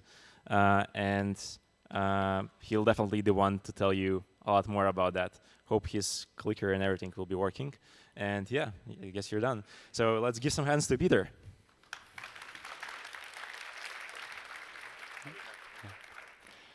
Hi, I'm Peter, and today I'm going to tell you a little bit about how I handle time in React. And I'll just directly jump into a demo. So here you'll see a website, and I have two blocks. And what I'm going to show you is on the left side, I can click a button, and this is adding a few colorful blocks to the website. The idea is that all of these are flipping, and based on the time when they were mounted, they are flipping every 2 seconds. As you can see, like they are flipping, they're not really in sync, and depending on what you want to do, this might not be the right thing for you. So what I'm going to show you, what you can do with React Time Sync, is to take this and turn it into a synchronized version. That means that no matter when your components mount, they will be synced together and updated together in time. But let's start at the beginning, like where is actually the problem with handling time in React? So here we are looking at a very simple component. It's a person component, and it takes two props, name and a Unix birth date. And what it's supposed to do is to display like the name and how old a person is in seconds. So let's look at this website like on how it looks like. Hi, I'm Peter, and I'm actually not even sure how old that is, but yeah, like I'm a lot of numbers old. But we directly see a problem here. The seconds are not updating. So kind of what I did was wrong. If I refresh the page, the number updates, so like I'm a few seconds more old now. Yeah, and the question is now, how do we handle this correctly in React? And what React Time Sync does is that it gives you hooks to quickly update your component whenever the time changes. So there is a hook called useTime, and I can then use it to update this UI whenever the time changes. So let's see here, and now I open it again, and now this is updating every second. You can also pass through different configurations on like multiple seconds or at different intervals. But now you're probably thinking like, do I really need a library just for writing a few use effect and state code? No, there is a little bit more to it, because time is actually more complicated than it appears right now. So I want to go into two use cases that appear very often. There is something that is the time from now, so like use cases that happen exactly from now in a few seconds or minutes, and there is a time on the calendar. Maybe a few examples. So for time from now, like if you think of a train that you enter every day, you press a button, and after 8, 10, 15 seconds, the door will close again. This is not linked or synchronized to any other event. It's just really you press a button, 8 seconds later, something is happening.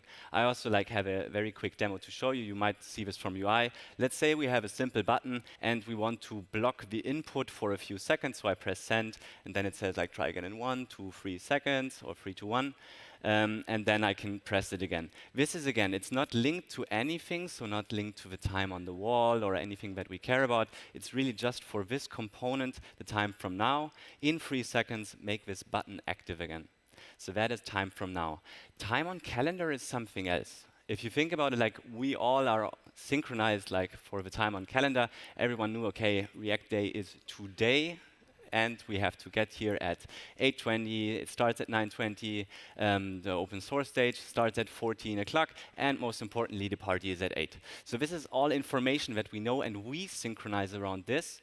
And very often, we have applications that also should synchronize around the wall clock. And why am I so interested in this is because I'm one of the co-founders of Order, and maybe I quickly want to explain you what it is and why time is so important for us and for our applications. So Order is an application which allows you to pre-order food to pick it up. I guess it's very simple. You probably know a lot of delivery apps. This is just like delivery, but for pickup, especially targeted towards lunch breaks so that you can just quickly get it and you don't have to wait for a delivery driver. Why is time important in this context? Because our partners, or our restaurants, they really care a lot about time. So like they have opening hours, they open and they close. They have certain dishes which are available during certain times, usually kitchen hours. That is very normal. And that also means that pretty much all the parts of our application have to represent the correct state of the current time of the wall clock. And this means that, for example, here we are looking at the phone. It's currently 10:27. And here I wanted to highlight like some parts of the UI which have to update depending on the current time, and which also should be synchronized together so that the UI doesn't flash weirdly. So maybe let's look at the top. What we allow users is like to select the time frame for when the order should be ready, like to also give the restaurant some flexibility and not say that it has to be ready at a certain time. And these are in 15-minute intervals. And as you can see, like they are linked to 11 o'clock, 11:15, 11:30. So depending on the time, we should also update these order time windows. So kind of every 15 minutes it should update, but not like weirdly or randomly. So it shouldn't show like 10:37, but it should really be linked towards like round hours, starting with the full hour. So what React TimeSync does here for us is if we specify we want a 15-minute interval, no matter when the component is mounted, so be it 11:27, it will actually give us the last previous past time, i.e. 11:15, and then call us again next in 3 minutes, 11:30. If we look down, then we see a more granular level. So these items, they have certain kitchen hours. So as you can see, like a Paris salad can only be ordered from 11:30, and right now it's 10:27. So at the latest at 10:30, it should update again, and that hey, you can now order a Paris salad. So here also each item is different, and this is why like, for example, hooks or a component really help, because then each component can have its own timer and react to time differently in the granularity that is required. It can also go more granular than this. So like for us on the restaurant side, we are having like second updates so that they know whether our restaurant partners are holding the preparation time that they promised. And here, this is also designed in a way that if your UI right now is able to handle 60 frames per second, then the addition of this library will not make it slower. All right. Then what I still want to show you as well is what else you can do. So like there are basically, it doesn't offer a lot of functionality. It's designed to be small.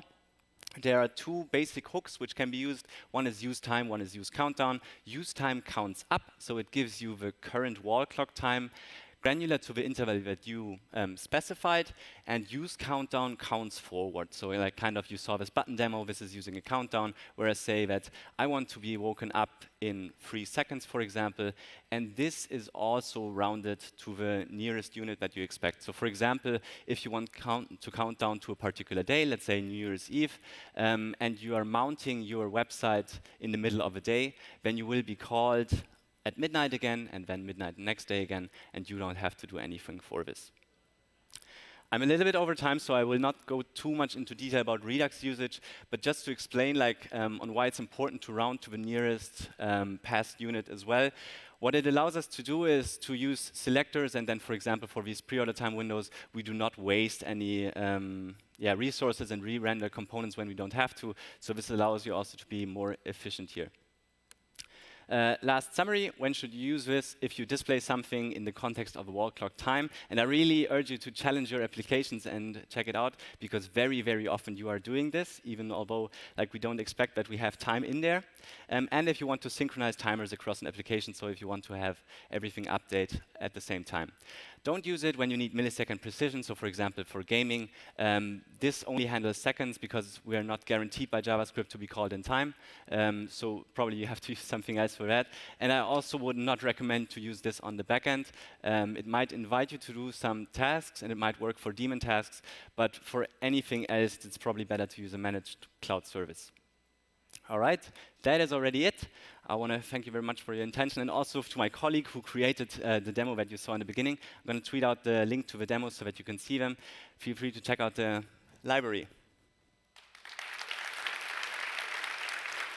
Thanks a lot, Peter. Also, a new citizenship for you. You can drop your original one and just go to open source citizenship. So hopefully you'll like it there. And so yeah, I'll be really quick as we're running out of time in general for this section. The next speaker can hook up, and while this is happening, I'll just give a really short pitch about our conference, which is not React conference out of 4 we're doing. This is maybe even specifically not React, but everything else JavaScript, including Node.js, including art of JavaScript and things like that. It's happening in summer in Amsterdam. So if you've been also attending JS Conf in Berlin, which is not happening this year, we share a lot of values with them. So hopefully you will visit us in Amsterdam. And the next speaker will be Bratislav, and he will speak about Epify, the web scraping tool, also open source, obviously. So let's give some hands. Thank you. Thank you. So I just set the duplicate screen. Just a second. Ooh. Can you help me with the duplicating the screen? Needs mirroring? Yeah.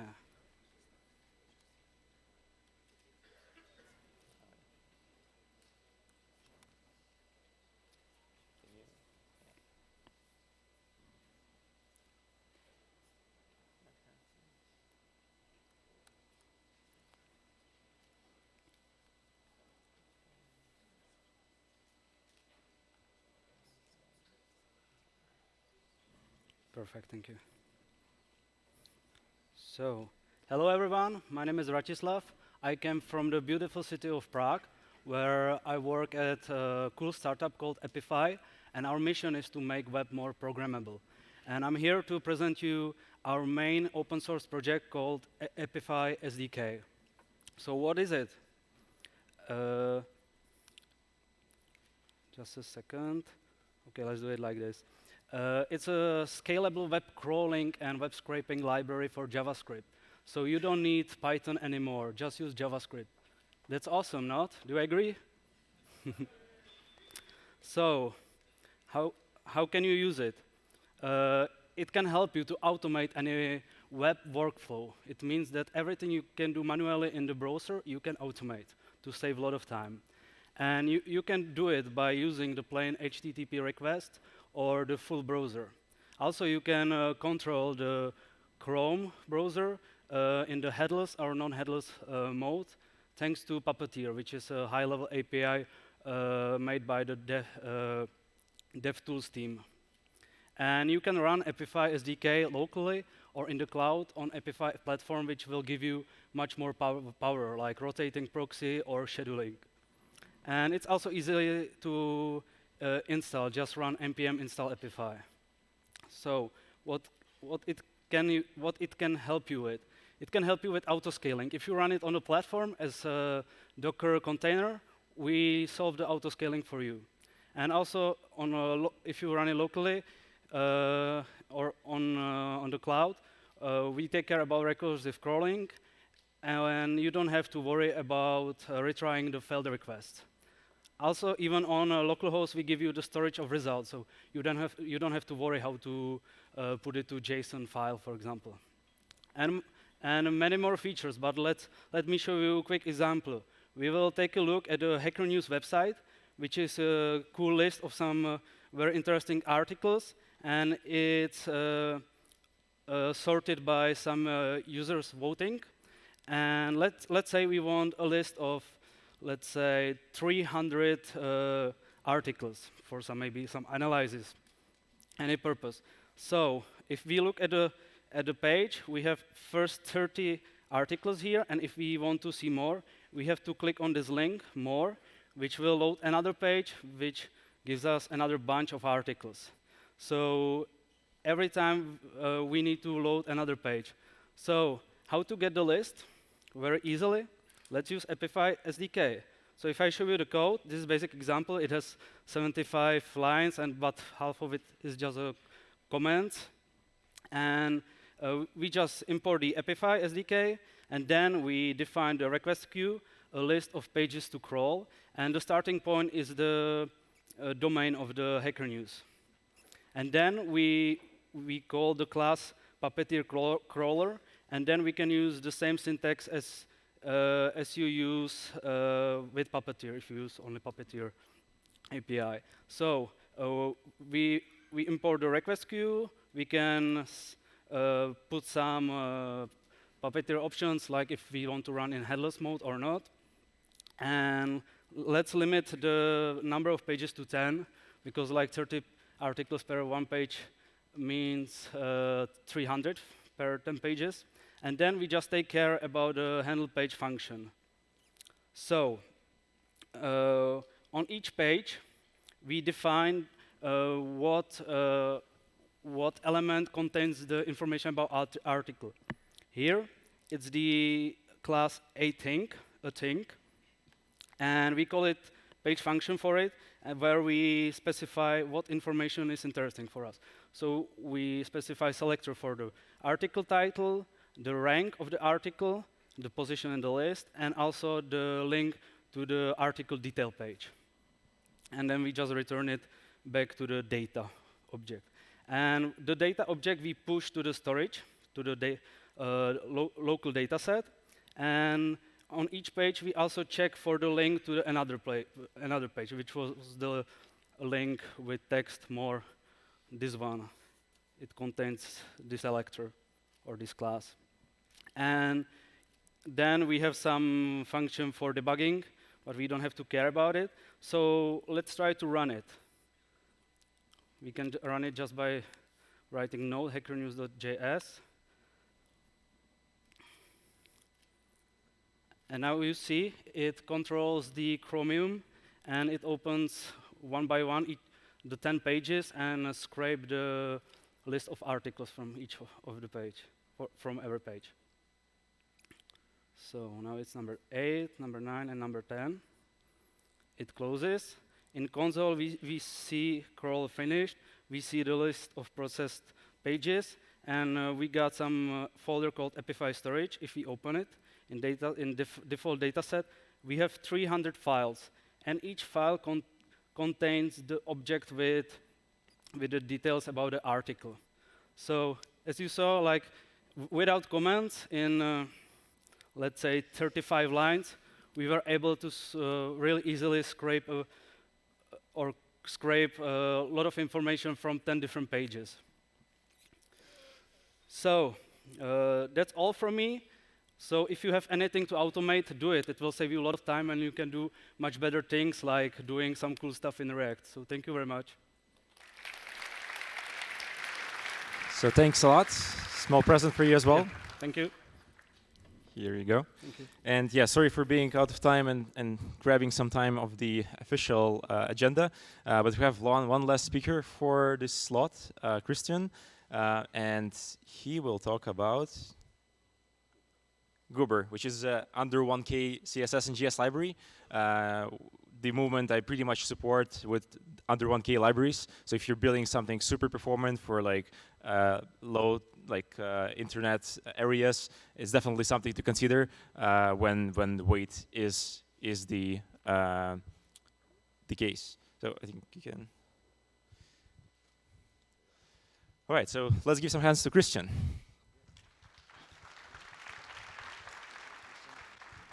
Thank you. Oh, shoot. Wait. Sorry.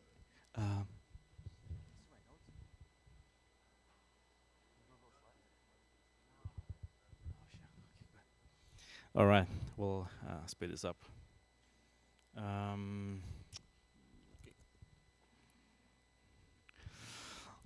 Hi, everyone. My name is Christian. I'm from Cluj-Napoca, Romania. I'm really happy to present you my project. It's called Goober. It's a CSS in JS solution, and it's built in less than 1K. In the background is actually the entire library, so I thought it was cool to put it there. I'm an X-Flash developer turned into a JavaScript one. I'm currently a JavaScript developer at GitHub Soti, and also I'm a proud Preact core team member. So shout out to Preact. I have a bunch of stickers. If you want one, just find me, or I'll just spread the love around. All right, just let's dive in. You know, most of the times when you're launching a package or a library, people will just poke at you like, what can this do better or worse? What are the drawbacks and so on. Instead of that, I'd like to take you into this journey of what it meant for me discovering how it works and what I had to do to keep it in my budget size. So even though it has most of the same API as you will need to define your style components, there are maybe a couple of things that are missing which you can live with.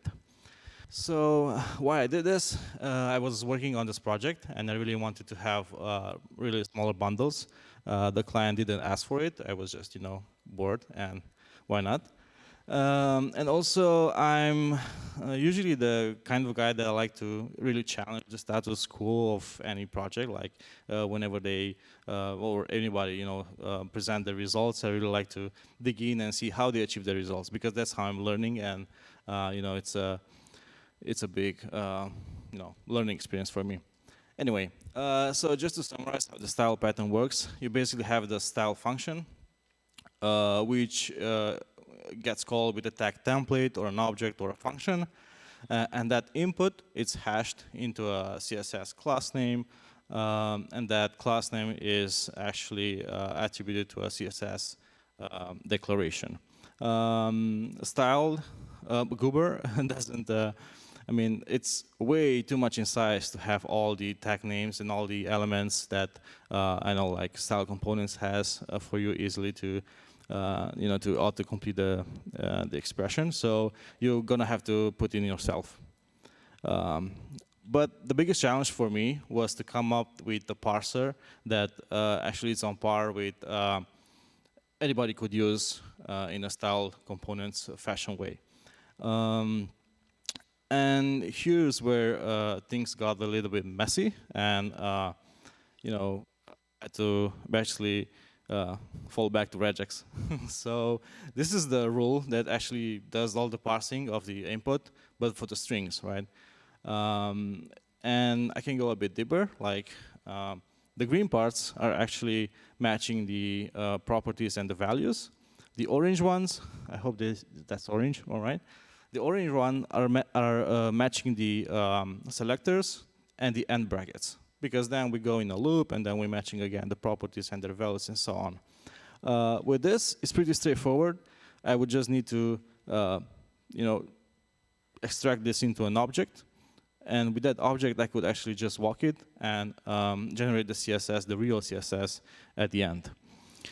Adding the CSS to your style tag, it can be really can have a really drawback on performance. So if you don't do it properly, as Max said this morning, with the insert rule hint, it's actually gonna really be bad for you. But actually in Goober, I'm doing it the other way around. I'm actually using a text node inside the style tag and updating that text node with the style contents.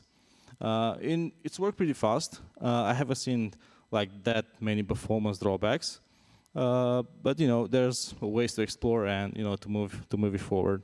Also, Goober supports server-side rendering, which is great. And because I'm actually just using the data property to whatever you give it to the update function, my server-side rendering solution was just an object with a data property with a string buffer on it. There was lots of challenges, like, I like to see where anything that I create could go to. And I think this is like the biggest that I tackle. At my current company at GitHub Soti, we're trying to render our React Native apps into web. But, we have to do lower sizes. So I came up with a solution, like using React Native to render with Preact and Goober. And for Goober, and Goober uses to map out the style sheet create API. So that's got it. I mean, like that was all there is to the style sheet API that we have to mock up. I just want to say that contributions are welcome. If you find it interesting, please do check out. And thank you. And I'm really happy to be sharing this for you.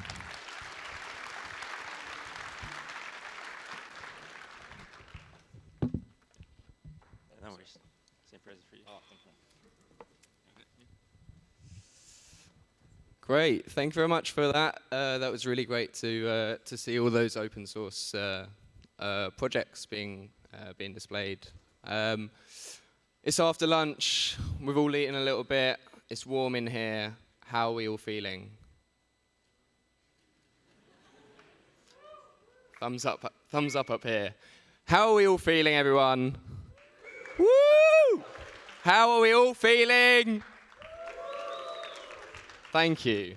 I know it's a little bit rubbish, but because it's after lunch and we are all feeling a little bit tired, can we get everyone to just stand up for a second? Everyone just stand up and get a bit of energy in the legs. Just stand up.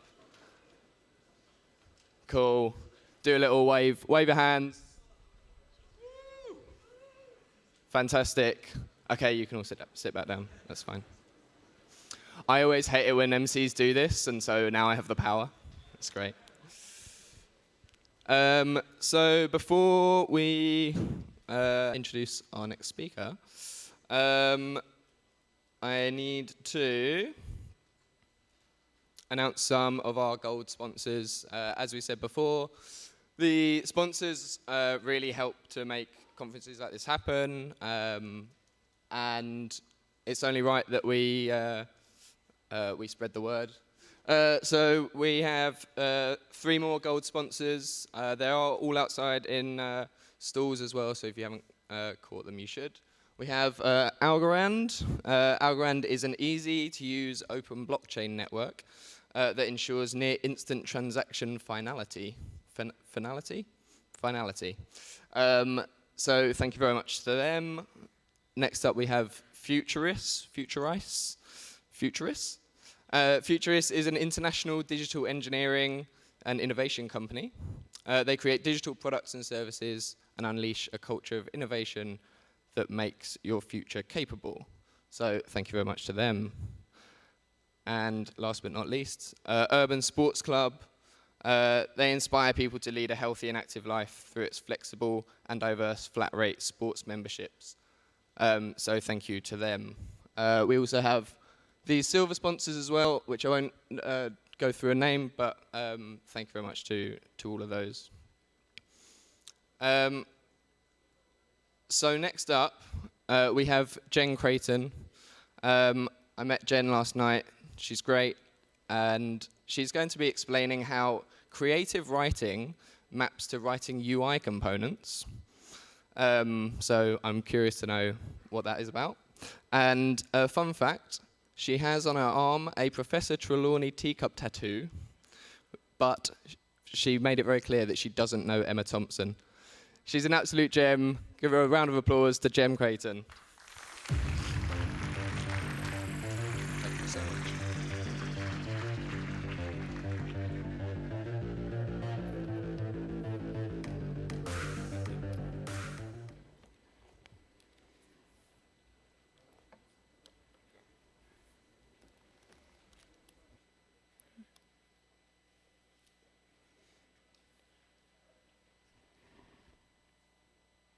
All right, we're ready. Thank you for that introduction, Simon. It was very nice meeting you last night, too, even if you called me Jem at one point instead of Jen. So I just want to mention that. He had had a few glasses of wine. It's totally fine. So yes, this talk is called React is Fiction. And as mentioned, I am Jen. I have been described as very cool at programming by my director of engineering, so does it count?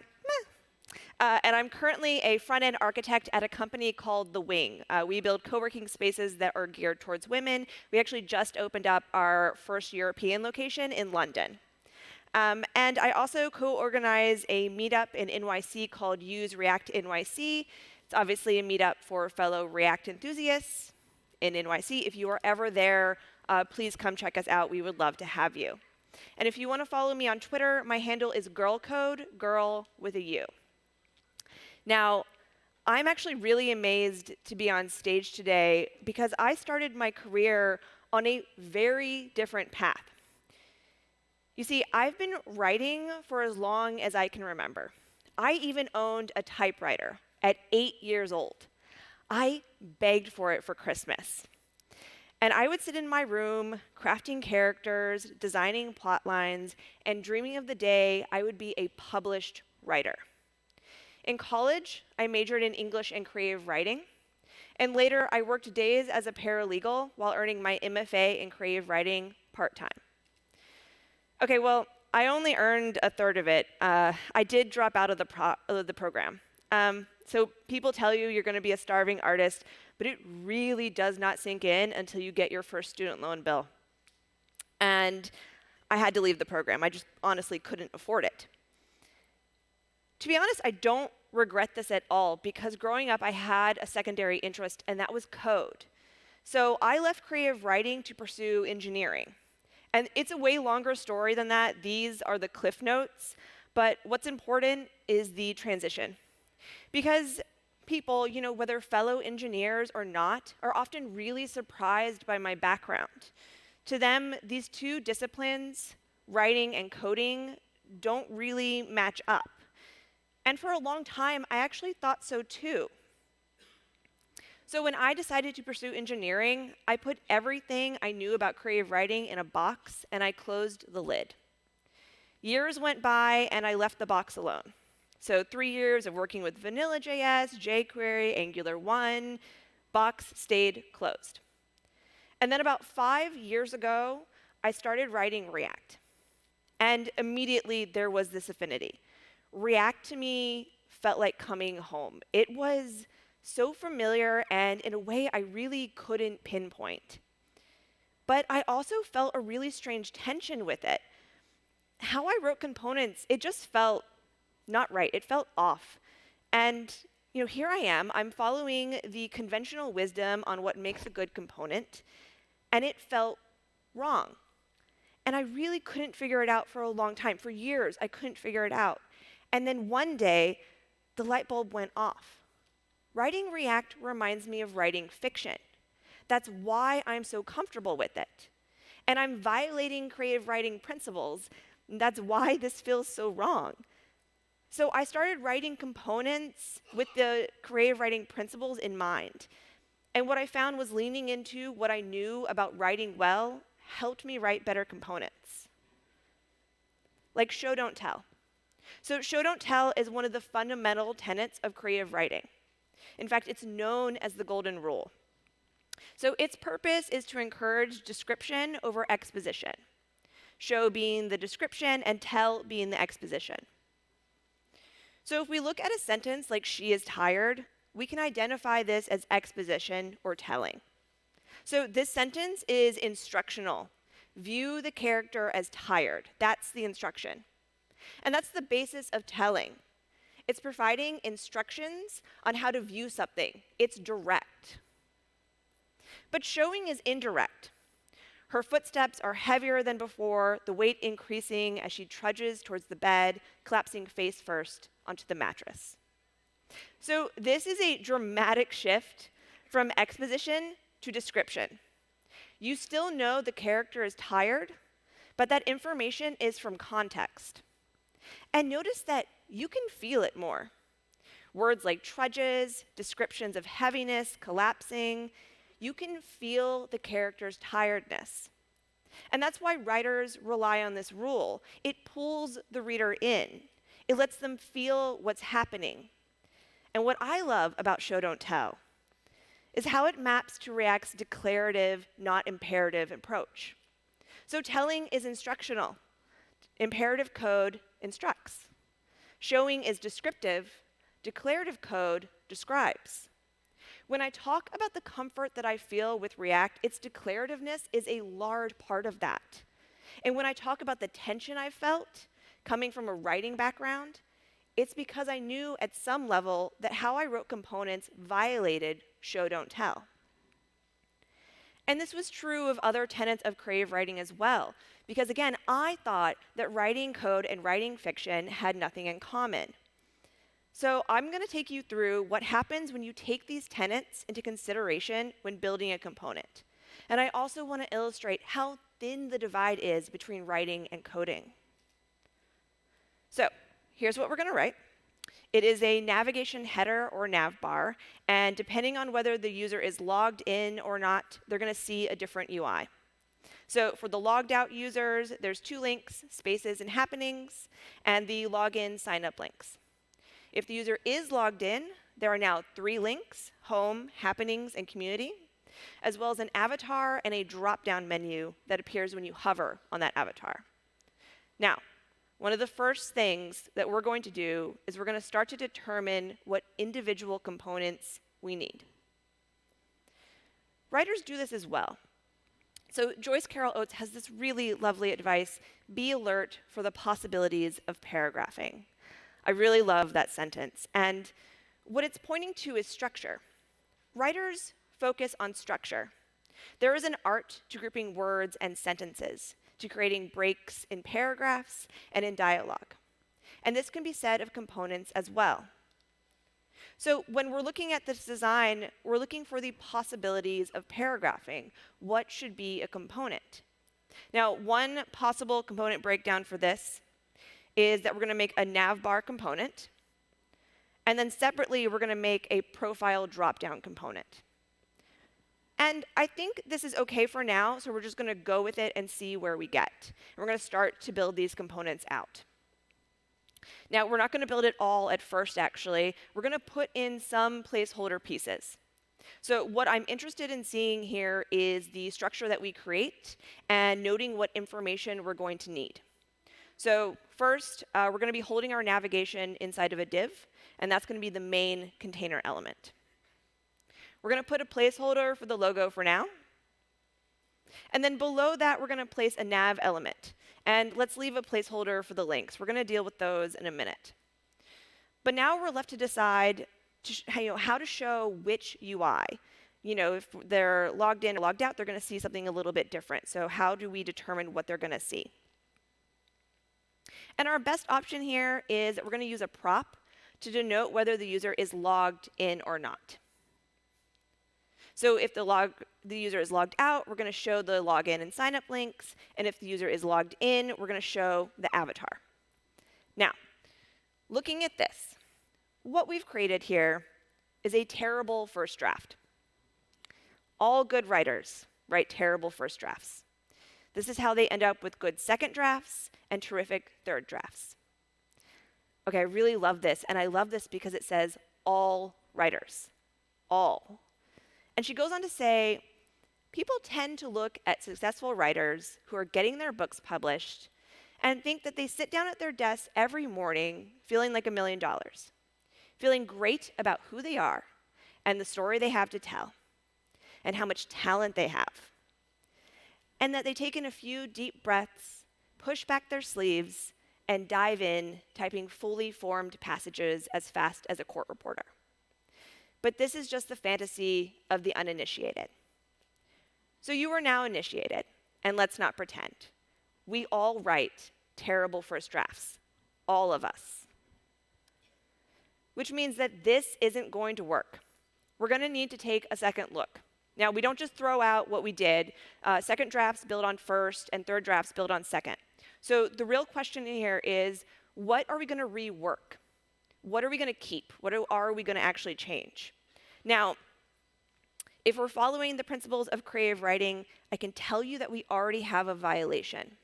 It may not be very obvious at first because this is a very bare bones component, but we have violated something. And it's a little bit clearer if we look at it like this. So this is our navigation component in use. And as we previously outlined, we're going to need that isLoggedIn prop. So isLoggedIn is our instruction to the component, and it's telling it to render a certain UI, which means that we violated show don't tell. We violated real quick. And I see this problem often. We use props like is something or has something to denote what to render. We use if-else statements and ternary expressions to say, render this, now that. And it's all conditionally rendering our UI. But we should be breaking these out into separate components. Looking at the designs, we think that there is enough in common between these two that we can reuse the same component for both. And I totally understand that thought. I have thought that thought. And the reason that I have thought that is because I've been trained to look at components like this, distilling specific parts down into generic pieces. What you see here is the similarities. Both designs have logos, links, and some other piece of functionality towards the right. And this, by the way, is a really good technique for understanding component architecture. But it's not the whole story. Because every character should want something, even if it's only a glass of water. What we're defining here is character motivations, what the character wants or needs. Narratives are not formed from plot. What's happening around your characters is actually less important than what those characters want or need and how that aligns with their behavior and their actions. We are completely willing as readers to ignore unrealistic situations, but we will not ignore unrealistic behavior or actions from our characters. We know when they don't line up with their motivations. It kicks us out of the story. And that's why this isn't the whole story, because we aren't considering the motivations of these components. If we look at the shared motivations, what each component wants to give the user, we find there's actually not much in common at all. The differences actually outweigh the similarities. And that means that this should be 2 components, not 1. So in our second draft, we're going to create 2 components, a logged out navigation and a logged in navigation.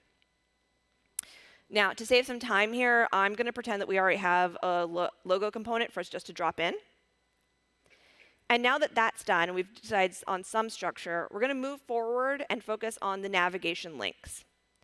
Now, one option here is to create a reusable nav component that can be used for both the logged out and the logged in navigations.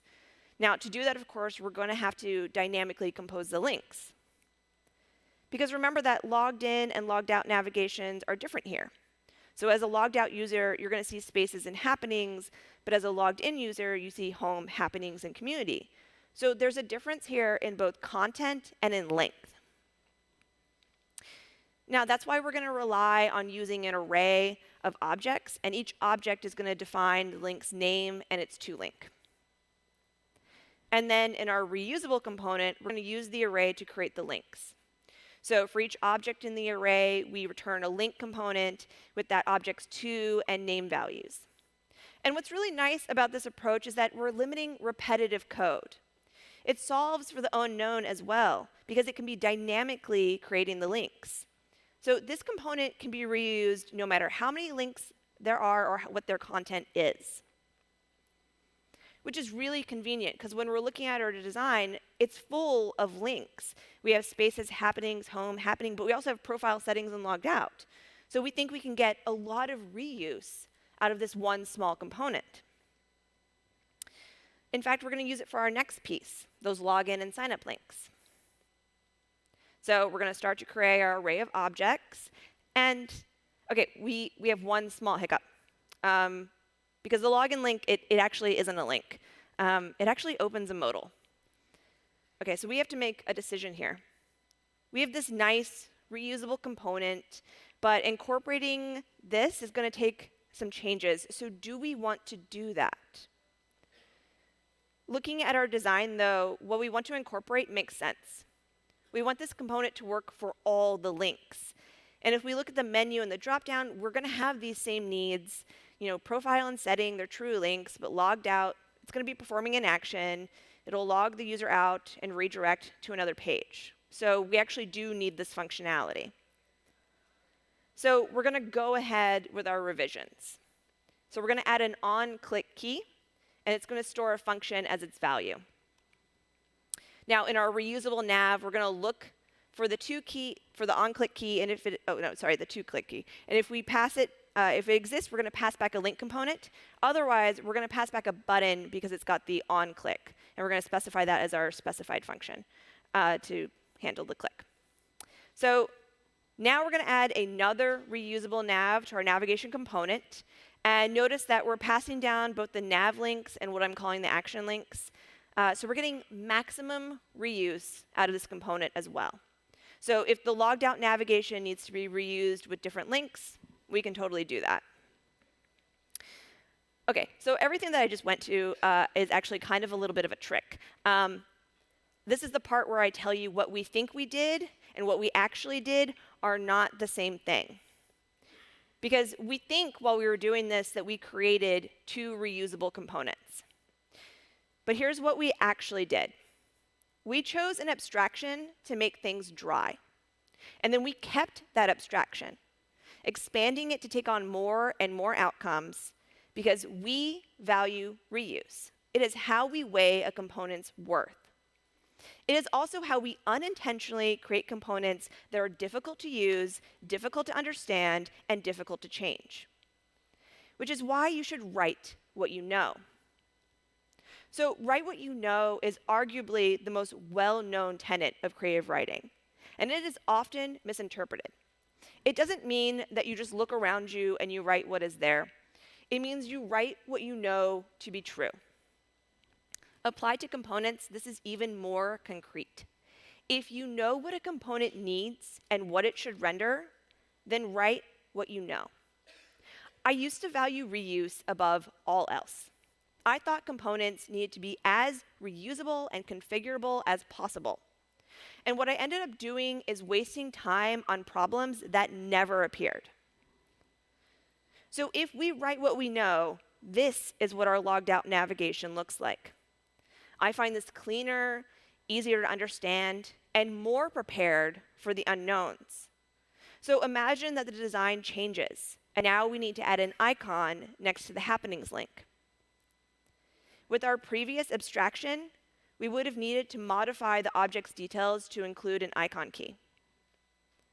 And in the reusable nav, we would have needed to check for that key and conditionally add an icon, all for one icon being added to the design. And you can also see that this doesn't take long for this abstraction to break down. It's fine for 1 or 2 use cases, but as you add in more, it's creating more complexity than it's solving. But if we don't commit to this abstraction, if we write what we know, the modification is one step. Add the icon to the happenings link. That's it. Now, the downside to this approach is that you are going to be repeating yourself. And I know that we are trained to keep things dry. Don't repeat yourself. But repetition is not your enemy. Writers know this. His heart was going like mad, and yes, I said, yes, I will, yes. I adore this line. It is the last line of James Joyce's Ulysses, which is, by the way, like impossible to read, but also really lovely. Joyce's use of repetition here, the word yes coming back again and again, is masterful. It gives this sense of like hope and anticipation, and without that, this sentence is really ordinary. It is nothing special. It is the repetition that makes this so masterful and worthwhile. Honestly, it's the reason you should read Ulysses is to get to this line. It's going to take you a while, but it's worth it, I promise. So writers know that repetition is a tool. Repetition of words, phrases, descriptions. Writers use these to create emphasis, to create structure, to build on the previous.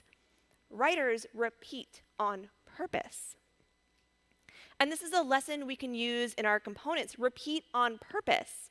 Repeat because you want to avoid the naive abstraction. Writing a component as a mechanism to dry your code is often just that. Very few writers really know what they are doing until they have done it. We often pick abstractions well before we actually know what we're doing. That's why write what you know and repeat on purpose are useful guidelines as you start out. And this is true of writers as well. So these rules that I've mentioned, these tenets, they act as guidance for improving as a writer. Think of them as the training wheels to keep you upright, if nothing else. The true balancing is always going to come later with experience. Now, I have some more to say on this, but first, I want us to finish what we started. There's one more piece to write, and that's the avatar and the drop-down menu in the logged-in navigation.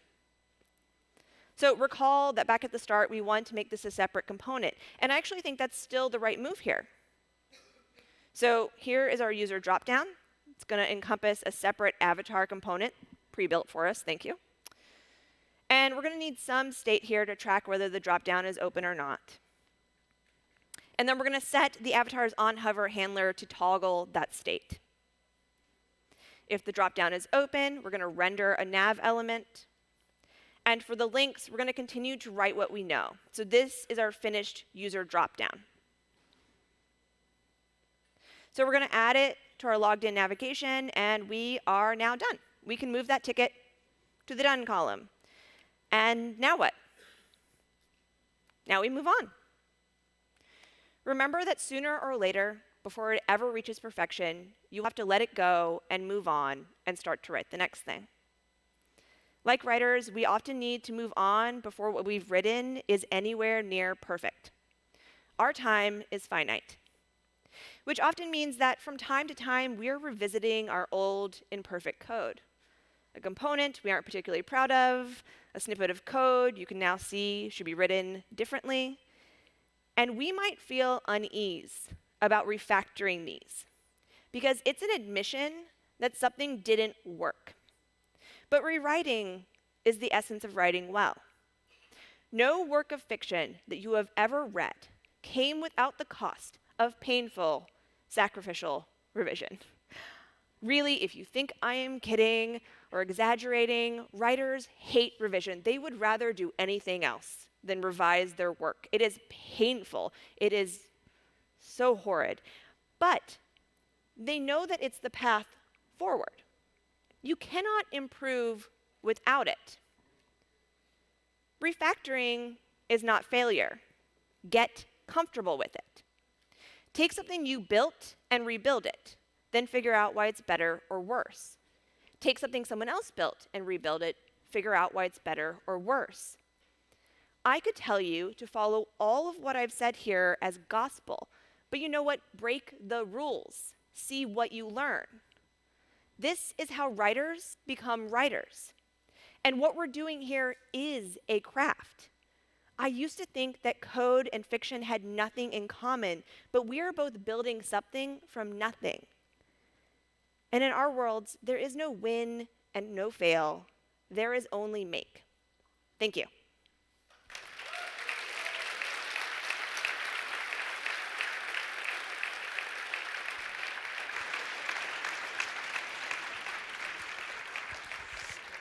Thank you so much, Jen. That was really great. I always love talks about refactoring, and it always makes me want to go back to work and basically just delete all the trash I've written, which is great. So let me just check the times for next door, because we're a little bit out of sync, I think. Discuss amongst yourselves for a sec.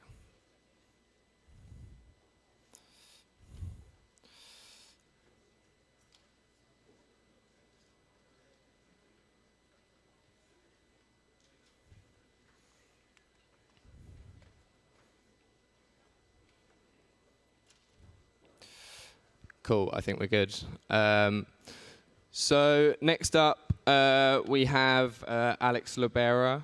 And Alex is very passionate about teaching React and GraphQL and focuses most of their time doing that at React GraphQL Academy, very aptly named. Big round of applause, please, for Alex.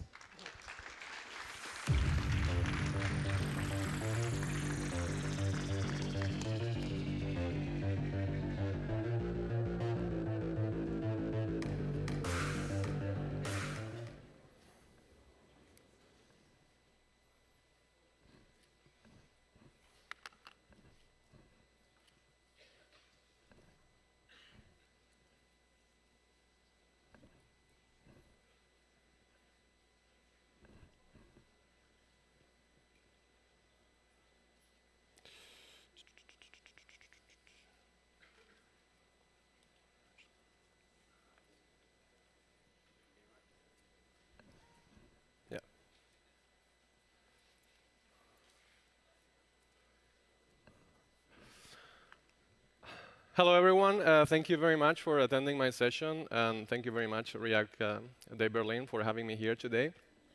So today I want to talk about testing and what I think is very important, which is principles. First of all, I want to introduce myself. And let me introduce myself. My name is Alex Lobera, and I love a lot of things. I love JavaScript. That's why actually I like to introduce myself using JavaScript. Of course, I love React, GraphQL, and other stuff. And I have other passions apart from coding, like dancing, and yeah, my girlfriend. Not in this particular order, right? Where's the camera? Not in this particular order, Anna. So I work for React GraphQL Academy, and I like to code, teach, and make decisions. And that's my Twitter if you want to connect later on. Another thing about me, I do love to remove code. That's one of my passions as well. So I think actually developers, we should be paid to remove code while delivering all the features that we should. And I would like to start telling you a little secret about myself. I'm a senior software engineer, and I'm extremely good. I'm really, really, really, really good at writing bad code on the first try. And I think I'm not alone. Adios Mani said, first do it, then do it right, then do it better. And it's actually not about in which iteration you are and how many times you do it. It's all about the iteration in itself, being able to do it again. Please, show of hands if you can relate to that. If you are like me, like you cannot do it perfect the first time you try. Great, I think it's most everyone. Why is it so hard? Like, why is it so difficult to do it perfect the first time? Is it because of us? Is something inherent to us developers? Like, is there anything wrong?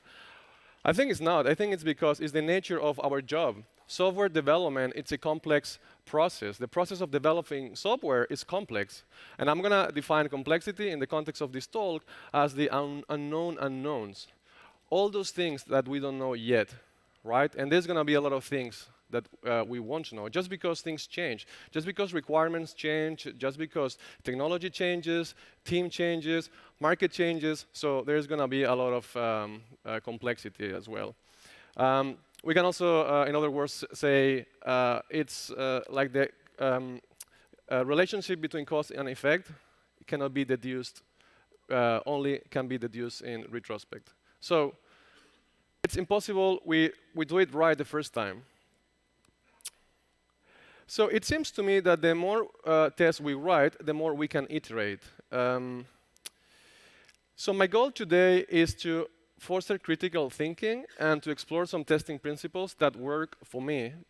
But please, don't just follow what I say, and I encourage you to, be critic and try your own ideas. And what works for me maybe doesn't work for you. So first, who does benefit of writing tests? I think clearly users, they're going to be happier if we write tests because they're going to be less bugs. There's another segment that is really important, and I think it's product owners, managers, stakeholders, etc. Because sometimes they don't understand. They want us to write more code and go faster, but in the long term, it's going to be good. If we have tests, if we automate our tests, we'll be able to write more features, so they're going to be happier. Other developers, your colleagues, you can document code by writing tests, even for your future self. Think of your colleagues, your code is going to be easy to be understood. So happier colleagues, that's great. And let me be a bit selfish, last but not least, myself and yourself, right? Code refactoring, we've been hearing about code refactoring in this conference. I like that. I also agree. It makes me really happy. When I refactor my code, I feel like that sense of, wow, I look backwards and I say, wow, this is really cool now. And actually, I could improve it. If I can go back and make it better, it's a huge satisfaction. So writing tests can make happier everyone. There's a but always. I wonder, okay, how many tests do I write? Which type of test do I write? So what I do is I follow two guiding principles. One is code refactoring, and the other one is degree of confidence. Code refactoring is when we change how the code works, but we don't change what the code does, right? And degree of confidence is how confident you are that the code works the way it is intended. I also like to describe it as how confident you are that on a Friday afternoon you can deploy code before you go home. That's very confident, right? So, just saying. So, how many tests should we write? So I want to maximize my confidence, but I want to minimize the cost of it.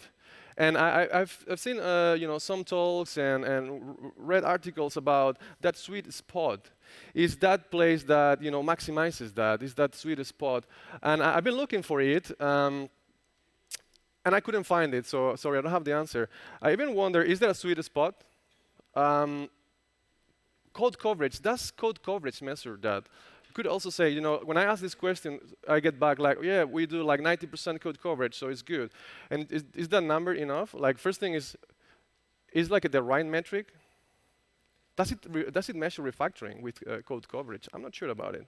So, I did some research. I looked at Create React App, and they give us this test. And I thought, is this good? I mean, it makes sure that the app renders without crashing, which I think users value. I think it's important. And it definitely increases the code coverage because you are rendering your application. Then I thought I use Gatsby a lot, and then I thought, is this worth if I do this in Gatsby? And I think the answer, it doesn't, because actually Gatsby will crash, and you won't have basically a website to deploy if it doesn't render. So writing this test doesn't give you doesn't give me any confidence. So, but it actually increases the code coverage. Then should I just write this test to increase my code coverage in a Gatsby website? Should I render all my components? And I think this can encourage some vanity metrics, right? Having the wrong APIs. I've been speaking with companies and developers, and sometimes they set goals like, we need to get 90% code coverage or 100% code coverage.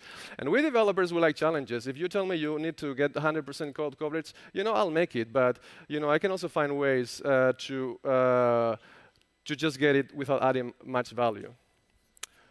So what is actually a vanity metric? Is a metric that you can manipulate to get some result, but maybe it doesn't give us the right outcome we expect. So I thought about actually comparing that code coverage over time with other KPIs. And I was correlating in some projects, and I've seen this is like kind of made it up. But I've seen this from different projects. So what I mean is it's not like data that I rigorously capture from a project. But I see a tendency that if the code coverage starts going down, then the bugs can go up. And that's an indication. That's something interesting. That gives me real information, regardless of the number of bugs and the code coverage. I see a correlation. At the same time, I can also see if I can compare performance. In this case, I can see that the code coverage stays the same. Right? I can push my developers and say, we're going to build more and more features. And we keep the code coverage the same, but maybe, and then we are like, oh, well, we are like not pushing too much. But maybe the performance is going down, right? And so we are also paying some price for that.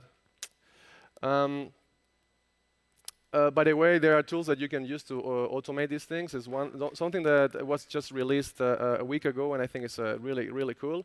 Is adding Lighthouse to your CI. You can actually get a lot of information in terms of performance. Going back to this, is that in this case the sweet spot here? And so what is the number? What is the code coverage? And to be honest, I don't care. For me, what is important is these tendencies. I think going better or we are getting worse. So I actually stopped looking for that sweet spot. So those are my metrics. Those are my guiding principles. And I encourage you to know yours and to critique mine and to be, try to find something that works for your context and for your team. Another thing that I wonder is what type of test should I write? different experts say different things. This person works at Facebook and said last year he likes to write the same amount of integration units and end-to-end tests. Another person said last year as well, you should write more integration tests. And there is this idea, this author says that we should write actually more unit tests than integration tests. So what should I do? I also wonder which tools should I use. Should I use, I'm a React developer, should I use Enzyme? Like apparently I'm going to be a very bad developer if I do that. Should I use React testing library? And I was in a Slack channel, like many of us, we are in many Slack channels, and there was we were a few developers here. And so one developer, which by the way, these are not going to be the real names. I thought for privacy, I changed the names. So Watermelon came up with this question, and okay, fair enough, he had this question. So Mushroom gave some answer, and then Spinach, I was observing all this. Spinach said, run away from Enzyme. That's the problem. And then Watermelon says, oh, this shows that. And for me, I look at that, it's trying to be called. For me, that's an implementation detail. To me, that was like a wrong thing. So then I jump in, I made a bad joke, and then I said, look, have you read this article? This article says, you should not check implementation details. You should minimize that. It's actually a very interesting article. I recommend you to read that. I think the first time I read the article, it was 10 minutes. Eric Elliott keeps adding things, so I would read it soon before it gets like 30 minutes or an hour. But it's really interesting.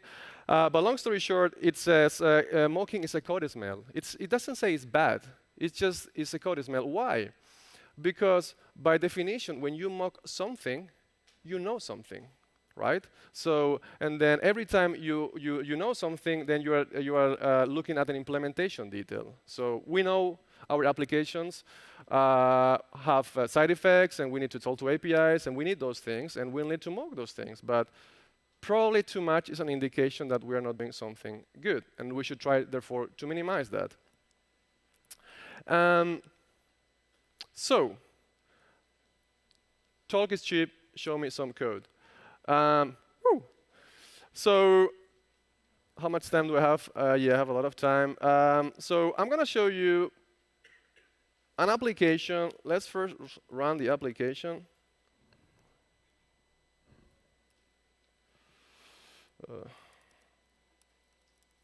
So you can see what we are going to be testing.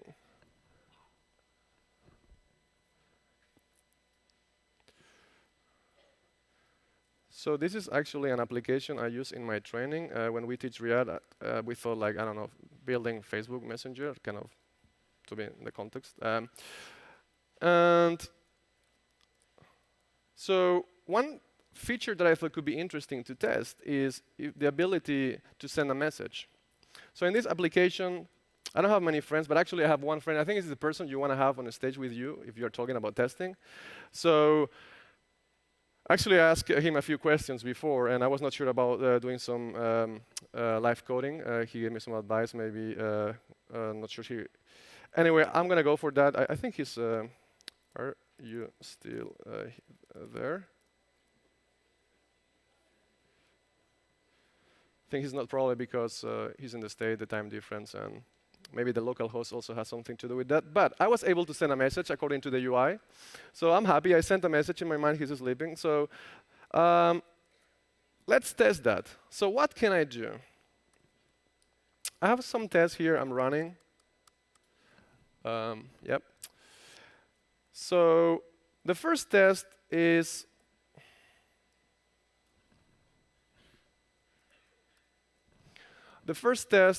a unit test, right? So I thought, let's try to write a unit test. Some people say unit tests are good, so I tried to do that. Because you have a note here. Let's define what a unit is. What is a unit? So I think a unit is something relative, like what a unit is. So to keep it simple for this context, I'll say that a unit is a component, right? One component, regardless of the size, is going to be a unit. So I think the most relevant component to test this is these messages components, right? You know, you have a button, you click here, then invokes this other function that calls an API, does this receive message, which is some Redux stuff. Okay, so I think that is the closest one. So I could, because I'm wanna write a unit test, I'm gonna shallow. I'm not saying this is what we should do. I'm just saying I wanna write a unit test. So that's the best component I think for the job. I'm gonna shallow because I don't wanna render many other components and so dependencies. I provide the props it needs. I add some text. By the way, I'm using Enzyme. I click on the button, and then I need to check. That's the most interesting part. There are normally 3 parts in a test. You set the things up, then you execute some code, and then you expect that the code does what it was intended, right? So how do I know my code works? Like, how do I know it works? I don't have many things I can do. So I can go and say, I can ask questions to those inner pieces inside, like the API. API, did someone call you? Yes. Did you get this message? Yes. So it kind of gives me some confidence, right? If I remove this, my test should break. So that gives me some confidence. What if I remove this?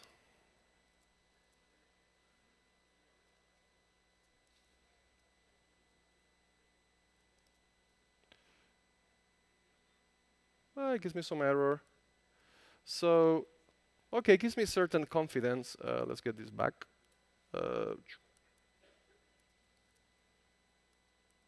Gives me certain confidence. But to increase my confidence, I need to add details. I need to say, hey, did you do this? Did you do that? Like, I need to specify things. Are you doing this and that? And that's because of the nature of the test. The unit test, I have some component, and I'm just have a simple surface that I can evaluate if it's working. So what I see is, thinking of that article that I was sending my colleague, according to the article, when you check for implementation details, so you know what the code is doing, you have like a white box. And the opposite, the black box, is you don't know any implementation details. And so to me, this looks quite on the kind of white box side, because I know implementation details. I know there is an API. I know you have this receive message that will send this sort of a shape. So I know details. So my confidence is sort of okay, but what if I remove Redux? Is my test going to work if I remove Redux? If I decide to put my messages into a reducer here, hook reduce, I won't need this, therefore my test will break. So confidence, so refactoring, really bad, because I'm checking a lot of implementation details. So the next thing I could do, I have 10 minutes left, so I'm going to try to do some live coding, so it's going to be more fun. So if I make mistakes, you will enjoy. If I don't make mistakes, I will enjoy. So I'm going to start by copy-paste, this thing that we all do. And so I'm going to write an integration test. What's an integration test? It's going to test more than one unit. So we need at least 2. And we put them together, and we see if the interaction is good. So what am I going to change here? So now what I'm going to change is, I don't want to test these messages, because that's a unit. I want to test a few components that they integrate together. So if I go to these definitions, this looks like a good candidate. I'm going to compose all this. And this is what I'm going to test. So I will replace this with this. Then do I need to provide this receive message now? I don't, because that's Mr. Redux doing that. So I don't need to do. That's one less thing. What about the API? I didn't say anything about the API, but the API is a prop. Every time I show this to people, they actually feel like, oh, what is that? Or like, oh, they don't like it, or they actually find it useful. Because you think like you're changing your code. So to facilitate testing, that's wrong. I mean, maybe that's wrong, but the alternative is I need to use some mock that it will, change the require. It's gonna do some magic, and this doesn't change the doesn't affect the performance of my component. This technique is called dependency injection, right? Instead of importing something and using and hard coding that in my code, I'm gonna say I'm gonna have a mechanism for changing that, right? Dependency injection. I know Angular does a lot of that, but we don't have a mechanism embedded in our React, but we can leverage that. So, do I need to provide the API? Yes, I still have that dependency in my integration test. So if I run this, I should get a bunch of errors. Couldn't find a store. Yes, our Redux needs a store. So I'm going to do something which might not be the best thing, but I'm just going to do it. And I'm going to create a store. I have this little file that can help me create a store.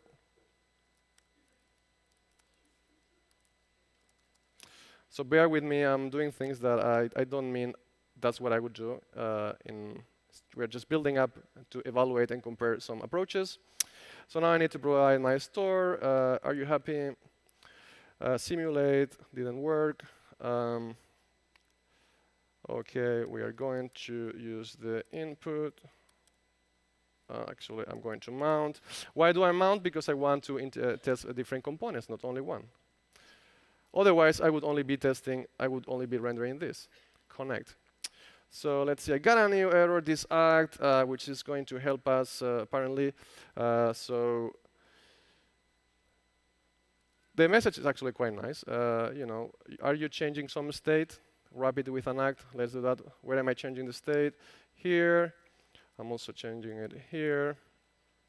I also, because my code is asynchronous, my API is, it returns a promise that's asynchronous, so I will need to wrap this with some asynchronous code, and now hopefully we're back on track. Great, so now I can remove this. So what do I test? Now this interesting thing. Do I want to go to that and to have been called and look at those details? What would I do if I was doing some manual testing? I would be, clicking here, sending a message, and see if the message is on the screen. So we can do that in an integration test. So I can go and say, I expect that my wrapper, let's find, okay, since we are using Enzyme, I'm going to look for a message, because I'm not saying this is the right thing to do, but Enzyme let us do so many things that let's explore that. So I have this message component here. So the list of messages is made of message.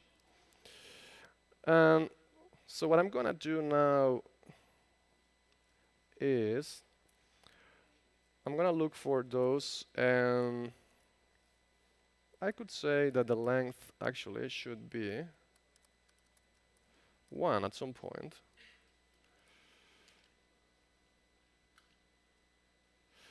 Okay, I always make the same mistake. I thought I was not going to make it today. I always forget this wrapper update from Enzyme. I don't know why they don't update when you update the state, but we have to do it. Okay, good. I could also do, I don't know, before I send the message, I could say to be 0. I could say, because I know there's only one node, I just can say, give me the text, and to be this, I think we should probably do something like a random message, something better, random, yeah.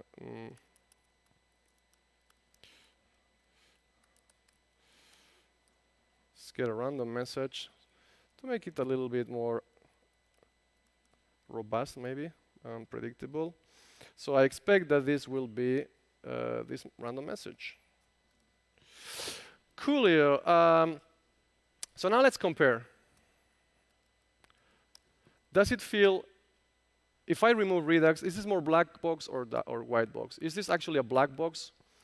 I think it's not, because I got more closer to the dark side.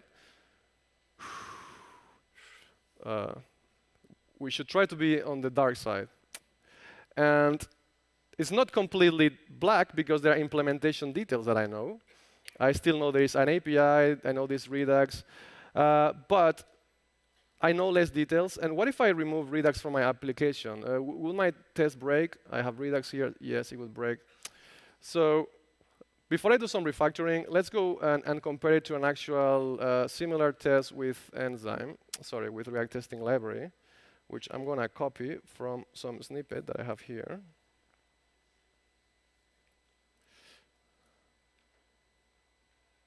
Actually, I have it here already. So if you compare one and the other one, they are not that different, right? So, you know, here for me the lesson is this Watermelon said later on the chat. You know, the problem is I cannot just change to React Testing Library. This company is using Enzyme. I cannot change that. But to me, the fundamental problem is you're still testing the wrong thing. Come on, like you can still Enzyme lets you do many things, but you can still do the right thing if you want, right? So, and then we could use React Testing Library, forget about the previous test, and then we will be happy we're using the right tool. But to me, it still is a fundamental problem. If I remove Redux from this application, does my test break? I mean, I have the store here, so wouldn't it be better if I remove the store from here? I can then use this component here, this root. I can wrap my root component.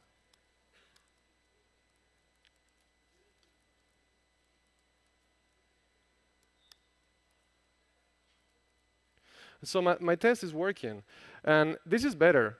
So because now I could remove Redux from my application, and that's like kind of a big thing. You know, if you remove Redux, and my test still works, like that's a big thing. And so you should try to write tests that maximize those guidelines that you set yourself. Because if I just think of I'm going to use the right tool, which is I don't know React Testing Library, you can still do things. You can still improve things. And even if you're using the tool that might not be the right tool, Enzyme, you can still do the right thing. I could do the same in the previous one and wrap this with a root. So that's can still know it thing work. Just in case he's worried. Everything worked. So that's my talk for today, and I hope it encouraged you to go beyond the discussion of whatever is the tool, and try to understand why it's good, and try to apply those patterns, because there will be situations where we won't be able to choose the tool we want to use. But doing the right thing is always possible if you know what to do, and try to have some metrics to evaluate. And sometimes we say things like, "Oh, this code is elegant," or "This code is beautiful," and like why, right? So try to have some good metrics, not much vanity metric, but metrics that make sense for you and your team, and happy refactoring. Thank you very much.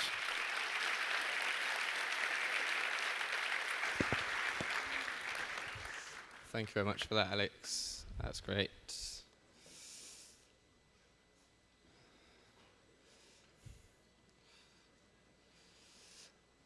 Right. Next up, we have Narendra Shetty. Again, I met Narendra yesterday, and I found out that Narendra only likes blue M&Ms, which is strange, but also loves an awful dad joke. So, Narendra, before we give you a round of applause, can you just do your favorite dad joke? Which one? Yeah. The bike one. The bike one was good. Are you serious? You want me to say that? I want you to tell everyone the bike one. Why do you think bikes can't stand by themselves? Why do you think bikes can't stand by themselves? Yeah. I don't know. Because they're too tired? See, I got that laugh, yes. Get out, all of you. You want one more? Right. Oh, have you got another? Yeah. You want another one? Why do you think cows wear belts? Why do you think cows wear belts? Yeah. No Because idea. their horns don't work. Because their horns don't work. Okay. Right. That's A a very good small start. round of applause. No, a big round of applause for Narendra. Thank you. Thank you, Simon. Yeah, my talk title is UI as API.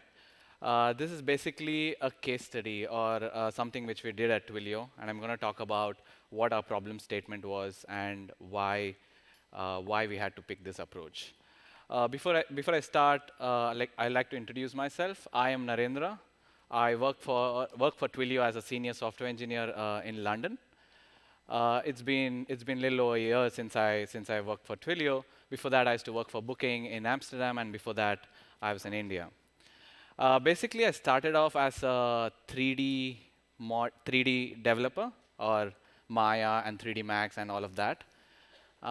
Then my PC back then stopped working. It crashed.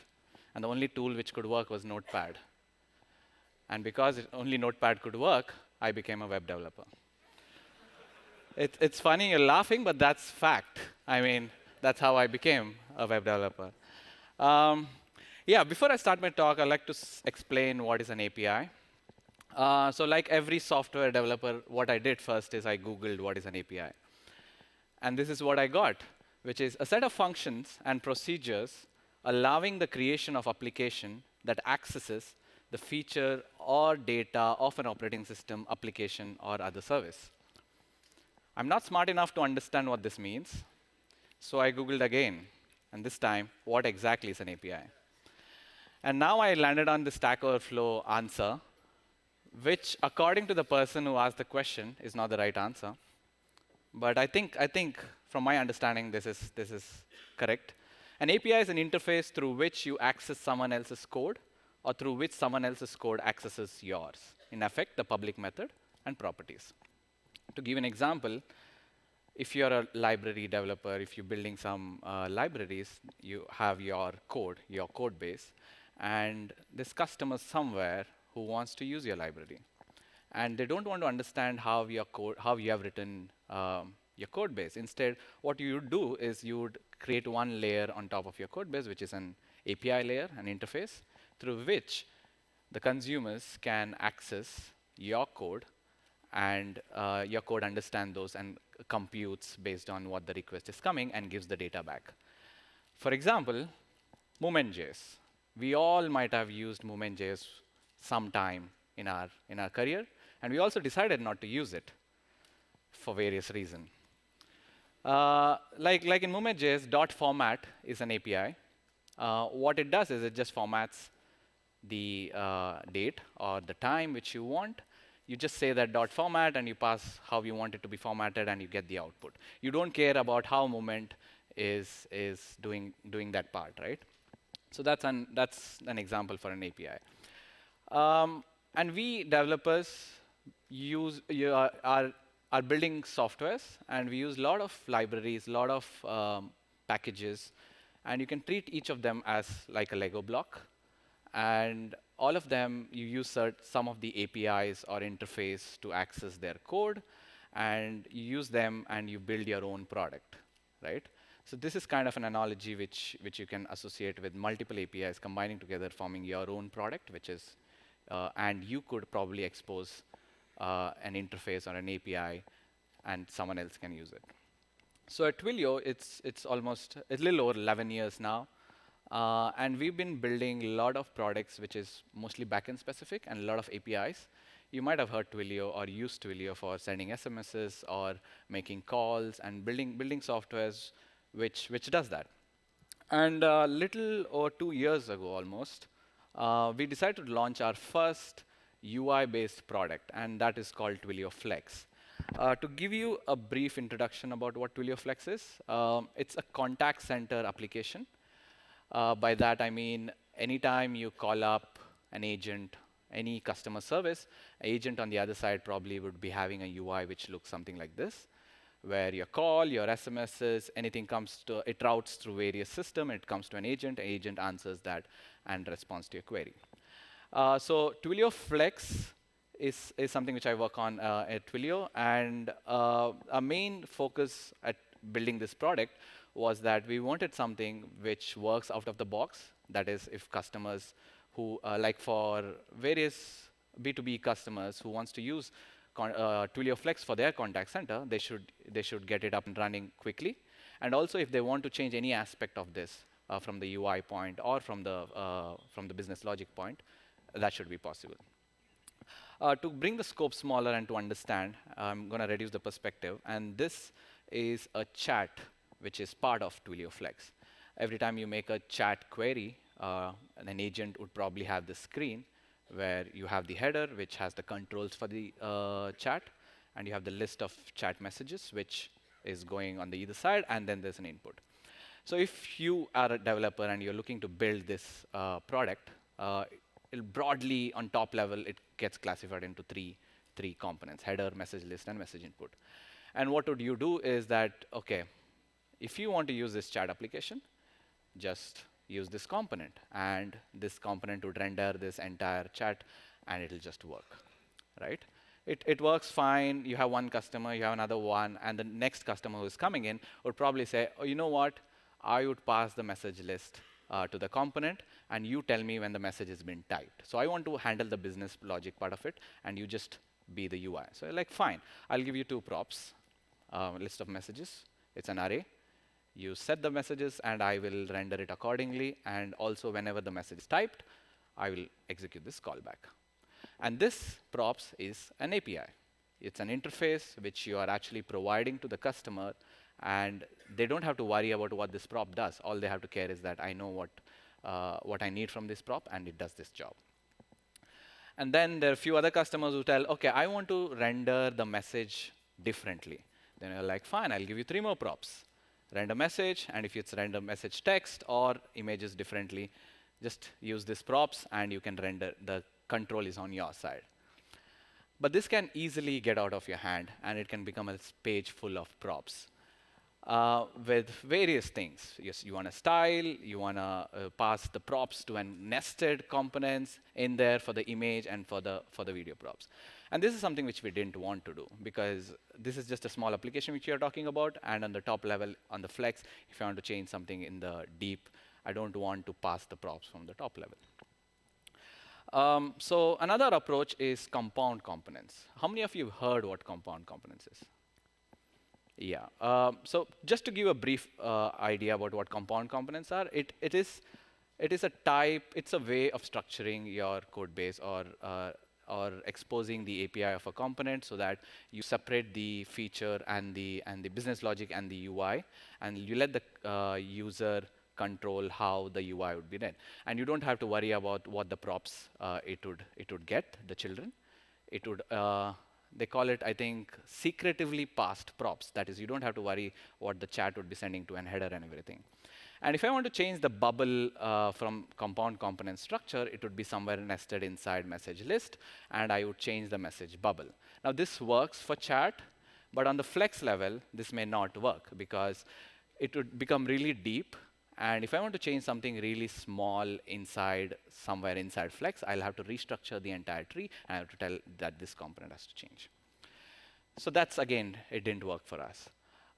So talking about Flex, everything in Flex is a component. It's a React component.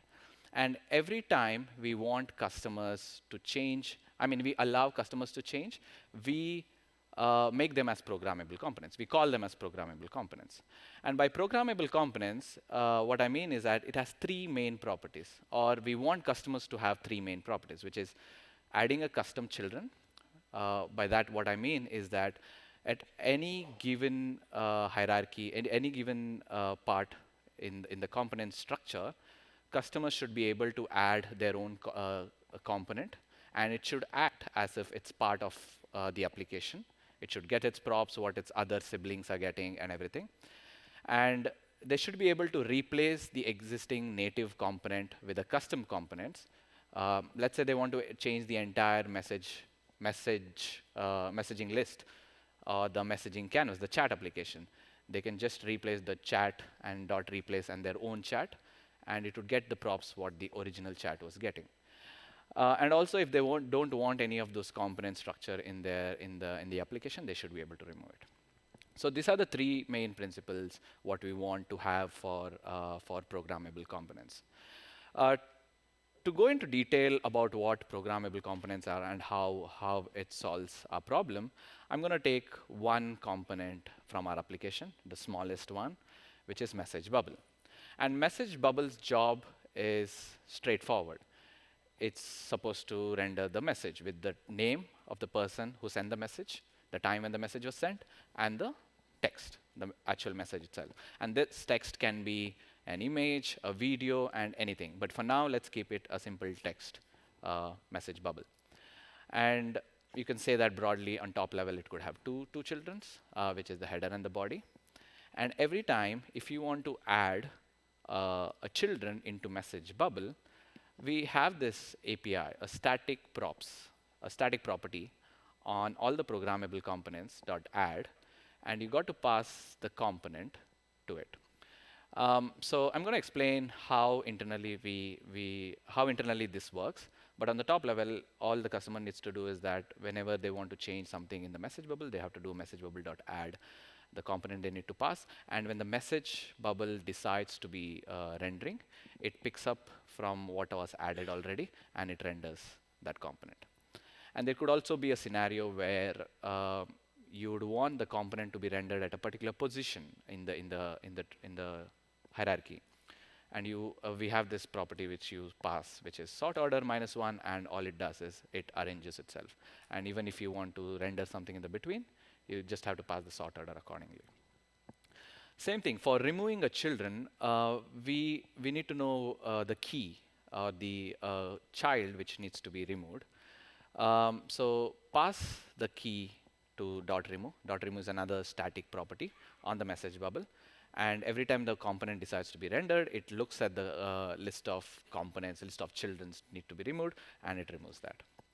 Same thing with replace, but replace does a little different. So if, for example, you want to replace an entire message bubble with your own message bubble, then you do a .replace and pass your custom bubble in there, and it replaces the entire component with what you want. This is very briefly about how the APIs are supposed to work for the customer. I'm going to talk about how internally they work. So we spoke about 3 APIs. Message Bubble is just a React component, nothing else. And we have added an additional decorators around that, which introduces these 3 APIs, which is .add, which takes the component and the option parameters like the sort order and various others which we have. And .remove, which takes the key of the child component which needs to be removed. And also .replace. .replace exactly like .add, only thing it does is that replace the entire component. Now let's see how it works. So message bubble, when the message bubble is about to be rendered, when it decides to be rendered, it first looks at its children. It looks at all its children, and in this case, it has only 2 children, which is the header and the body. It takes them, it keeps them in a separate location, makes a copy of it, and then it looks at the private array where all the components were added through .add API. This will have the list of components which needs to be added into this. It takes them, it just copies them into this list. And this is all before it is setting the render. It's just making the list of children it needs to render. And then it looks at the sort order. So here, like if you remember, I passed the sort order of -1 on times ago. It takes the sort order, it just sorts all the entire children based on the sort order, and it gets the children. And finally, it looks into the another private array, which is remove requests to be components to be removed. It looks at that, it gets the keys which needs to be removed, and it removes the component completely. And finally, this is the render what it does. And for replace, it does a little different. If there is a replace something already, it ignores the .add and .remove to be executed. So overall, this is kind of how programmable components work. And we also have something called Action Framework. Action Framework, as the name suggests, it's a framework for actions. And by actions, I mean any UI user action done on the screen, which could be a UI clicks or any actions which is performed directly, like a page load is also a user action, right?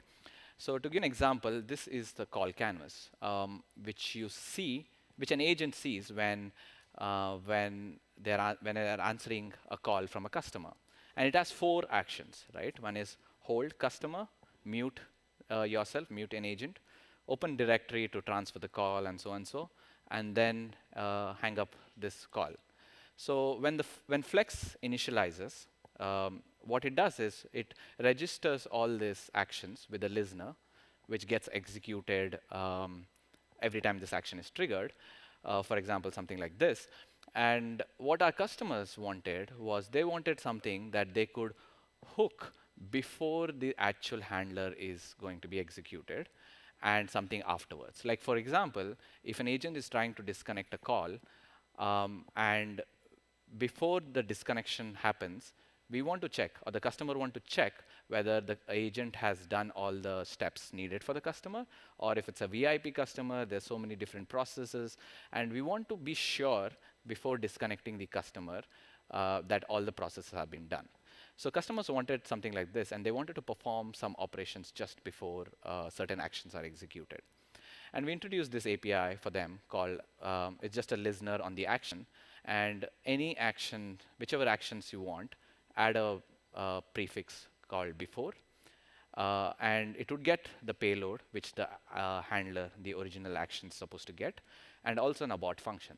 And for any reason, you'd, in the before callback, before listener, if the customer, if the handler is not supposed to be executed according to the company or within the customer, then they can execute the abort function, which will skip the handler. So this could be used in cases where someone's taking a break. Let's say an agent is trying to take a break, and there is certain task already active. They're all on an ongoing call, and they can't take a break when there's an ongoing call, something like that. So they're trying to change their status while there's an ongoing call. So here we can actually check whether the agent has a task assigned to them, and only if there is no task, they can change the status, something like this. And also, you want to perform some operations, change something when the handler is executed. You could do that by adding a after hook. Also, the customers wanted something which is they wanted to replace the entire action with their own set of actions. And with this, we introduced this API, which is action.replace, where we get the action name which needs to be replaced, and a new handler. And the new handler would get the payload, which the customer, which the actual handler would get, and also it would get the original handler. So in any case, if the customer wants to perform their operation, and in any case want to continue performing what the original handler is, they could do it. I had a small demo after this, which is not working at the moment. So my talk ends right here. Thank you.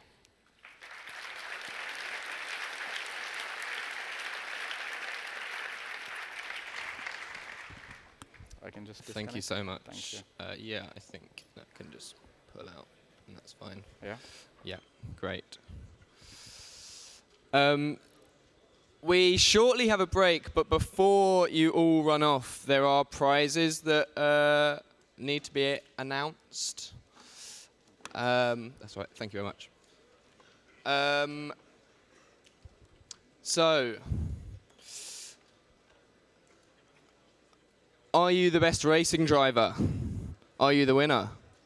The top 10 winners of the car racing game are going to be announced at the eBay Tech booth in the break, after this. So don't miss it. Go there to pick up your prizes if you won.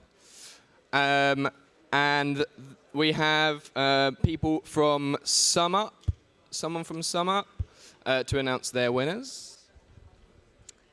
Thank you.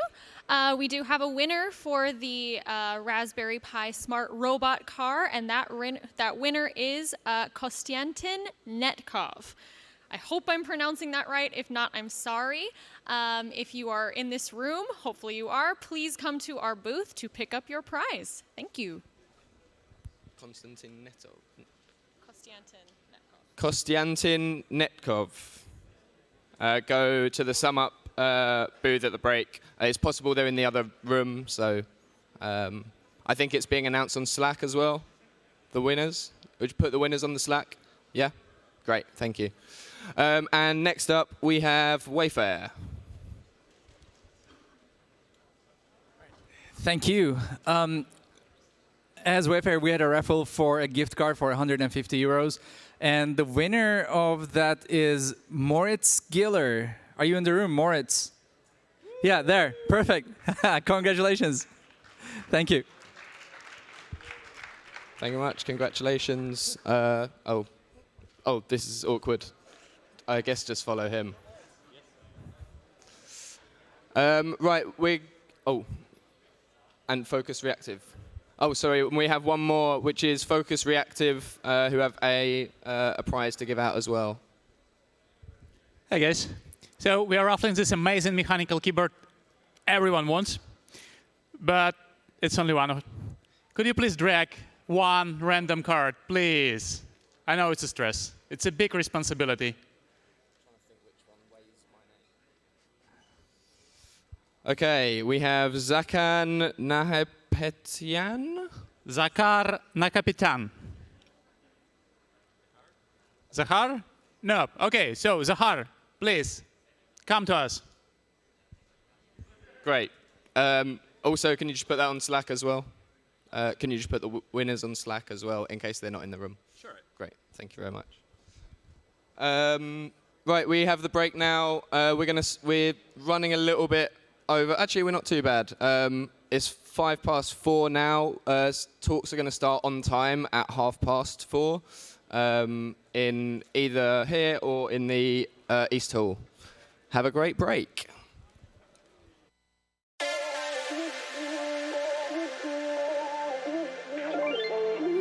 Ain't no love like a real love, but it goes so fast. All tied up like a captive. I'm on to you. Used to pay to my love life, sending no rainbows, playing it cool. I haven't felt this in ages, and I've no more patience. So won't you please stay?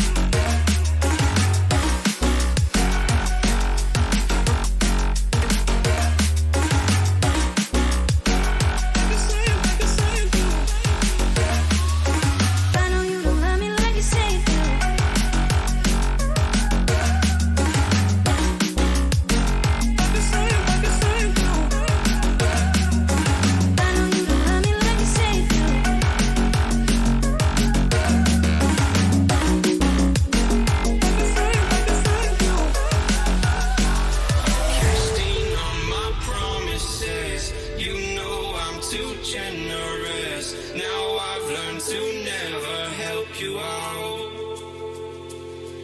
'Cause I'm done cleaning up your mess. Found myself in my regrets. I've become a little stronger now. A little stronger now. A little stronger now. A little stronger now. A little stronger now. You cashed in on my promises. You know I'm too generous. Now I've learned to never help you out. 'Cause I'm done cleaning up your mess. Found myself in my regrets. I've become a little stronger now. A little stronger now.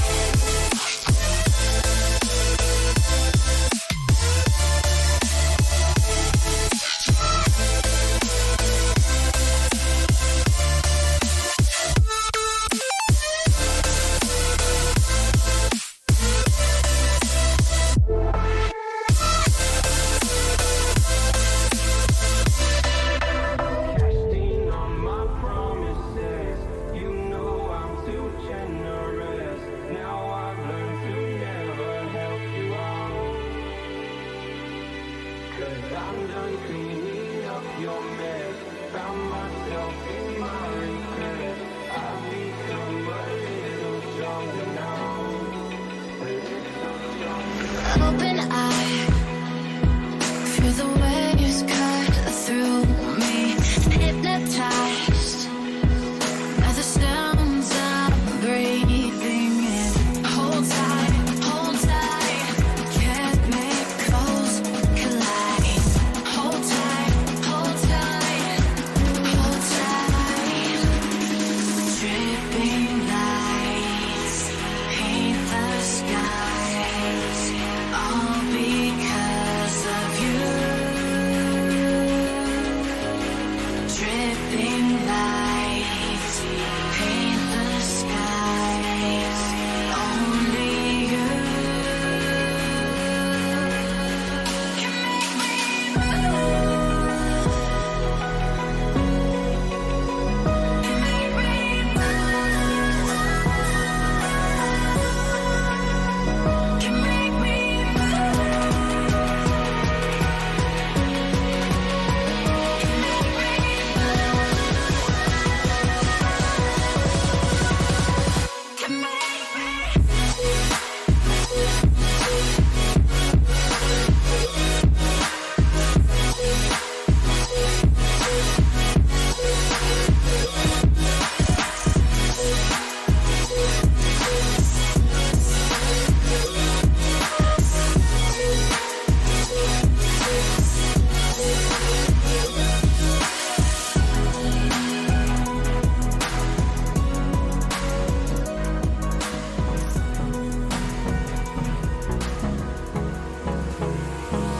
Hold me close till I get up. Time is barely on our side. I don't wanna waste what's left. The storms we chase are leading us, and love is all we'll ever trust.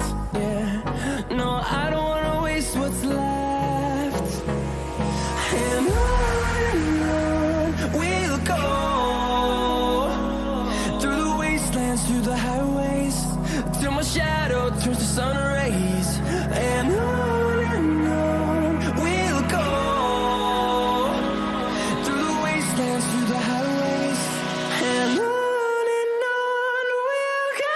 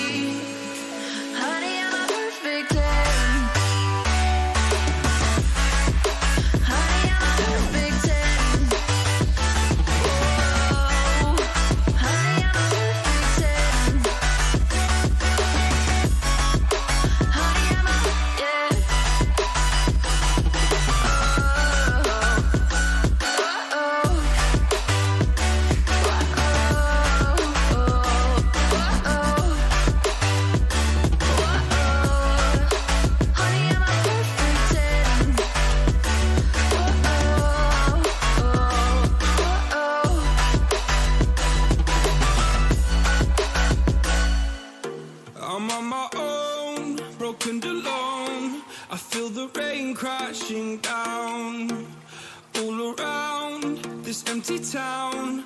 I'm searching for the lost and found, but you don't care, you're unaware. Keep moving like the scars aren't even there. It's in the air like a blazing flare. Don't stare 'cause the flames will burn us. I thought you were the one for me. That's why I gave you everything. Held you close by the stormy seas. Oh, you meant the world to me. I used to kiss your head when you cried for me. Hold your hand while the pain was over. Keep you warm by the roaring sea. You meant the world to me.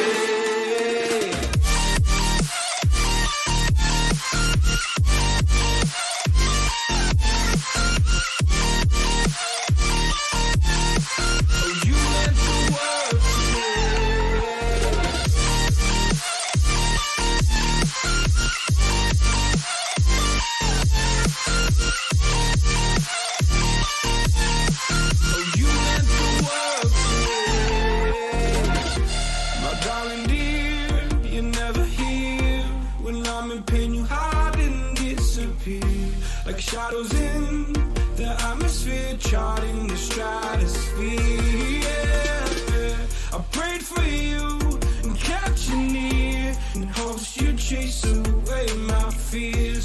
I'm on my own, you made it so, and now I'm chasing nightmares through. I used to run with you through the great big leaves, laugh at you when you laugh at me. Hope for us because I believe the home was just you and me. I thought you were the one for me. That's why I gave you everything. Held you close by the stormy seas. Oh, you meant the world to me.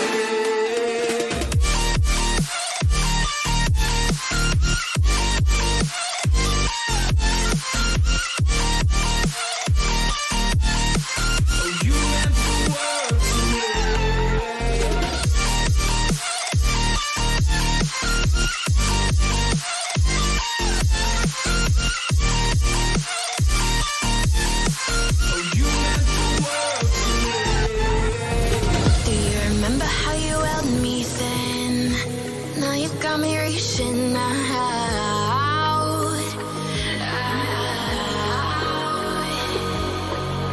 and do you see you got me falling in more times than I can get out.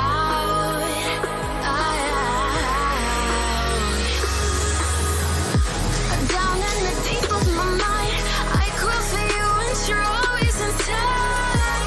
Down in the deep of my mind, how long do I to keep you down in the deep of my mind? I call for you and you're always inside. Down in the deep of my mind, trying so hard not to keep you, to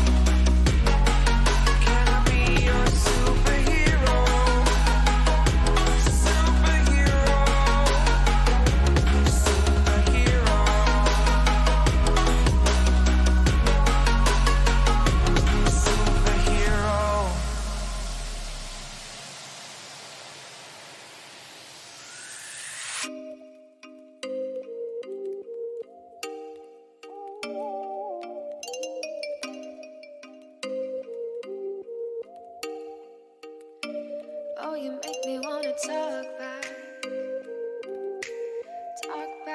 to you.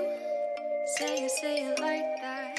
If I hate you, then find someone new. Baby, but you know I never will. No, so I choke you down just like a pill.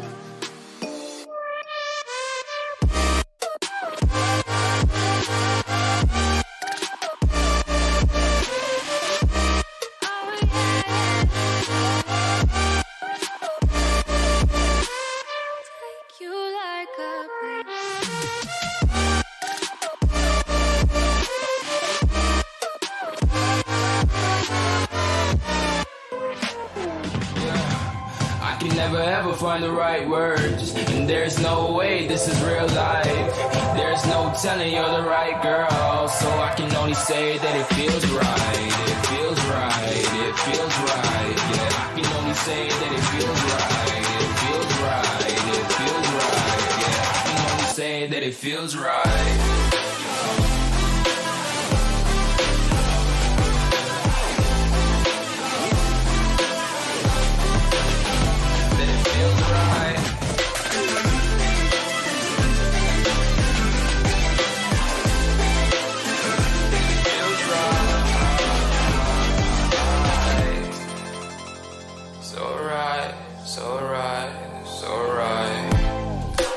Going with the gut, never had a doubt, felt like this is just a must. Put me in perspective, I'm the deepest in the cut. Everybody tuning in, but this is just for us now.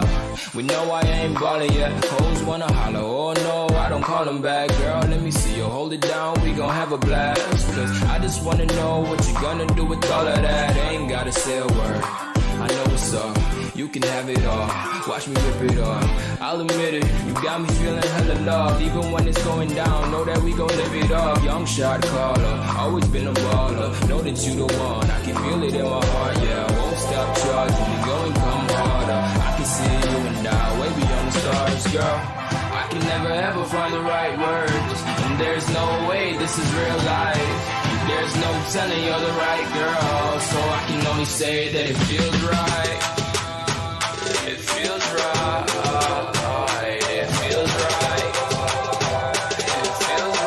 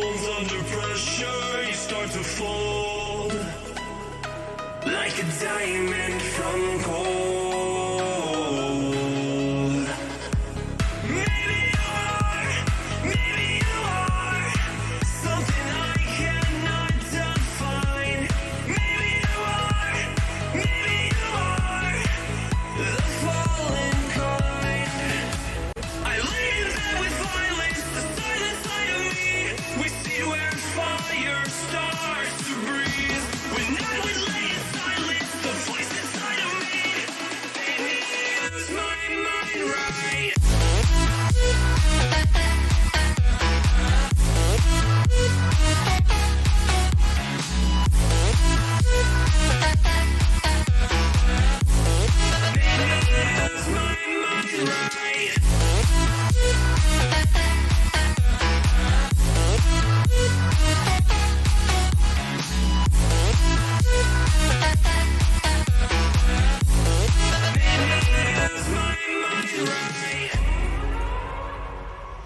gon' burn it down.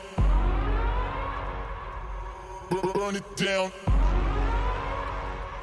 We gon' burn it down. Burn it down. I killed it, it's murder. I killed it, it's murder.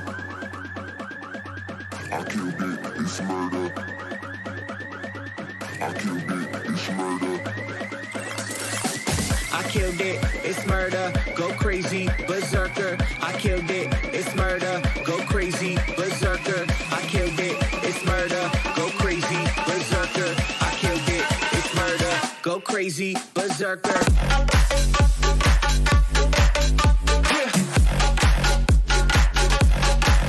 Show them.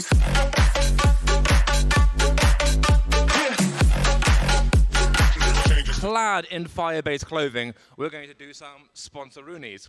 So, we love sponsors. They make all of this stuff possible. Firstly, we have, this is such a cool logo. We have Sum Up, and I will apologize if I get this wrong. SumUp is creating powerful, easy-to-use financial solutions to help small business owners run their business. We have Everstate, end-to-end platform, and a dedicated tech team. Everstate is revolutionizing the home buying experience and creating the best in-market customer journey. I hope they devastate the market segment. We've got Delivery Hero. Delivery Hero is building a next-generation global on-demand delivery platform, food ordering network, which is innovating and creating new verticals, such as groceries, pharmacies, flowers, and other convenience articles on multiple markets. And we have Wayfair. Wayfair is one of the world's largest online destinations for the home. They're reinventing the way that people shop through their commitment to industry-leading technology and creative problem-solving. I have once spoken in Boston at a Wayfair-led React event, and I will say it was very good. Their office was sick. Next up. All right, we also want to thank all the many community partners. In the end, this is us all coming together over what is a JavaScript library, but what it means to us and how it impacts our community and who we are and how we think about work. It's engineered by the whole community together, represented on this lovely, blistering wall of people. OK, what's next? React Amsterdam. Is that a thing? Wow, OK.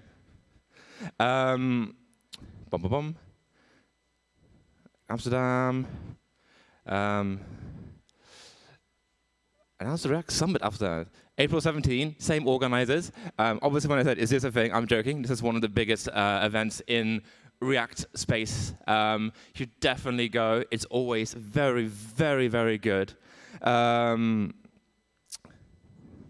I think we might be getting to the end. Next year, anniversary edition, 5 years. These events have been getting more and more slick over time. I can only imagine that the half-decade experience will blow your socks off. Biggest React conference worldwide. Wow, OK, that's pretty sick.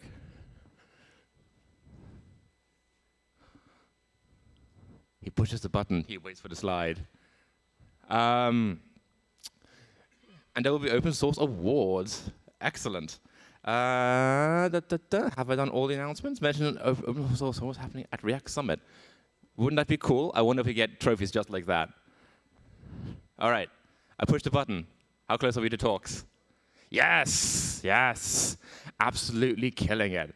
All right, so we're going to bundle together all of the best buzzwords that have gotten Twitter buzzing for the last 3 months. We have React, we have hooks, we have suspense, we have context, and we have Firebase. And the person, Firebase, and the person who's going to talk to you about it today is Jeff. Take it away. And a 10. Wow. You're a wonderful audience.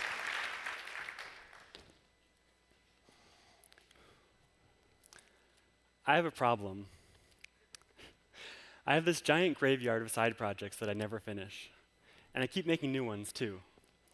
The same thing happens every time. I have an amazing idea, hack something together, and it seems pretty promising. I spend like half a day thinking of a clever name, and then buying that perfect domain. And this one's going to be the one. This is going to be my killer app. And then suddenly, the curse of the side project hits me. A day goes by, a week goes by, and I never touch the project again. The more I think about it, I think there are three main reasons that this happens to me. One is scope creep. I have a cool idea, and then I have 10 more cool ideas, and soon the project is so huge there's no chance I'll ever finish it. Another is changing priorities. Maybe it's just not a good idea. But the big one can be infrastructure and scaling. I don't want to under-engineer my app and have it go viral and suddenly have to rewrite it from scratch so that it doesn't crash.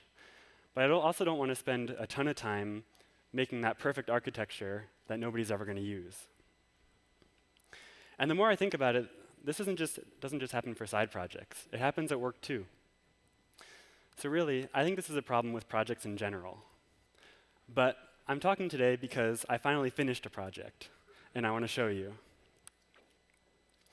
So I created this web app called React Roads. I think it's pretty cool and it's interactive, so I'd love for you to visit it right now, and we'll all look at it together. So a few months ago, I found out that the United States Census Bureau publishes a list of every single road name in the United States. So I did whatever any React nerd in this conference might do, and looked for roads that sounded like React terms. And then I made a React app to view it. So for example, we have CAD React Road Vermont.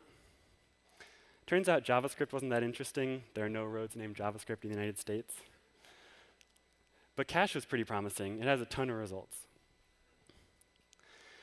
Now, this project had the hallmarks of something that I wasn't going to finish. I got a kind of cool domain name, reactroads.web.app. I also had scope creep. You can see there's a vote button here. And if I vote, the votes update in real time. And as you're doing it, the votes are coming in too. Besides that, I also have a leaderboard at the bottom that shows the most popular road globally. Currently, Suspense Drive, Florida is really popular, 16 votes. Oh, Arctic Cache just took it over. Oh, it's back. All right, let's see which one wins later. But even though this app is pretty simple to use, it has some decently complicated stuff behind it. The streaming in live data is pretty complicated. If I was doing it myself, I'd have to stand up a socket server and deal with all those things. I also have to be pretty confident that it'll UI and using the real-time chat functionality to send JSON between users to power a game. Now, the Firebase founders looked at this and said, hey, maybe our infrastructure is more interesting than our chat app. So in 2012, Firebase was founded. And at the start, it really was just the backend for that chat app. There was global data, everyone in the world could read it, but it allowed users to communicate in real time via JSON. Since global user-readable data isn't that useful, the next thing that came out was Firebase Auth. And that allowed users to sign in, and then allowed developers to configure security rules on the real-time database to make sure that user data wasn't exposed for anyone to read or write. With those two things, real-time database and its security rules and auth, it was possible to make pretty complicated apps without any backend at all, just with the client talking directly to the Firebase servers. The last step was a way to serve static files, JavaScript, HTML, CSS. So then Firebase launched hosting.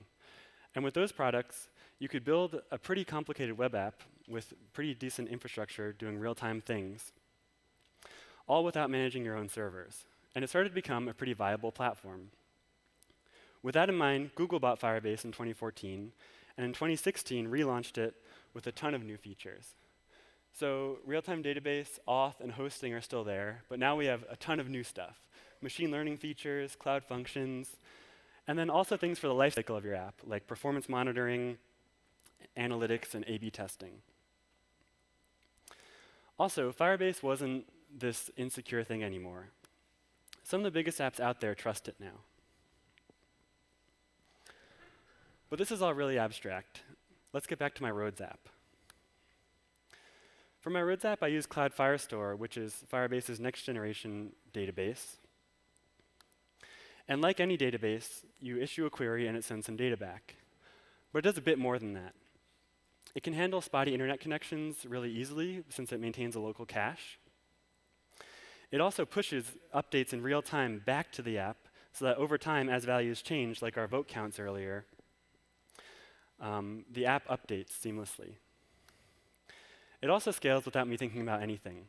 Firestore can support up to 1 million concurrent users, which is way more than my Roads app is ever going to get. I use Firebase hosting, which I mentioned before. That gives me a global content delivery network for my static files to make sure that my first page load is always quick. It also gave me that .web.app domain. Any Firebase project gets Firebase project name .web.app as a free domain, and SSL is set up by default. One thing you probably didn't notice when you're clicking around in my app was that I signed you in silently with one of my favorite features, Firebase Anonymous Authentication. What this lets me do is avoid a clunky sign-in flow, but still sign in users behind the scenes so that I know that when they're in the same browser, I can track which votes they've done and then stop you from voting for the same road twice. That's why the vote button changes from the word vote to a +1. Another thing you may or may not have noticed is that your vote button probably looked different from mine. I used Firebase Remote Config to randomly assign different values of prompt to the vote button. Half of you randomly got the word vote, and half got the plus sign.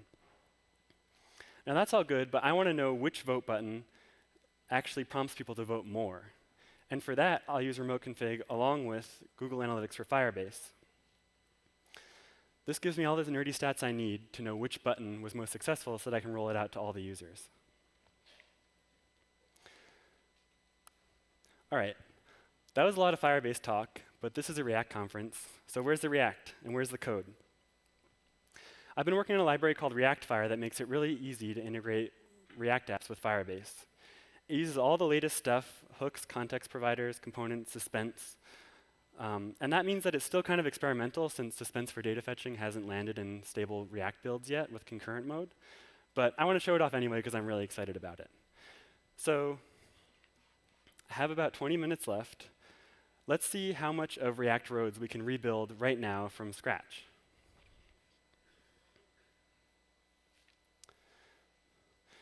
So I've started with really basic boilerplate. This is probably familiar to you. I import React DOM, I have some styles, and then I render it. I have create React app watching my files, so I get this web page that says where are the roads in really tiny text. First, let's render that list of roads with some just dummy data, some mock data. I'll create a component called road list for that. And I'll maintain the list of roads in state.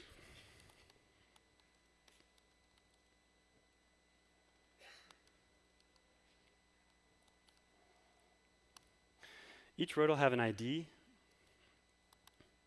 a name. I'll just make up Suspense Drive, Alaska. The United States state that it's in, Alaska. And the number of votes that it has.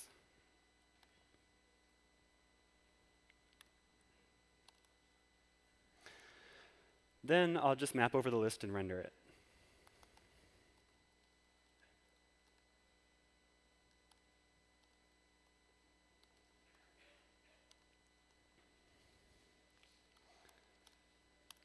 Now to save some time, I've created a presentational component that's really dumb and just uses some CSS to render a road in a pretty way. It's called road list item, so I'm going to import that now. And road list item takes as props the road object and what to do when we click the vote button, an onVote function. For now, I'll just mock it out to alert that we voted.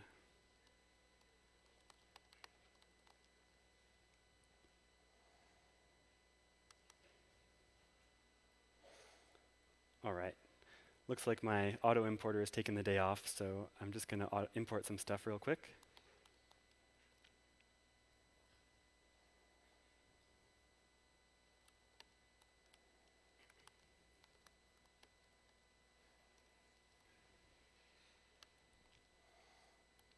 All right, and I have one more dumb presentational component that I'm going to use that just sets up the basic page layout.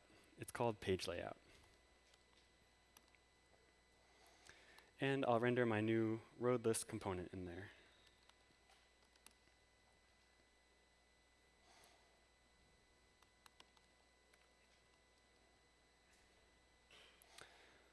All right.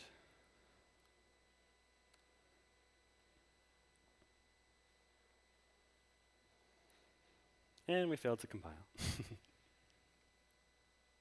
Let's see if that fixes it. Cool. So now we've got the basic guts of the React Roads app. It's just a bunch of CSS at this point, basically. I mean, I have some mock data that's rendering correctly and a vote button that when I click it just alerts, like you saw. So let's start using Firebase. To connect to Firebase, I first need to tell the Firebase library what backend to talk to, what my project is. So I'll go to the Firebase console, which is the place where I manage all things in my Firebase project. You can see all the different products I talked about before are listed down the left side. But what I'm interested in is my app's config. So I'll copy that out. And the console is also giving me some instructions on how to actually initialize Firebase. Usually in a web app, you treat Firebase as this global singleton, and you can call it from anywhere in your app. But I found that for React, that doesn't really work too well with the way I think about my components. Since everything's split up into those small components, and things are often lazy-loaded async, trusting a global singleton felt a little weird. So instead, in ReactFire, we use React's context API to expose the Firebase library. I'm going to paste this config before I forget. And now I'm going to use my first ReactFire component. It's called Firebase App Provider. As a prop, it takes the Firebase config that I just copied. And I'm going to wrap my entire app in it. All right, so if you're familiar with context, you'll know that with a context provider wrapping my app, every single child of it will be able to access whatever it exposes via context using React's useContext hook. So basically what I've done here is I've set up Firebase, and now any of my components can access the Firebase library to do whatever they want. So we're all set up to read some actual data. I've already loaded the roads list into Cloud Firestore. So first, I'll just access the Firestore library. To do that, I'll use another ReactFire hook called use Firestore.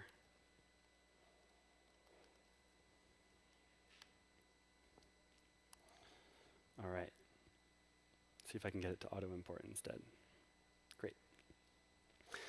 Like any database, I have to construct a query. So let's make a query.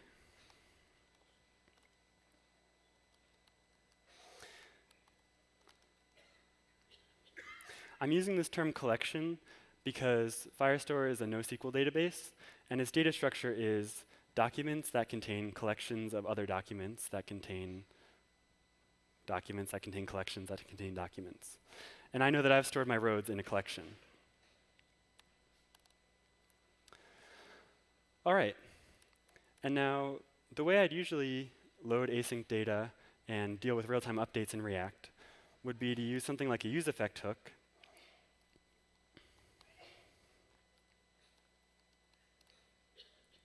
And then subscribe to my query. So maybe I'd do something like query.subscribe, and then as new data comes in, I'll call this setRoads to update my component.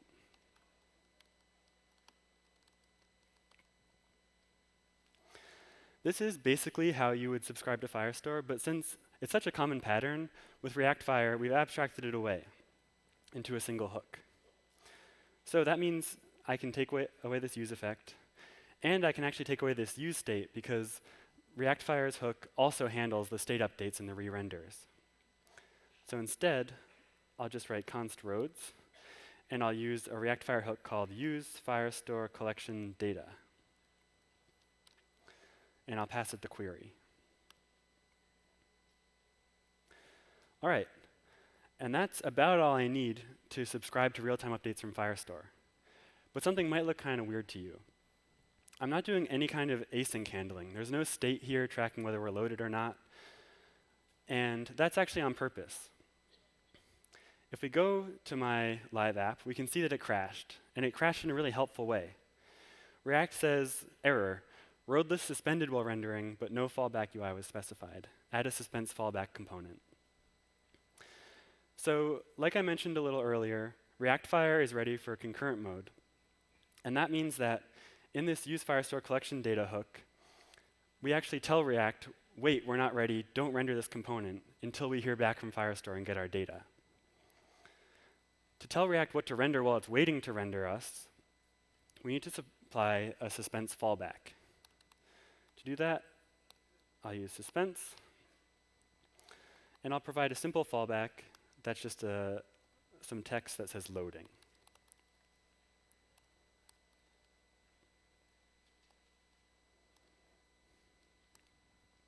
And I again just need to do a quick import. All right, so with just a few lines of code and some help from Suspense to do all of our loading state management, we now have some live data coming in from Firestore. And this is kind of cool, but stuff isn't really going to update in real time because we have no way to write to Firestore right now. When I click the vote button, it just still does that dummy thanks for voting thing. But voting is actually a little tricky.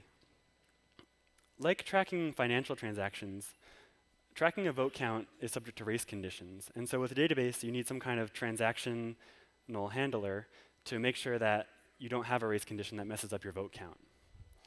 Since incrementing things like this is a pretty common pattern, Firestore has a magic value that you can set a field to let Firestore handle all of that stuff under the hood. It's called increment. I'll create it now.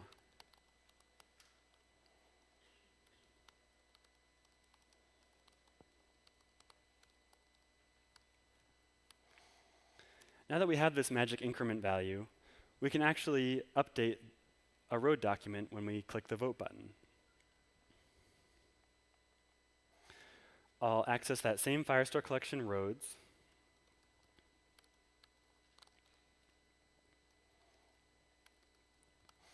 But now I'll also access the specific road that we want to vote for and update its votes value with that magic increment. Cool, so pretty simple. And if I didn't mess up, we should be able to actually vote now. All right, and you can see we know that it's working because these values underneath each road are actually updating in real time too. So not only are we writing to Firestore, but now we're getting real-time updates back. And we're getting all of that with just a couple lines of code. But there is a problem here. I can just sit here and vote all day. In the original React Roads app, I could only click the vote button once before I was blocked from voting again. Since we don't want to trust the client to enforce these kinds of things, we'll use security rules instead and make sure that a user can't vote twice for the same road. But first, before we set up our security rules, we're going to use anonymous authentication to sign somebody in so that after somebody votes, we can track that they actually did vote for something. Later, we can use security rules to check that record of voting and make sure somebody doesn't vote twice. So we need some auth. In the same way that I imported the Firestore library with use Firestore, I can say auth equals use auth.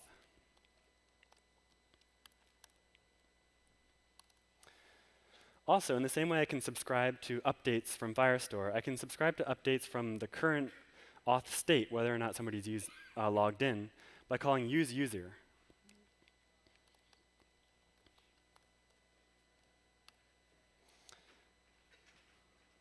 And I'll just do the imports.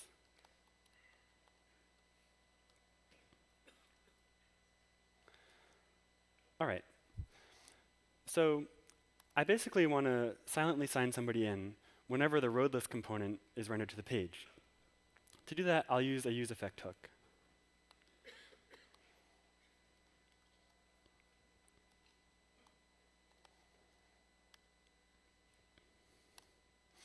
In this hook, I'll just call auth.signInAnonymously, and that's all I need to get anonymous auth.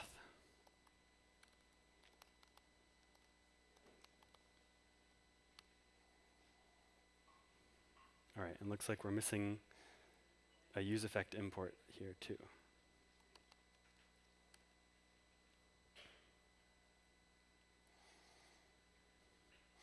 Cool. Now that we've signed a user in, and we have a way to track the auth state, since it happens asynchronously, when the component first mounts, the user probably won't be signed in. We can now write to a new collection that we'll call users to track each user's votes. I'll update onVote. And the first thing I'll do is say, if we don't have any user, don't do anything.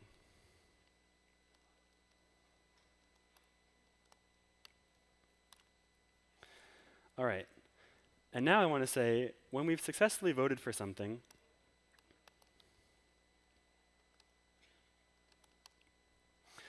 I want to create a new Firestore collection called users.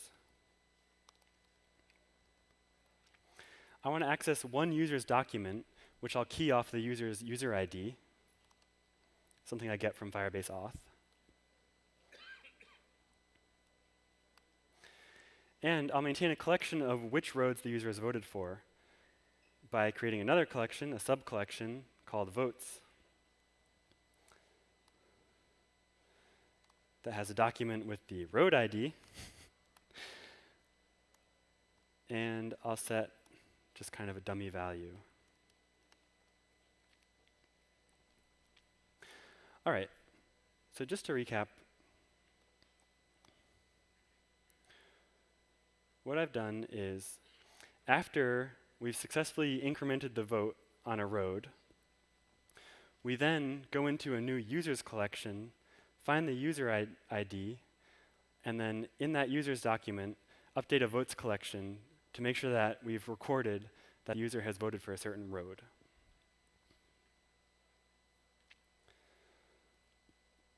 All right. Oh. Little typo. Great. And everything's still working too. Now, we don't have any security rules yet, so the behavior is going to be the same as it was before. I can vote as much as I want. But the cool thing is that we're now getting user data saved. If the conference Wi-Fi is kind to me, I can show you. Yeah. So now, besides the roads collection that I can view in the Firebase console that has all of our roads, there's this new users collection. It has a document keyed off a user ID, that sub-collection votes that I talked about, and the road ID that I just voted for. If I vote again for a different road, you can see that it shows up here. Now that I have this tracking,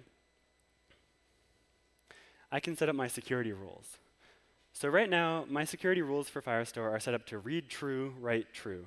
This means that anyone in the entire world can read my entire database and write to it, which is obviously a really bad idea, especially when I'm on screen at a conference.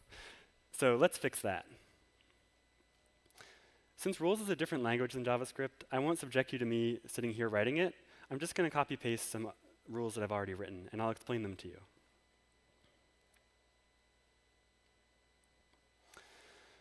All right. So I've got these security rules. Every single time an app tries to read to or write to or read from Firestore, these rules are checked. In my users collection, I want to make sure that one user can't see which roads another user has voted for, just to protect their privacy. So I only allow reads and writes if somebody is signed in and if their user ID is in the path that they're trying to write to. Since I'm keying that votes thing off of a user ID, this will protect each user's data. In my roads collection, I allow anybody in the world to read my roads. This is important because that data is stuff that I want to show to everyone.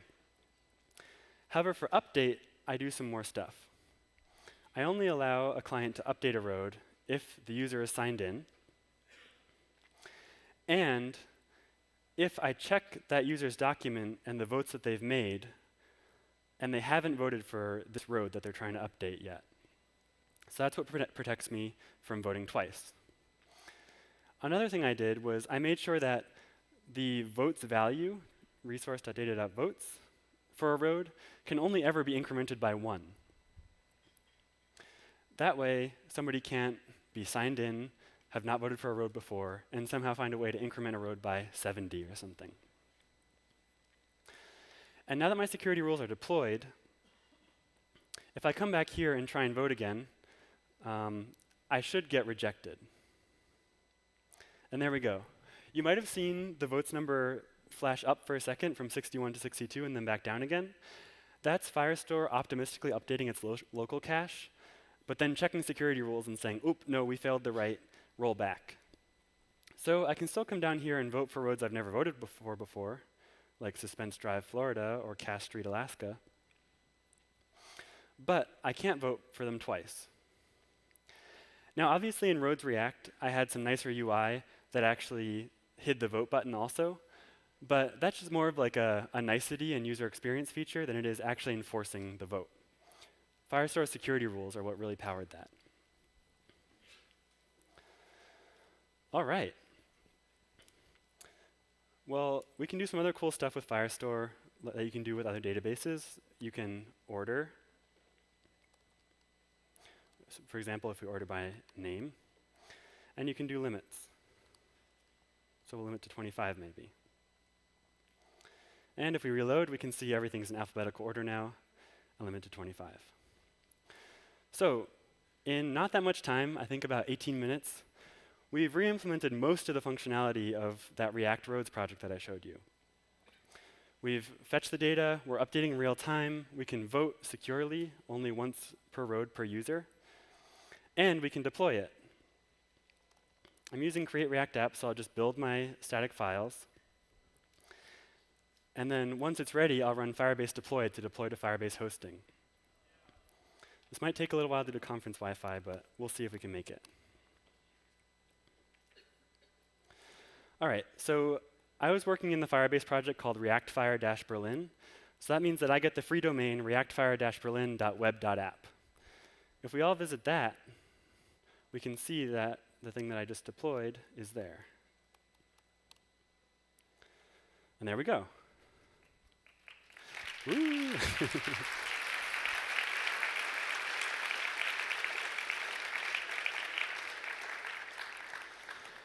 All right, we made it with a minute to spare. So we used a crazy amount of infrastructure that can scale up super huge, but we did it in only 20 minutes. I hope this inspires you to finish your own projects with Firebase quickly and scalably. You can do everything I just showed you with Firebase for free without a billing account, and only pay later when you need to scale. If you want to talk to me, I'm happy to chat about React or Firebase or any combination thereof. I'll be in my bright yellow t-shirt right outside. I'm also jhulia on Twitter if you want to message me on the internet. And again, the library that I maintain that makes all this stuff possible is called Reactfire. So thanks so much. I had a blast building this. I'm so glad that the curse of the live demo didn't hit me and that we got it done. So thanks so much, and please do come chat.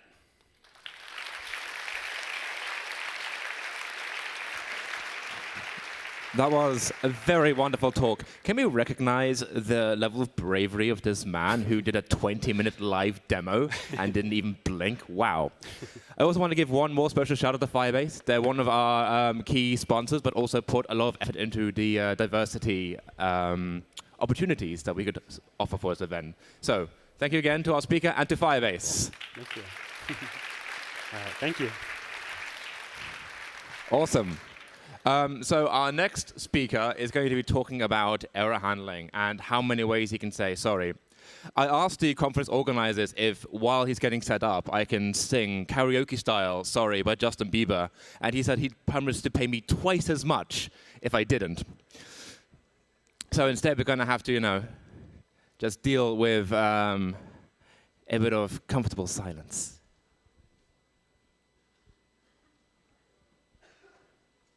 You look keen. You look ready. I am ready. Excellent. Are you excited? Am I on? That's the question. Let's see if we have this running here. I will admit, for much of my JavaScript career, my idea of error handling was a try-catch block, and the catch block caught everything, and then just printed to console. And I called it Pokemon exception handling, because you gotta catch them all. That's fair. I like that. I like that. All right, so. Are you ready? I think we're ready. Are you excited? I have this. Are you going to thing. teach us some cool stuff? I'll teach you some basic stuff. Oh, wow, And, okay. yeah, Well, so. I can handle it. All right, well, put your hands together for Jesse.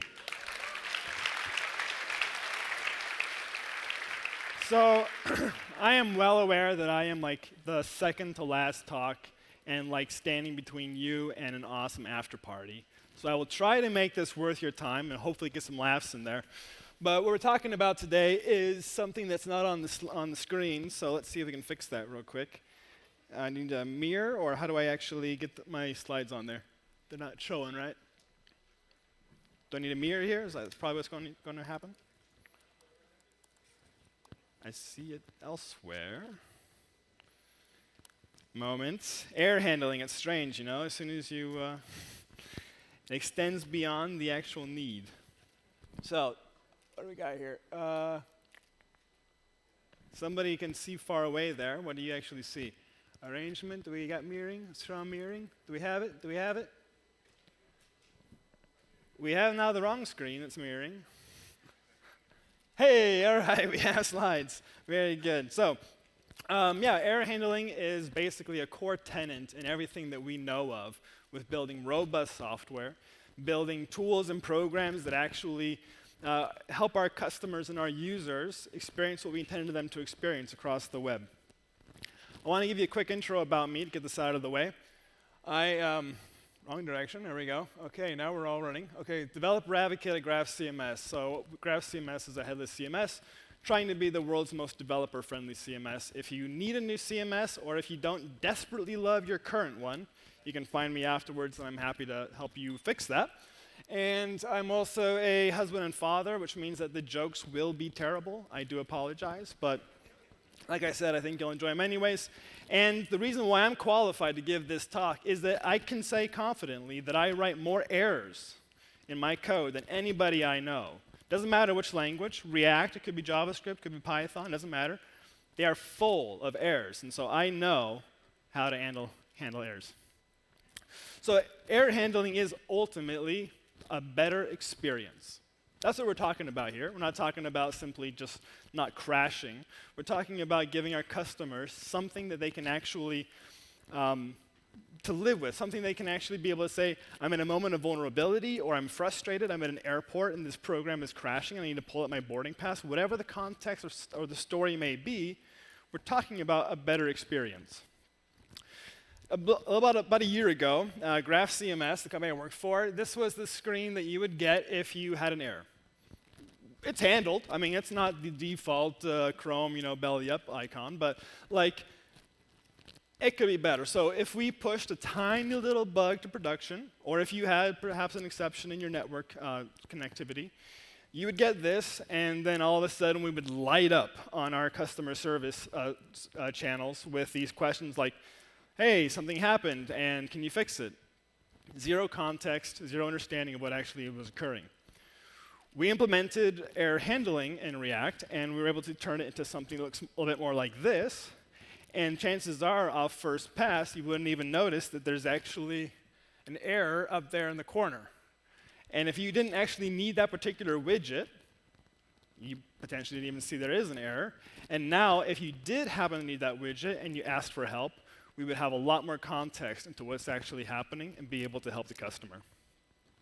And if you want to have a really fun activity, if you do use this button down here on GraphCMS, and I would encourage you to do it, is to say hello to Fabi, who is our fantastic product owner and customer service guy. Just say, hey, Jesse said to say hi, and he'll give you an engaging conversation. So errors are actually really big money. A couple of quick stories for you. So this is going back to the mid-'60s, before my time. I know I'm bald, but I'm actually not that old. So going back to the 60s, a couple of developers were transcribing manually some handwritten formulas for a space mission into code. They forgot a superscript, which if you're math inclined, is important. They changed numbers. Essentially what happened is the spaceship exploded. So a little bit of a miscalculation in trajectory. What was supposed to be a flyby orbit for Venus, or Saturn actually, for Mariner, it was Saturn. Essentially, it took off at a totally wrong angle, and within 200 seconds, the commanding officer on deck pulled the command and exploded the spaceship. Self-destruct, roughly $200 million loss, and this is back in the 60s. Not good. If-else error. This is one of my favorite examples because it's so ambitious and just like it was started off with such a good idea. Roger Morris was a grad student, and he decided to try to measure the size of the internet. Like, sure, I mean, go for it, Roger. And anyways, what he forgot to do was to check if he'd previously installed the program on the machine, and so it continued to install and install and install until it would crash the processor, and he invented the world's first worm. We actually call it the Morris worm after him. Roughly $100 million cleanup.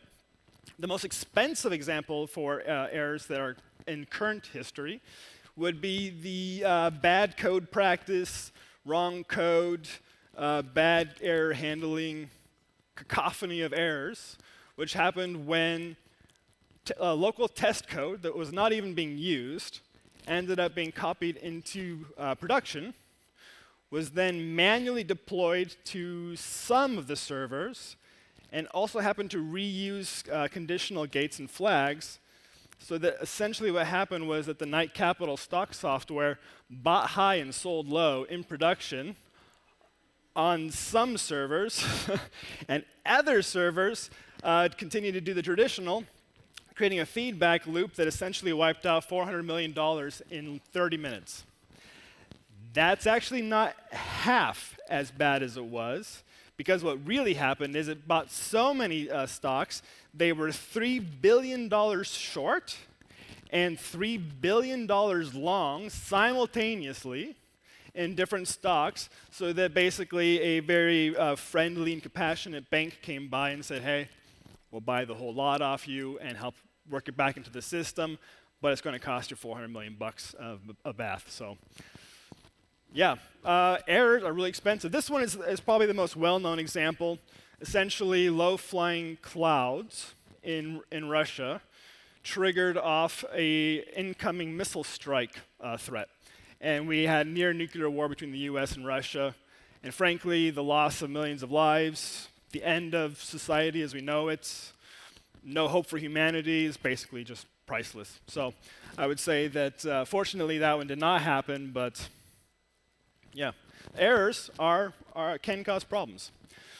So we're talking about error handling in React. To understand error handling in React, we have to understand the three parts that are actually involved here. First of all, we have what is an error.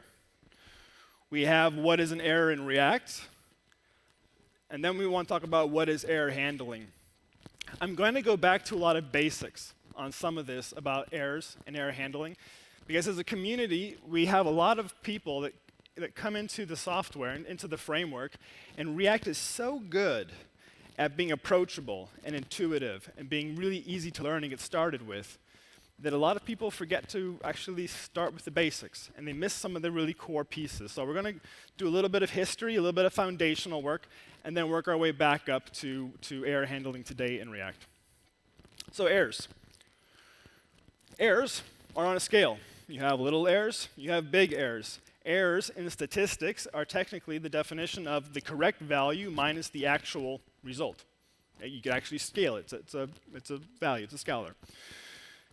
Error actually comes from the Latin, which just means to wander. Like, I'm demonstrating that here on stage tonight. I'm erroring all over the place in front of you. So errors are essentially a deviance from the desired goal. And if you look at errors in context, and this is really a general statement, if you look at errors in context, you have really three categories you could kind of break them down into. You have essentially what are called the known errors. Errors that if you were to go back over and look at your code and look at what actually you had done, you could theoretically catch this yourself by rereading it. You have known unknown errors. So these are errors that you don't necessarily plan on happening, but it is probable that you could get something that's coming in that was not what you intended. These are ones that are known unknowns. And the last category is the unknown errors, which basically you had no idea it was even a possible situation to crash, and the whole thing went belly up. So what is an error then in React? Well, to understand that, we have to go back one level and say, well, what is an error in JSX? But to go understand that, we have to actually just say, what is an error in JavaScript? known errors in JavaScript. We have 7 error objects that we can use that we probably see more often than we would like. And there are 2 experimental and non-standard error objects that we'll skip over today. First, we have the actual error constructor. These are ones that, this is the constructor that allows you to make your own error. And then you have eval error, which is actually just a carryover from legacy. This is not used anymore in any modern system. It's just there to support some older runtimes. You have range errors. The input basically was a scoped set. It was one of unallowed values, and somehow you did not get the correct value in there. You have reference error. Basically, you're referring to something that you failed to declare. I'm going to move my mouse off the screen for you all there. Maybe off the screen. That's good. Then you have the syntax error, which is you just wrote something wrong. Type error, you're attempting to access a method on an object that doesn't exist. And then the URI error, which essentially is a combination of range error and type error, kind of mashed together, but is more in context for URI handling. I was going to actually create like individual code samples to kind of demonstrate what these all were. But then I thought, how about I actually just write the world's worst piece of JavaScript. This includes every single error possible in JavaScript. So if you are hiring people and you see this coming in, your job's done for the day. If you are trying to get hired, don't copy and paste this as an example for anything. You will not get the job. This is every single possible error. If you want to see it again afterwards, I'll let you have a glance at it, see if you can find them all. But my personal favorite angle is NFC is a valid input for normalizing a string. Not KFC, but, you know, that's fun. Kentucky Fried Chicken, anybody? You guys have that in Germany. All right, so how do we handle the known errors in JavaScript? Type checking. There's really no other solution out there. You can use Flow, you can use TypeScript. I think there's a couple of other type static checking libraries out there for JavaScript. But this allows us to understand the bounded scope of known possible errors in the code that we write. So known, unknown errors. Now we get to some of the more fun stuff. Most common would be situations where we end up with an undefined or a null value. We've seen this a lot in React. You intended to have one value and you get something in. Cannot read x of undefined is everybody's best friend. Undefined and null are valid states. It's not technically an error. Like it's not going to throw an error type by itself. But it is not what we actually wanted. It is an unwanted result. So how do we check for undesired states in JavaScript? We have if statements. We have ternary conditional operators. We have expression checking. And that was an anticlimactic buildup, but we have expression checking. And if we actually look at this then, so both if and ternary are expect an expression, and they'll be checking for a truthy or a falsy value.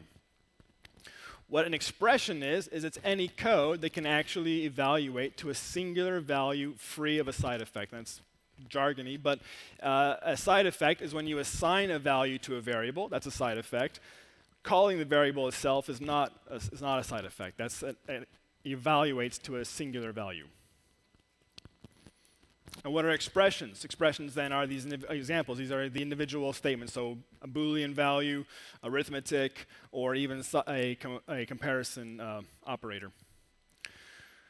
Truthy, falsy checking basically then is anything that evaluates to either true or false inside of the Boolean constructor. It's roughly is a way you could kind of compare that.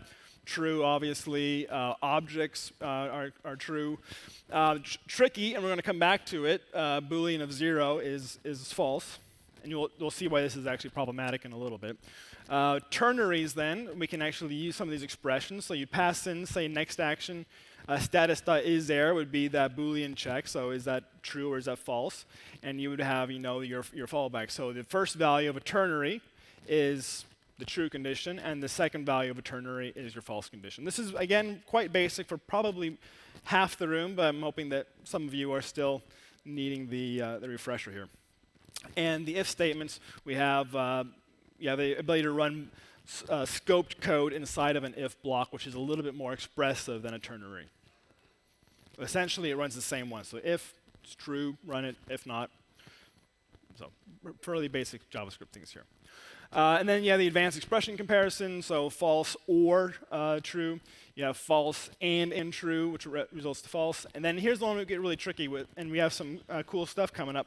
But 0 or 5 is 0, which is not actually helpful, because if I want to say, I don't know, I'm driving a car, and I want to say default speed is 10 kilometers an hour, and I want to set it to 0 kilometers an hour, and I get 10. That's not what I actually intended to have happen. So what's really interesting is coming in 2020, and I actually just read this last night, is that it either just this week went to stage 4, but we have nullish coalescing operator now is stage 4, which means it is confirmed landing in JavaScript in 2020. And that means that we can actually treat null and undefined as actual their own types. And so when you pass in, let's say 0, nullish coalescing, or 5, you'll get then 0 as the first value, or even just a blank string, and you'll end up with that undefined, and you get undefined. So that's actually going to resolve a lot of cases where we did a lot of nesting of ifs and a lot of this case, this case, this case. This is a really, actually kind of a big deal for JavaScript. And so that brings us to the unknown errors. The system is down. With type checking and conditional checking, what do we do when something still goes wrong? Well, there's something you need to know about errors. Errors are like fish. When things go wrong, they float to the top. And they do that. They bubble up out of scope. So if you have an error in a function, it'll go up to the next function and up to the next function until you get to the top scope, and you'll catch it inside of a global evaluation catch, which will then give you the error. So here's a list of all of the ways to catch an error in JavaScript.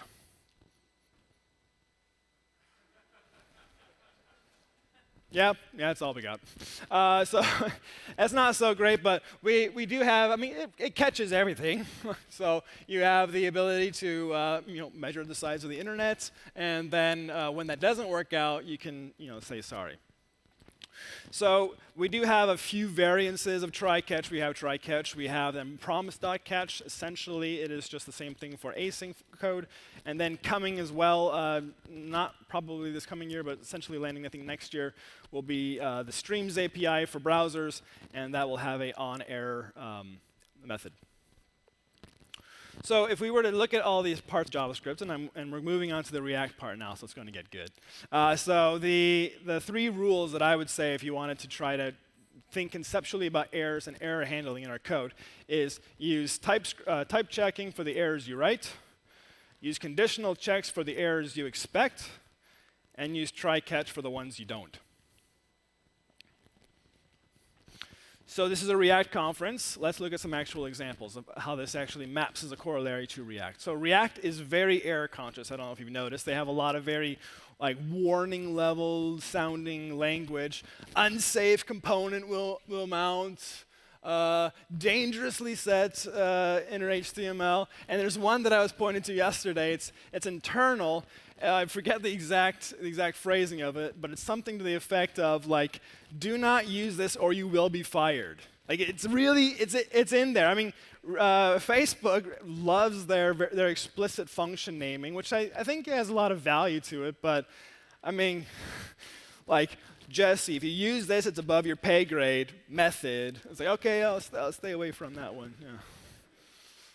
All right, so type checking and linting in React then. So how do we handle that in React? I'm not a TypeScript developer. So these 3 people actually did give explicit talks about type checking today. So when you see them in the after party, ask them. Next slide. Conditional checking in React, something I can't talk about. What we have here is an example of the comparison operator. You have something kind of nice where you have this and. It's the quick hack. Everybody's probably written something similar to this. So if we switch this to, say, false, then you get the pre-value and not the after. Well, not the pre-value, but it doesn't render the function afterwards. So that's a nicety. Ternaries in React. we have this. I think this is great, and I think even Kenzie Dodds mentioned this. Is if you talk about Prettier now, one of the previous issues with ternaries is that they're expressive and they're powerful, but if you don't format them nice, they're difficult to read and difficult to follow because you can kind of go down, 15 lines of question, colon, question, colon, and going down. And now with Prettier, basically we're able to just format so easily, and it makes for a very expressive way to read our code. So you have something like, is it too late? And then too late to apologize. That's a song reference. I don't know if anybody got it, but it's out there. And you get this nice code reference there. So turn arrays are a great way for handling React. They're my personal favorite, I would say.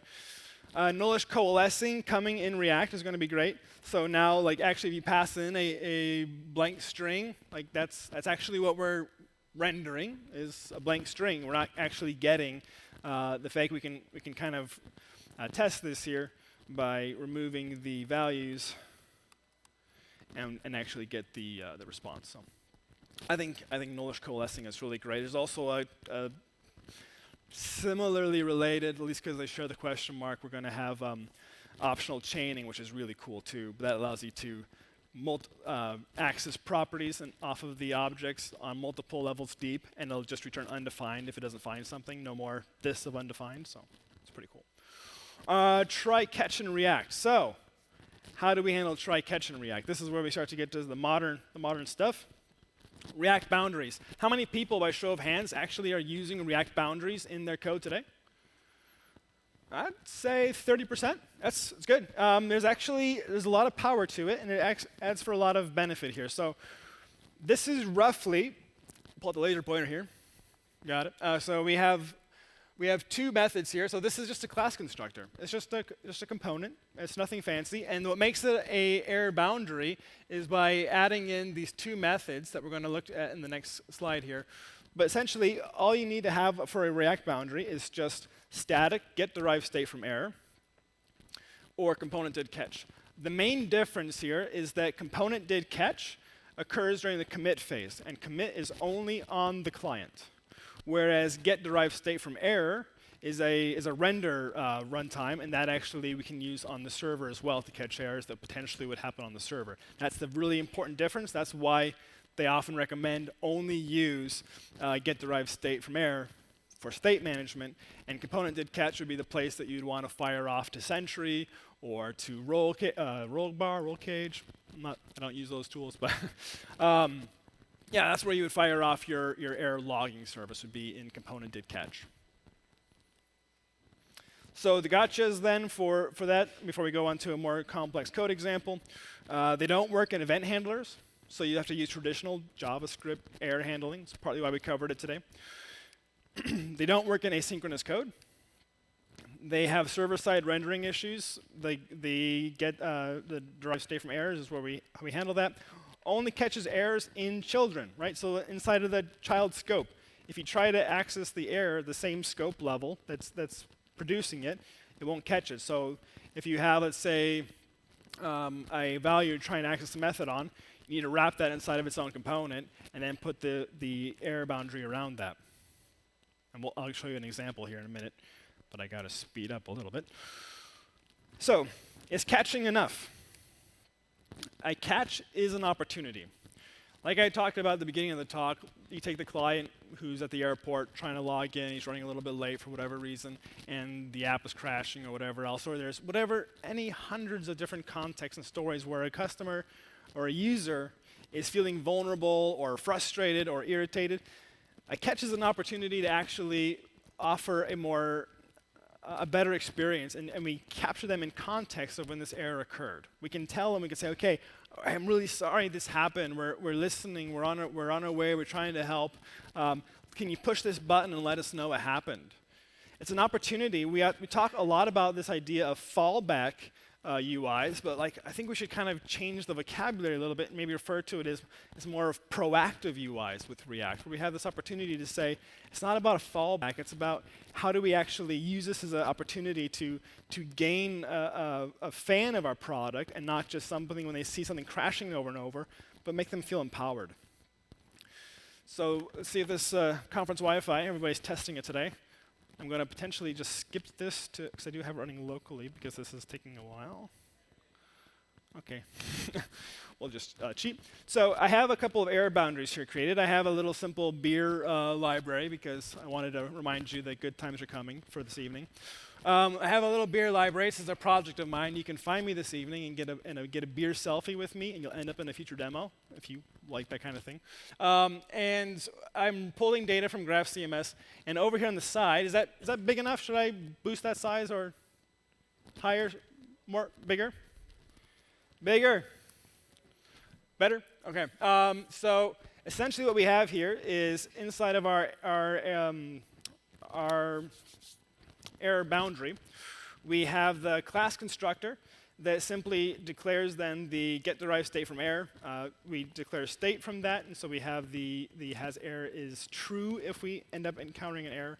And then we have component did catch, which is not really being used in this case. And then it just exports either a fallback UI, so I'm using a render prop in this case. We could either give it a fallback UI when we call it in context, or it'll run a default, which is just declared up here in the same file. I know that's bad practice, but you know, it's a demo. And then we just use that component all over the place. So inside of like my detail here, I import my sorry error component. And I wrap it around my image. I wrap it around all of my various fields down here. So if I come down inside of the recommended glass or inside of this, this style. So if I were to go ahead and generate an error real quick, I'm going to just go ahead and create a new entry here. Oh, look at that, error handling in action. Nobody look in case it shows my password. Okay. 3 minutes. Free developer accounts, just in case you're curious. Okay, so we have random beer. And we're just going to add a brewery onto it real quick. We'll go ahead and just create one real fast. And we'll just call this random brewer. Funny angle to type. All right. Save and connect. Publish and save. And we go back and I refresh here. So now I actually have errors all over the place because I was a terrible programmer and I was reading values off of objects without checking for undefined. And what I get is then, okay, I have no image in this case, and I was trying to read the URL off of this response object. I have my ABV was trying to run a math operator on the value. Errors all over the place. And if I wanted to provide, let's say, a simple fallback value for something like, let's say, ABV, and we just call it as, we'll just call this fallback, and we'll say that a fallback value, we'll just say enough. ABV is alcohol percentage in beer, in case you were curious. And so we'll run that again here. Fallback's not operating. Do I actually declare that correctly in my sorry? Let's take a look. So I receive the fallback from this .props. Has error, return fallback.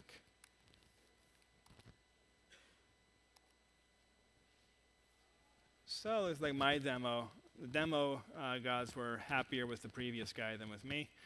So like I said, I write the most errors in React of anybody I know. But I'm running out of time, so I'm going to do is, what you would do is when you pass in this render prop and you render the value, what we do in GraphCMS is we have a whole bunch of custom error types we created. We have authentication errors, we have permission errors, we have lack of, even maintenance mode is an error for us. And what we do is we catch all of those inside of this generic error boundary, and then we're able to show UI that's customized to that specific error, and we're able to use that all over the application. And it allows for error handling all over the place, where previously we would have had an issue with that, trying to say, in this case, show this UI, and in this case, show this UI. We can do it in a single component that captures this code everywhere from a granular level all the way up to the top scope. And it becomes a very powerful method for us to work with. So moving on, because I'm just about out of time here. When all else fails, if you don't have any other options, if you can't catch them in context, if you can't give them a beneficial UI, if you can't give them some way of helping them out, you can always just go for the fallback of surprising and delighting them, and at least giving them something to do. And that's not just being cute. This is the classic error, literally, that says, we can't find the internet. And this game is played 9 million times per day in markets all across the world where the internet is very low and has problems. And so this is something where even if you can't deliver what they wanted, you're still able to help them out. So the moral of the story is, don't just catch errors, put them to work. So thanks.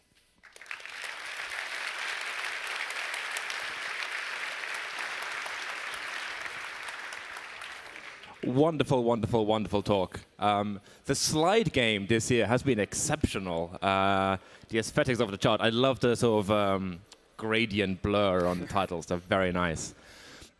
So, as we set up our final talk, I'm going to address a question that has been put towards me several times. Marcel, you started off with a bunch of makeup and a costume. What happened to that? Did you fall asleep at lunch and have it smeared all over your face so you're frantically scrubbing it off your face? And the answer is, 1, how dare you? And 2, you're absolutely correct. So we're going to have one more talk, and then the after party will begin after a brief break. This is going to combine audio, SVGs, and a few other things into hopefully a fantastic closing spectacularium. Such cool avatars. Can I also say one thing about Berlin? I live in London, but the one thing that Berlin has that I just wish would make it across to see is currywurst. I love currywurst so much. And at the after party, you may just find me drenched in a combination of chips, sausage, and mystery sauce.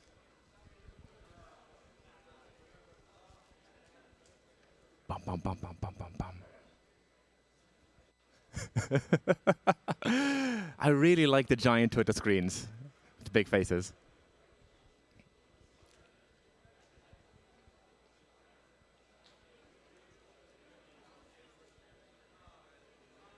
Bum, bum, bum.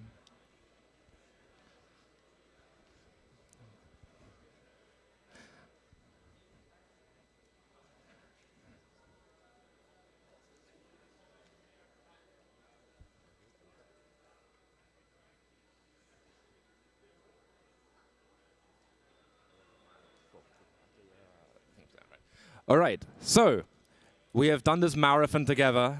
I love conferences, but we also know that they require real commitment of concentration. You've all made it to the end. Give yourselves a round of applause. Give React Day Berlin a round of applause. Hello. And finally, give our final speaker, Elizabeth, a round of massive applause. Thank you. You're a wonderful crowd. Okay. Hello, can you hear me? Okay, so first of all, thank you for React Day Berlin for the invitation, and it's really great to be here. I don't like to be the last one, it's too much pressure. I always have these nightmares, is anyone to be there at the end? And it's really great to have you there. So today I'm going to talk about exploring audio with React and SVGs. And it's basically how you can use SVGs in a creative way. I gave other talks related with React and SVGs. This is just more related with illustrations. And then it's not that I work a lot with audio, but it's something that I really like. So I had this idea, let me explore and see what happened. So my name is Elizabeth. And right now I'm working at Elastic. I'm a senior product designer. I tried to be front-end developer before. It never worked out. I'm too lazy to write proper code. Yes. Oh, it's not showing. Can you go out? Yes. Well, I thought you were seeing this, so can you just... Can you go out the presentation? Sorry. Where's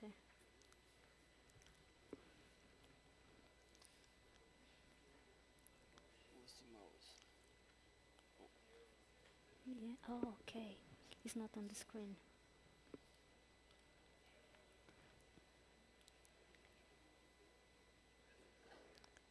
Okay. Okay. But now maybe the resolution is too big. Okay, much better. So, so let's start again. So my talk is about exploring audio with React and SVGs. And now I was introducing myself. So my name is Elizabeth, and I'm actually from Portugal. I'm half Mozambican, half Portuguese. And I lived all my life in Lisbon. And then I had this idea to move to Dublin, where I decided to try to be a front-end developer. And it didn't work out. I found out that I like to be a designer, but I also like code, but coding in a creative way. So right now I'm working at Elastic and with products like Kibana and our design system. So what is an SVG? This is like the definition from Wikipedia. It's an XML-based vector image format for two-dimensional graphic with support for interactivity and animation. But basically, this is the SVG, so all of it's like XML-based, very similar to HTML. And we can have a lot of elements like circle, paths, and all of this text will like describe how the image is going to be drawn.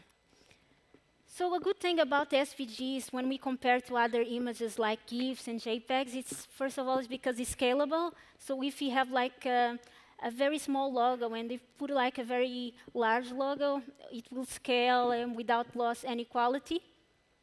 And the file size is going to be the same and very small file size. So if you have a very big logo or a very big illustration, it will have the same file size. If we're doing that with JPEG or GIF to make it larger, the file will be really, really heavy. So a good thing about SVG, the best part, is because it's modifiable. It means that with JavaScript and CSS, we can change, interact with it, change fields, change colors, and all of these things. This is my definition of SVG. It's just an image with superpowers. And SVGs is like perfect for complex UIs.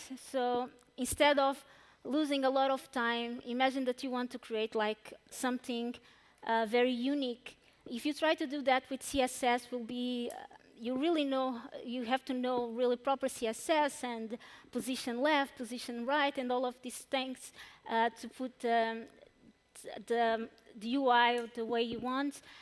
But with SVG, you just need to design with a tool like Sketch or Figma, and then you can interact with all the elements. But how you can use these SVG superpowers? First, if you use like as a CSS background image, you can't interact with the SVG because it's not in line. If you use like as image tag, you can't do anything as well. Actually, the quality, because it's a vector image, will be a very good quality, but if you want to change the color of something inside the SVG, you can only do it if you use the inline SVG. But in React, if you want to expose the SVG, if you want to put it inline, there's actually two ways. The first one is to import the SVG as a React component, and the second one is to transform the SVG into JSX. So the first method, you won't have HTTP requests because the code will be inline. The good thing is you don't need to convert into JSX. It will be perfect for simple animations and to style with CSS. And also for the design part, imagine that you have a big illustration and then you need to replace the file. You just replace the file and that's it. So with this method, if you're using something like Create React App, you will just need to say like import React component as logo, and then you will render as a component. And the background is using SVGR Webpack, and it's the SVGR that is doing this magic. But now I'm talking a lot about SVGs, but how can you use this method of transforming the SVG into React component? How can you use this with audio? So I'm going to start by this very small example. This is actually the moon landing by Neil Armstrong. So let's listen.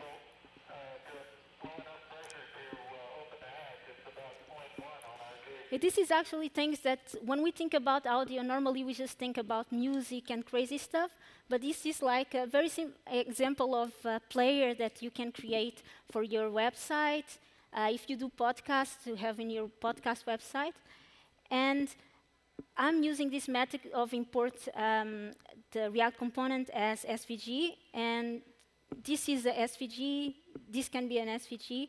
So to do that, first of all, I created this with audio. That is basically where I'm setting all the states, the duration, saturation, and all of these things. And then this use audio is returning an audio HTML element that is actually hidden.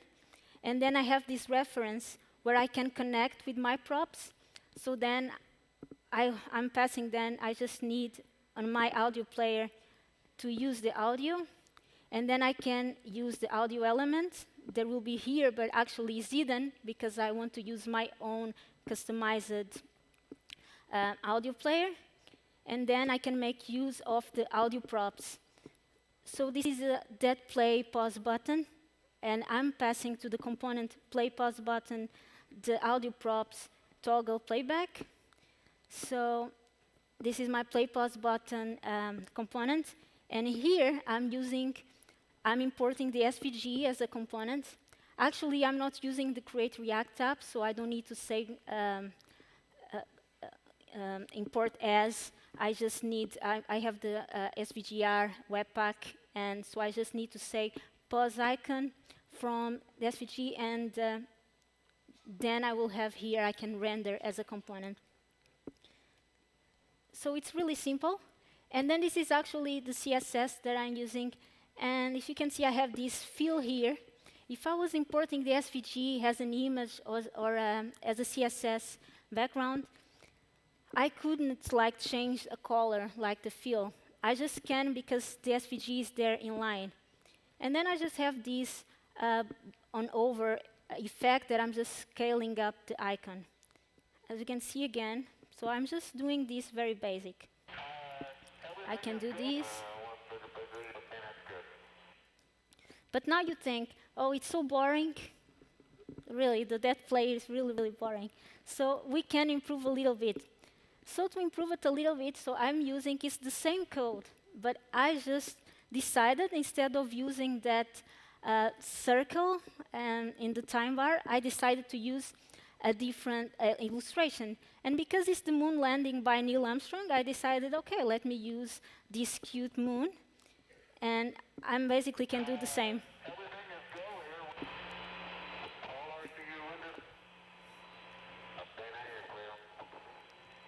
So I think it's much more creative, and especially if you're going to have audio players in your websites, and if your website is talking about, let's say, planets, you can have like a player with a planet. And the other day I saw a code with, it was a podcast called The Ladybug, and there was a ladybug here.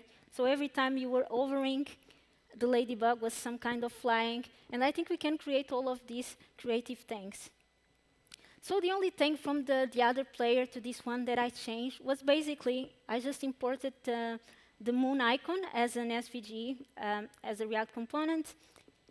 And then I just inserted inside my time bar circle, and that's it. And then I just put a little bit over CSS to enhance a little bit, just when I over the moon, it just scale a little bit. So that's basically what I did, and the final result.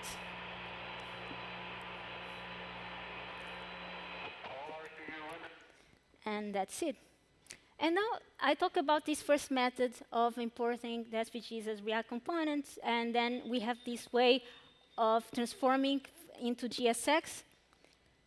And this method is like the other one. We don't need HTTP requests because actually we're not calling the image.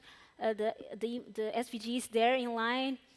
It's perfect because we could do like code splitting, so I can have a very complex SVG and then I can split in different components. I can make use of props, states, and event handlers, but then a bad thing is complex to update. if you start having like this big illustration and now you decide to change the design, because you already split it and so many different components, it starts getting really complex. So when we think about audio, normally we think about audio players, but actually the audio you can use for so many things. So I created like this illustration that actually I was using in other talk that I had.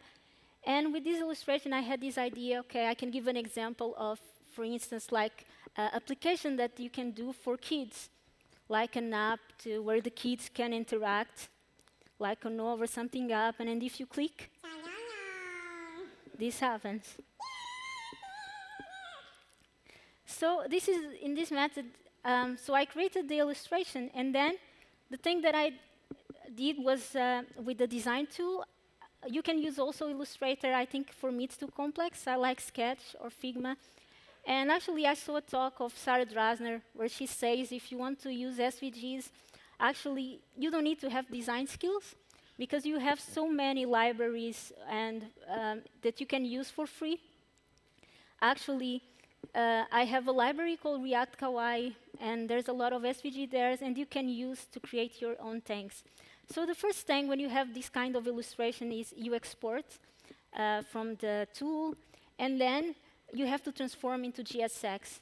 You can find and replace the elements, or there's some tools online where you go there, you copy-paste your code, and then you transform it into GSX. I like to use SVGR CLI, and it's really easy to use. So you have these in your scripts and your package JSON. You create this script. I called it SVG to GSX. And with SVGR, I'm saying that I want my illustration that is called SVG and React to be transformed into a component called SVG and React.js. But first, I want to optimize the image with SVGo. And for that, I'm saying, please see my SVGo configuration here. And here, I'm just saying, by default, it will remove the view box and will clean up the IDs, and I don't want that. So I will put, okay, my IDs, I want to keep the IDs, and I don't want to remove the view box. And this is like when I transform, by default, will be called SVG component. And this is already transformed from the SVGR. I already had a few things here. But as you can see, I have the props here, some props. It was everything the SVGR doing. And then I'm using for this illustration Framer Motion. And then with Framer Motion, what I'm doing, it's you can replace elements. So I'm replacing the group of the SVG into a motion.group. And what I'm saying, like, while over, I want to scale. And on click, I want this constant called boy to play. And this constant called boy is basically the audio. So this is like the audio constructor, and I'm just saying, okay, create an audio element with these two MP3s, the boy and the girl, and then the element, when I say on click, I want to play the boy or I want to play the girl. And it's really easy. It took me like, okay, the illustration took some time, but to do the code is nothing. Like with the Framer Motion and with the Web Audio API, it's really easy.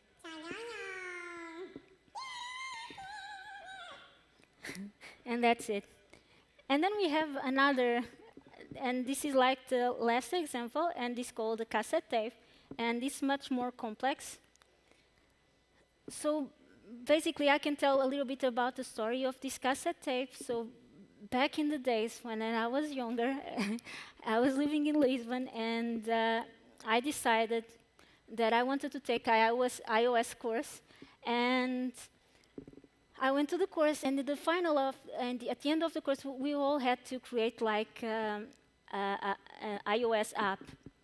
So I decided, because I really like hip hop, I decided it was a good idea to create a hip hop like drum loop where I could listen to the beat, and then I could press record and record my freestyle.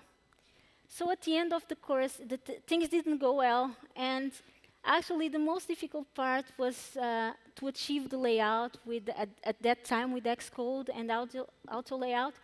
to achieve the design that I really liked it. So when I moved to Dublin years after, I was searching on my laptop and I found the design and I said, yeah, maybe nowadays I can try again to create the app again. And I found out that 5 years ago that I could use the web audio API in the browser, record my voice, use the microphone input. And I said, yeah, and maybe I can export this as an SVG and I can animate it. And I started the project. So once again, with Sketch and Figma, I exported that design. I transformed it into GSX again with SVGR CLI. Once again, just my SVG transforming into a component. And with that, again, that SVGo optimizer configuration. And then at the end, I had something like that. So this is my SVG component. And that's the reason that I like to always leave the IDs, because then in this example, the code is really, really big. It's a very complex illustration with a lot of things, so you have a very, very large file, and then if you don't know what is what, because you see a lot of paths if you remove the ID. So it's really, if you want to animate and create things, it's better if you leave the ID, so then you can see, okay, this is my time box, this is my recording text. And this is the way that I split the cassette tape.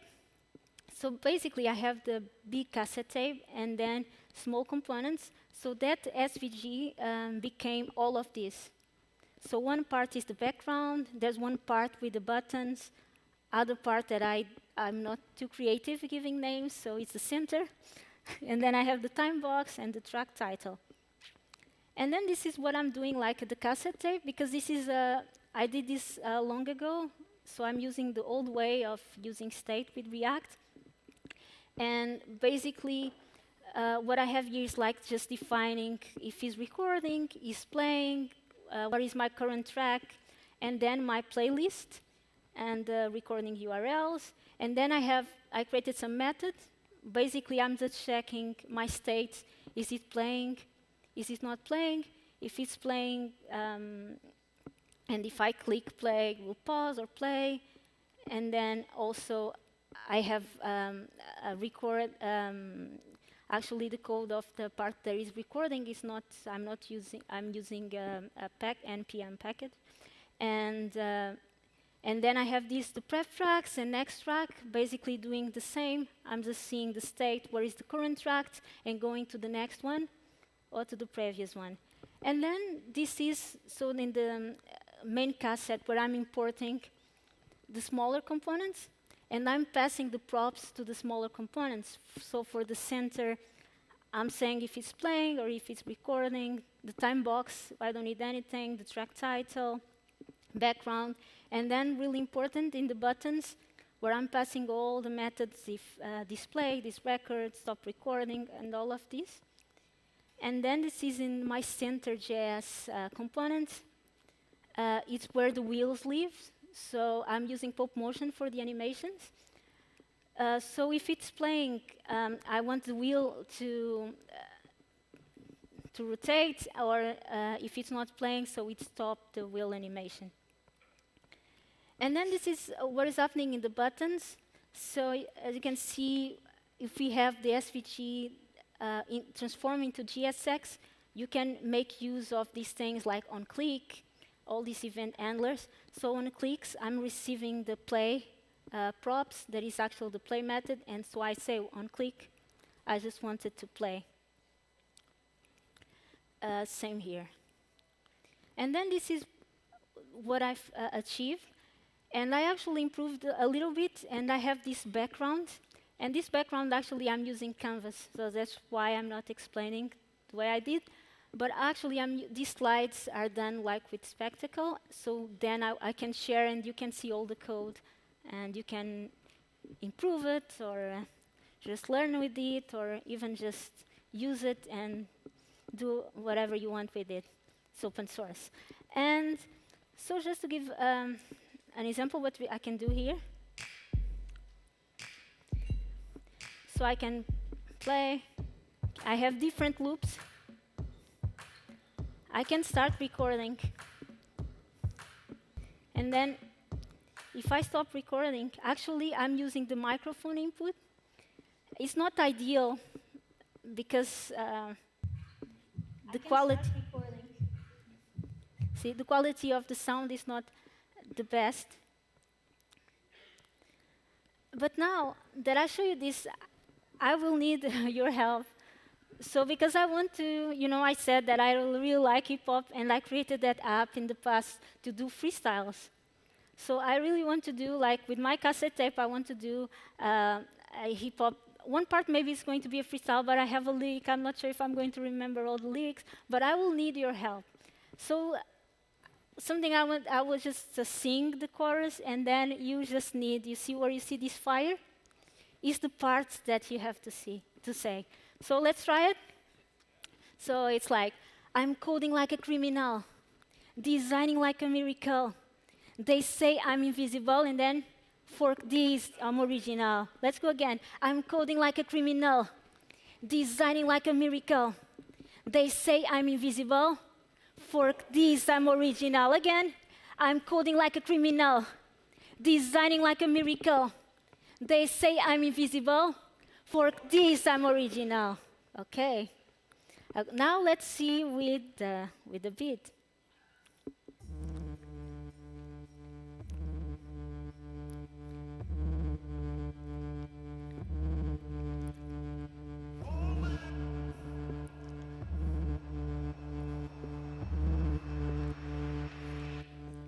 Okay.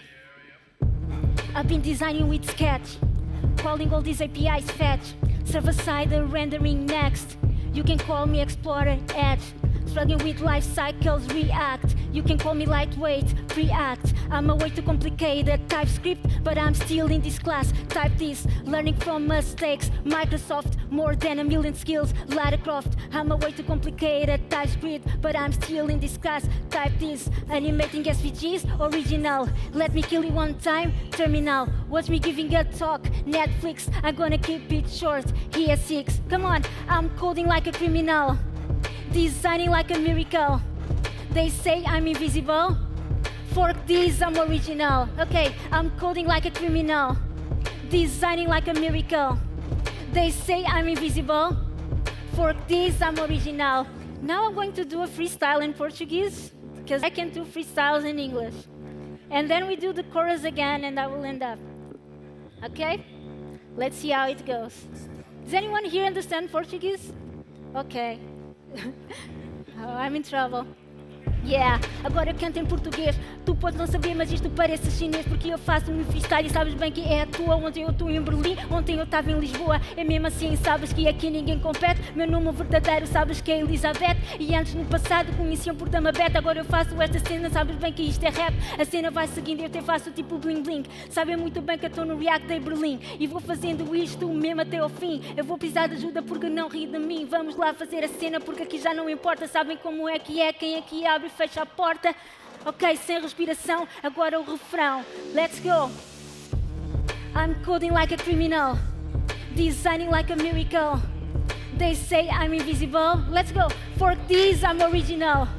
I'm coding like a criminal, designing like a miracle. They say I'm invisible. Okay, for this, I'm original. Yeah.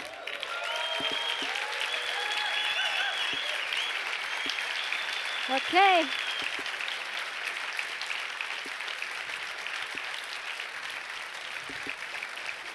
Okay.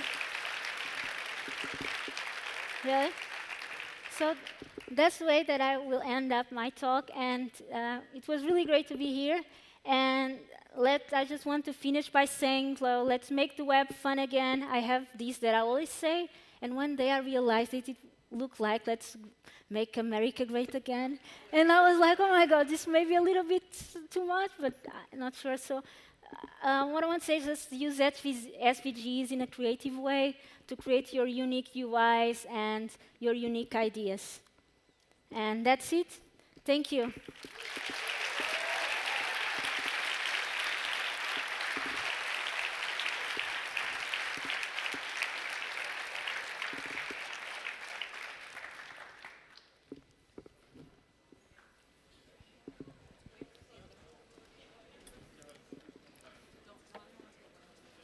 right. We're going to just grab people from the... Ellie will find you if you escape. She is like a bloodhound. We're going to take a photo with the folks in the other hall, and we'll do some closing stuff, and then we will let you get out and get yourself fed before we move on to the after party. Talk again soon.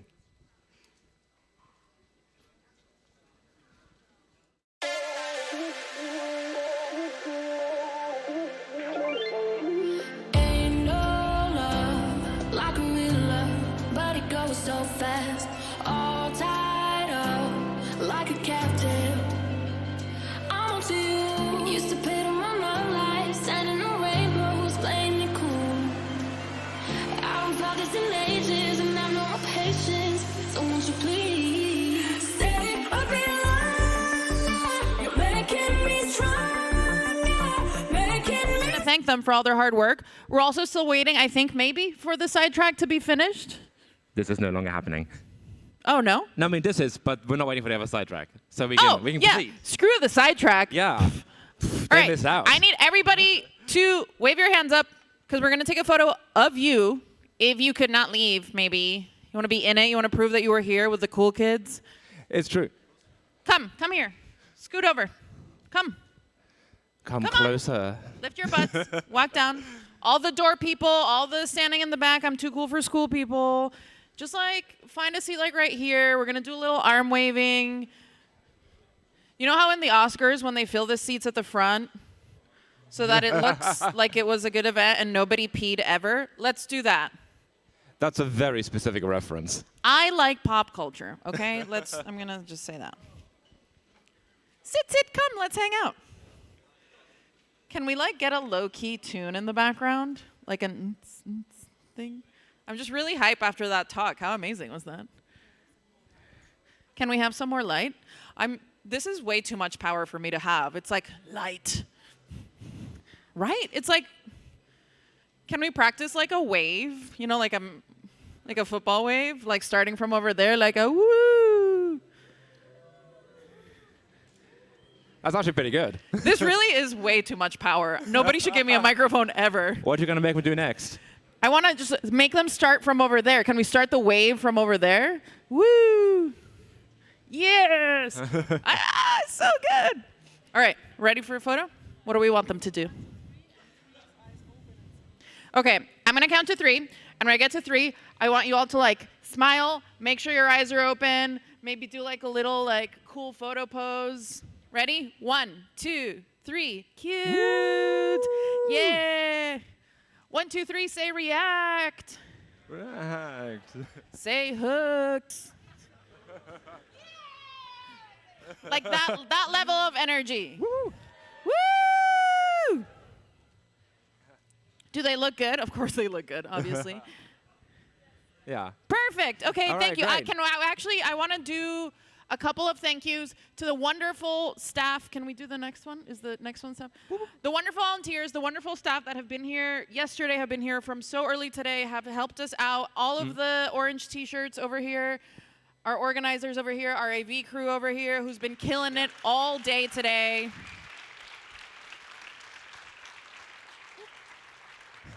Thank you all for being such a wonderful audience and fulfilling our demands at the end of the day for pictures. Party is back here at 8, but we're going to have to kick everyone out so we can transform the space into the party zone that will be. Go grab some food. There's many good places to eat around here. Enjoy yourselves, and we'll see you all shortly. So like go and then come back and see the DJs and the audios and the visuals that are going to be so cool. Yeah, these people are sick. Thank you very much. Have a good one. Yeah, party time. All right, are we doing photos? Crew. Okay, can we get the crew on stage, please? And speakers. Oh, where are my speakers at? There you are. I see you. I see you. Coming up here. Come on.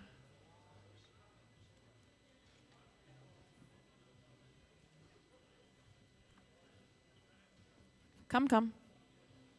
Jen. Come on the stage. Group photo. Pretend we all like each other. Come on. I'm kidding. Of course we like each other. Come on. Come on. Yes. Is there anyone up there that wants to come down for the photo? Wait, I need to be in it. Hold on.